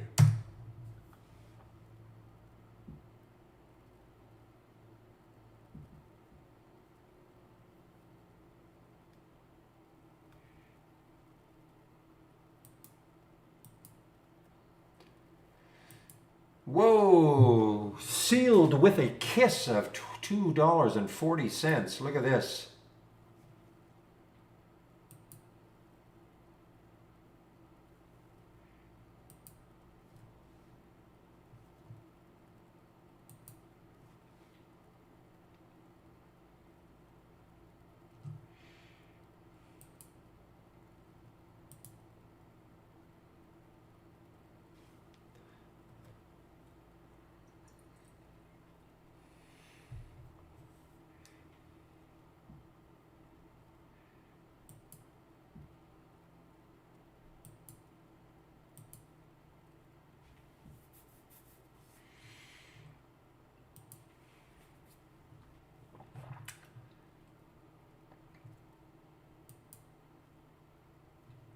Well, I'm cheering one on right now.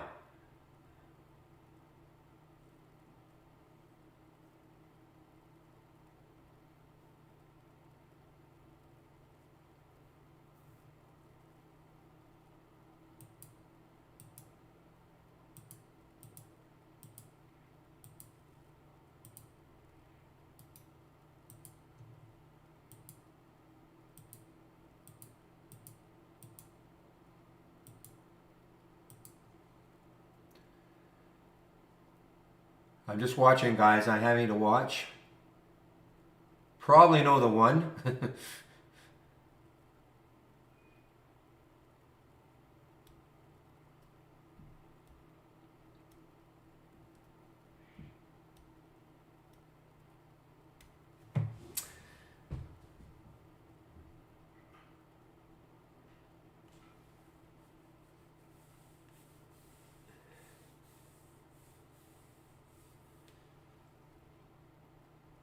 One more pop.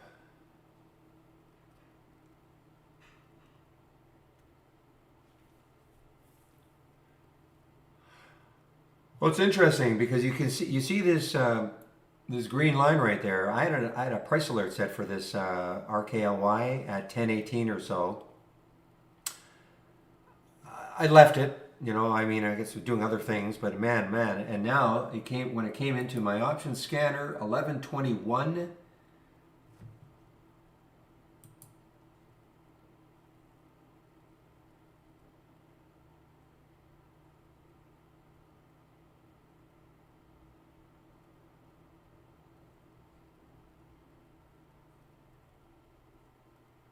Oh, I owe you for Rick. Oh, I see. Well, I'm sorry. Kind of like yesterday when you told me not to short that other one. So I think we're even.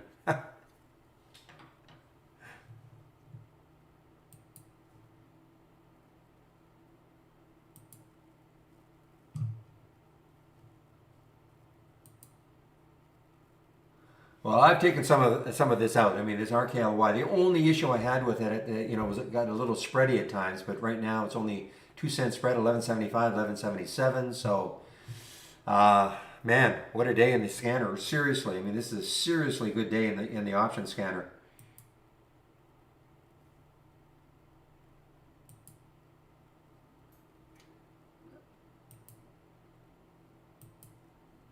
Now look at Seal, guys. I mean, my goodness. I mean, there's another. I mean, you would have thought it was over. Right there, you would have thought, okay, you know, the selling's going to take place, or it is taking place.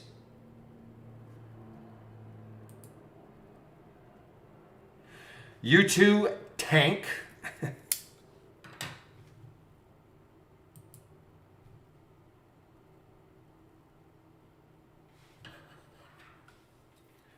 That's easy, Sam. You just hit that big sell button in the simulator, and you're short. And then you just hope it goes down. That's it.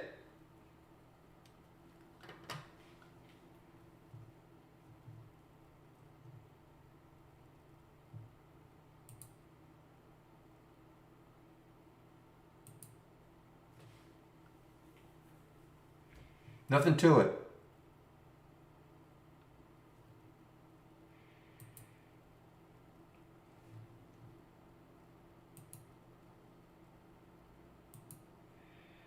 I mean, honestly, when you buy a stock, what are you hoping is going to happen? You hope it goes up. When you short a stock, what are you hoping happen? You hope it goes down. I mean, oh, I see. Well, how do you determine entries and exits to go long? I mean, it's just the sort of you're just flipping the script a little bit. That's all. Something that is if you would have thought that you know, here's a pullback right on the seal, and maybe you thought, okay, I can get into the trade right here. What if that had been, you know, a stock that was down for the day and it pulled up a bit and then it based and then it started to move down? You might think, okay, I can short it. I mean, really, it's just flipping in your head the way a chart looks.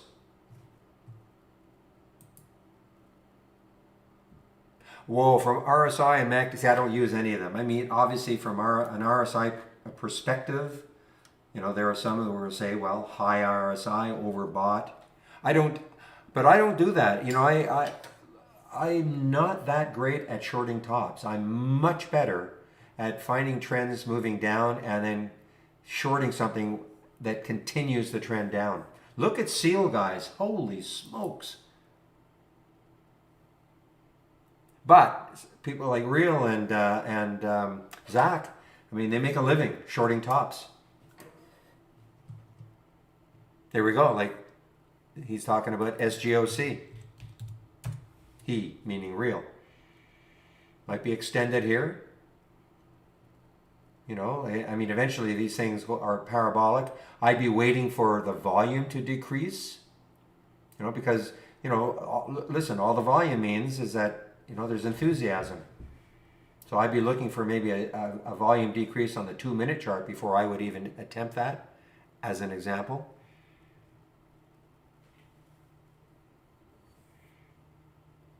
But these guys are also looking at the Bollinger Bands, you know. I mean, there's the 5-minute Bollinger Band. It's maybe hard to see, but that's that brown line, so it's way above it. Okay, but the volume is still increasing. Still enthusiasm.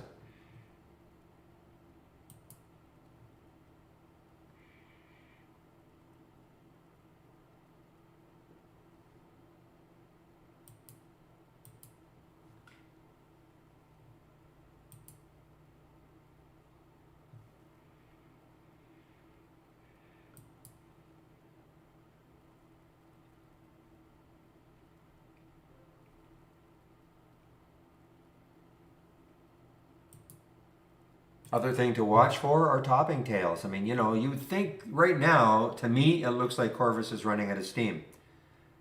I mean, yes, it's basing here, but you know, look at these topping tails on the 15-minute chart. You know, I mean, every one of those meant that the price was up here at one point, and then the sellers knocked it down. Eventually, and I'm not saying you know it's now, but eventually these sellers or the buyers are going to give up. So you can see, in my opinion, if it took out 760 or 750, the bottom of, you know, you could see a nice drop for a while anyway.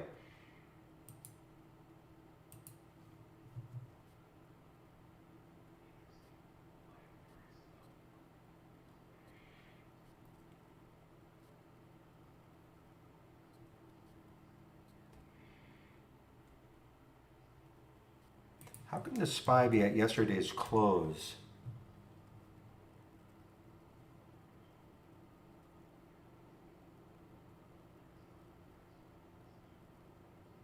You're right. So this. Yeah, you're right. It's right there. So we're only up just a little bit.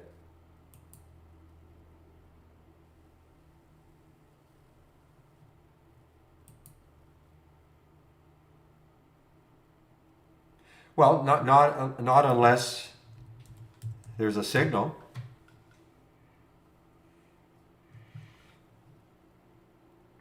You know, I mean, one might say that, well, it's not above the Bollinger Band. So yes, it's moving down. But on the other hand, now it looks like a cross is going to, or a cross happened right there. I mean, you know, there's all sorts of little signals that you can take a look at. You can drive yourself nuts trying to follow them all. But, you know, right there on the 2-minute chart, the 80 MA crossed down below the 20 SMA, and that was at 44.69. It looks like it's going to cross again on the 5, maybe around this area. So those are also clues that maybe, you know, you can get in and short. William would never do this, I don't think, because he looks at the 5-minute Bollinger Band. And it never, ever even came close to being above it. So you can just, you know, instead of, you know, trying to follow crosses all day long, you could just have one idea and say, okay, until something gets above the 5-minute Bollinger Band, I won't look at it for a potential short, as an example.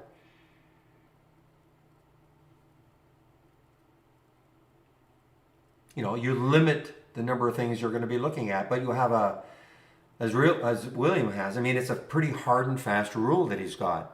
So yeah, you don't get too distracted by anything else.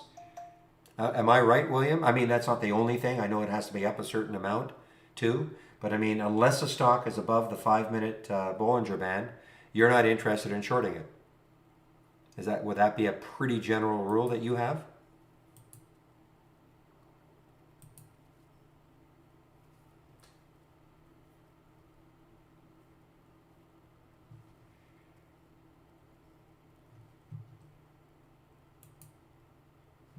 And there you go. So yes. So, I mean, there are scans, of course, to show stocks that are above the 5-minute Bollinger Band. I mean, I think Real's got a couple, I don't know on the 5-minute, but certainly on the 15-minute. So if we type in Bollinger Band, so there you go, the position in the Bollinger Band. So you could say, add the filter as an example, and pick a percentage. You know, I don't know what, 110%, 105%, 120%. You know, the bigger that number is, the more it's going to be above. And then start from there. You know, add other filters, of course. Price range, volume. Maybe it has to be up a certain amount. But that's how you can build something that you can just concentrate on for the entire day. Never mind anything else.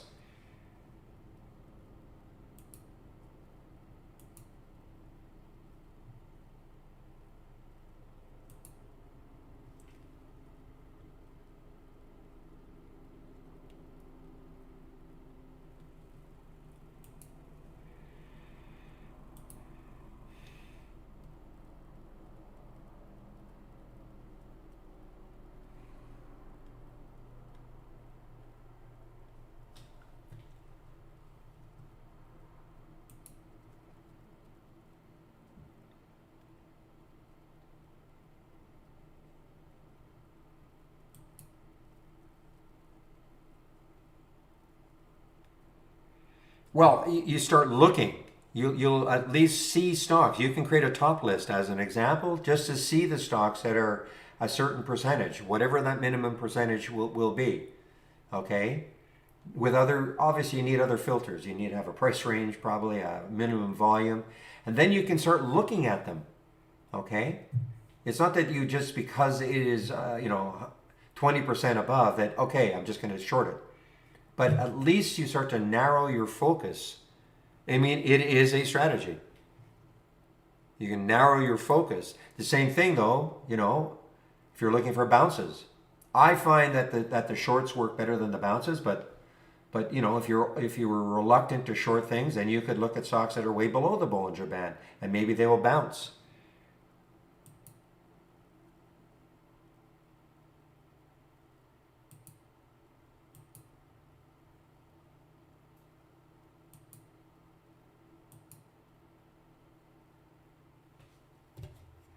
Yeah, as Real is saying, it at least it gets you focused on looking at a very specific thing. Stocks above and then you can as Real says, I mean, there are other aspects, but I mean, you're not going to find that many stocks all day long. Well, yeah, I shouldn't say that. I'd have to create a scan, but depending on what percentage you used above the Bollinger Band, you're only going to be focusing on a few stocks.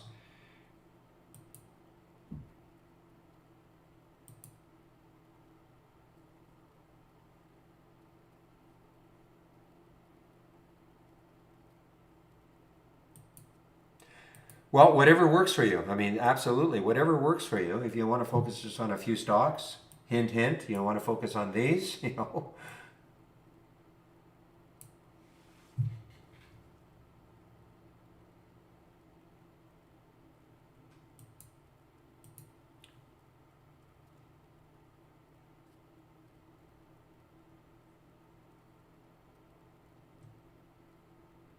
And Real is more attuned to the 15-minute Bollinger Band. Whereas, William is more into the 5. There's no right or wrong. Yeah, so look at this. I mean, there's the 15-minute, that brown line right there. It's also on the 5. It's also on the 2. So you might, this looks like it's getting pretty darn extended.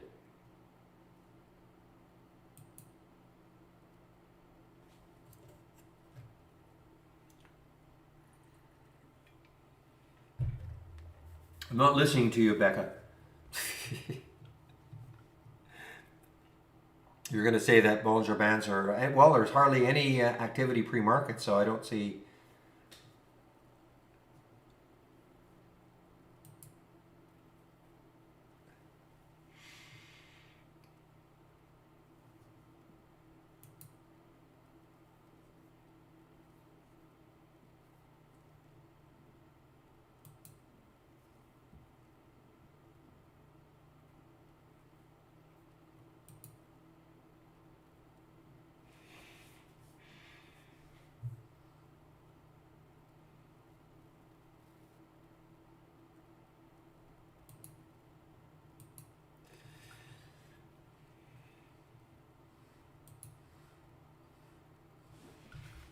Give me a moment, please.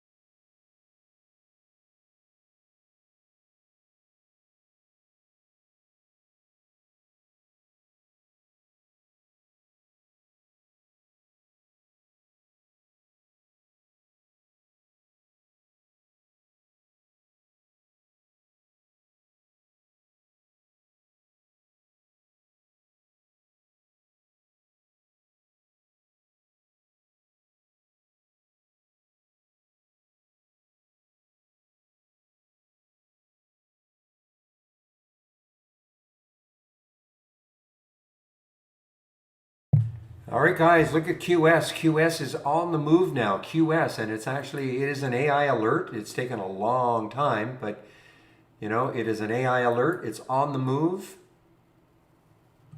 breaking that level. Another huge level to try to get through is right up here. I mean, this is the sort of thing. I mean, traders are going to look at this and remember this month when it got up to 132. And say, wow, okay, I'm not saying it's going to get to 132 or even close to it. But they look at the possibilities of, okay, can it start to fill in, into 30?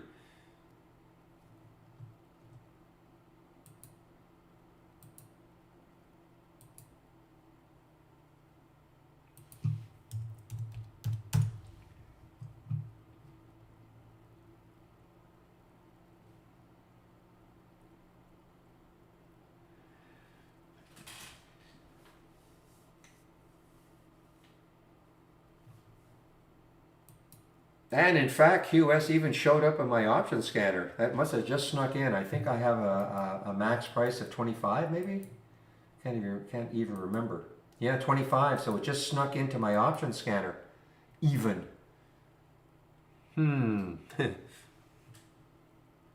What a day. So this is what I'm talking about. So you have a bit of confirmation. There it is in the AI, 2360.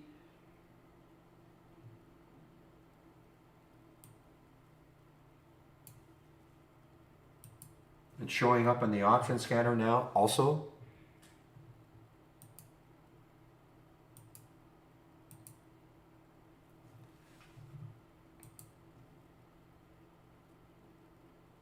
Well, it doesn't mean that it's going to, just because it's above it doesn't mean it has to come back immediately. Now you watch it. Okay, you start watching it. See when the volume starts drying up. Things like that. It doesn't. I think you're missing the idea of it being above over the Bollinger Bands is now okay. Now we can start to watch it to see how it's trading. It doesn't mean just because it's above it, it's going to immediately fall back down.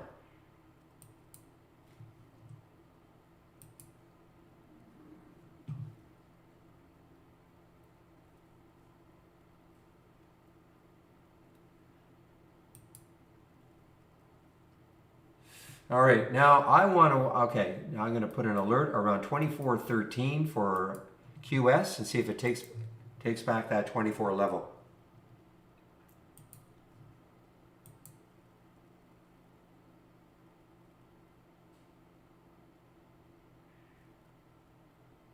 Yeah, I mean, there are no absolutes, People will say, oh, look at this RSI, it's 85, it's got to drop. Well, it could keep going higher and higher and higher, just strong. You know, there's no absolutes that something with a certain value has to drop when you want it to. RMED.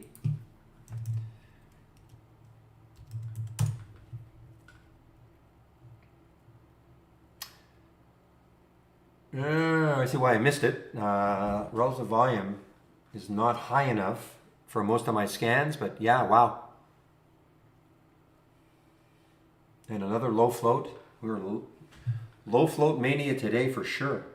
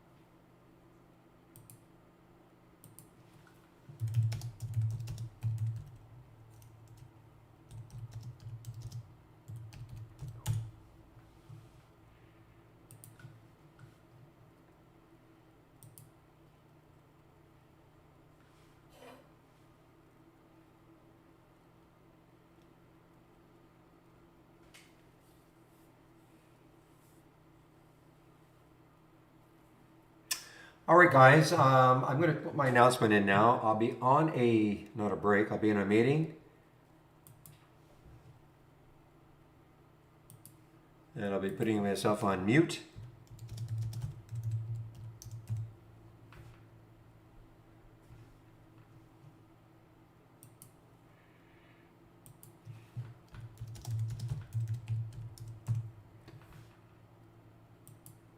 All right, so I'm going to put myself on mute.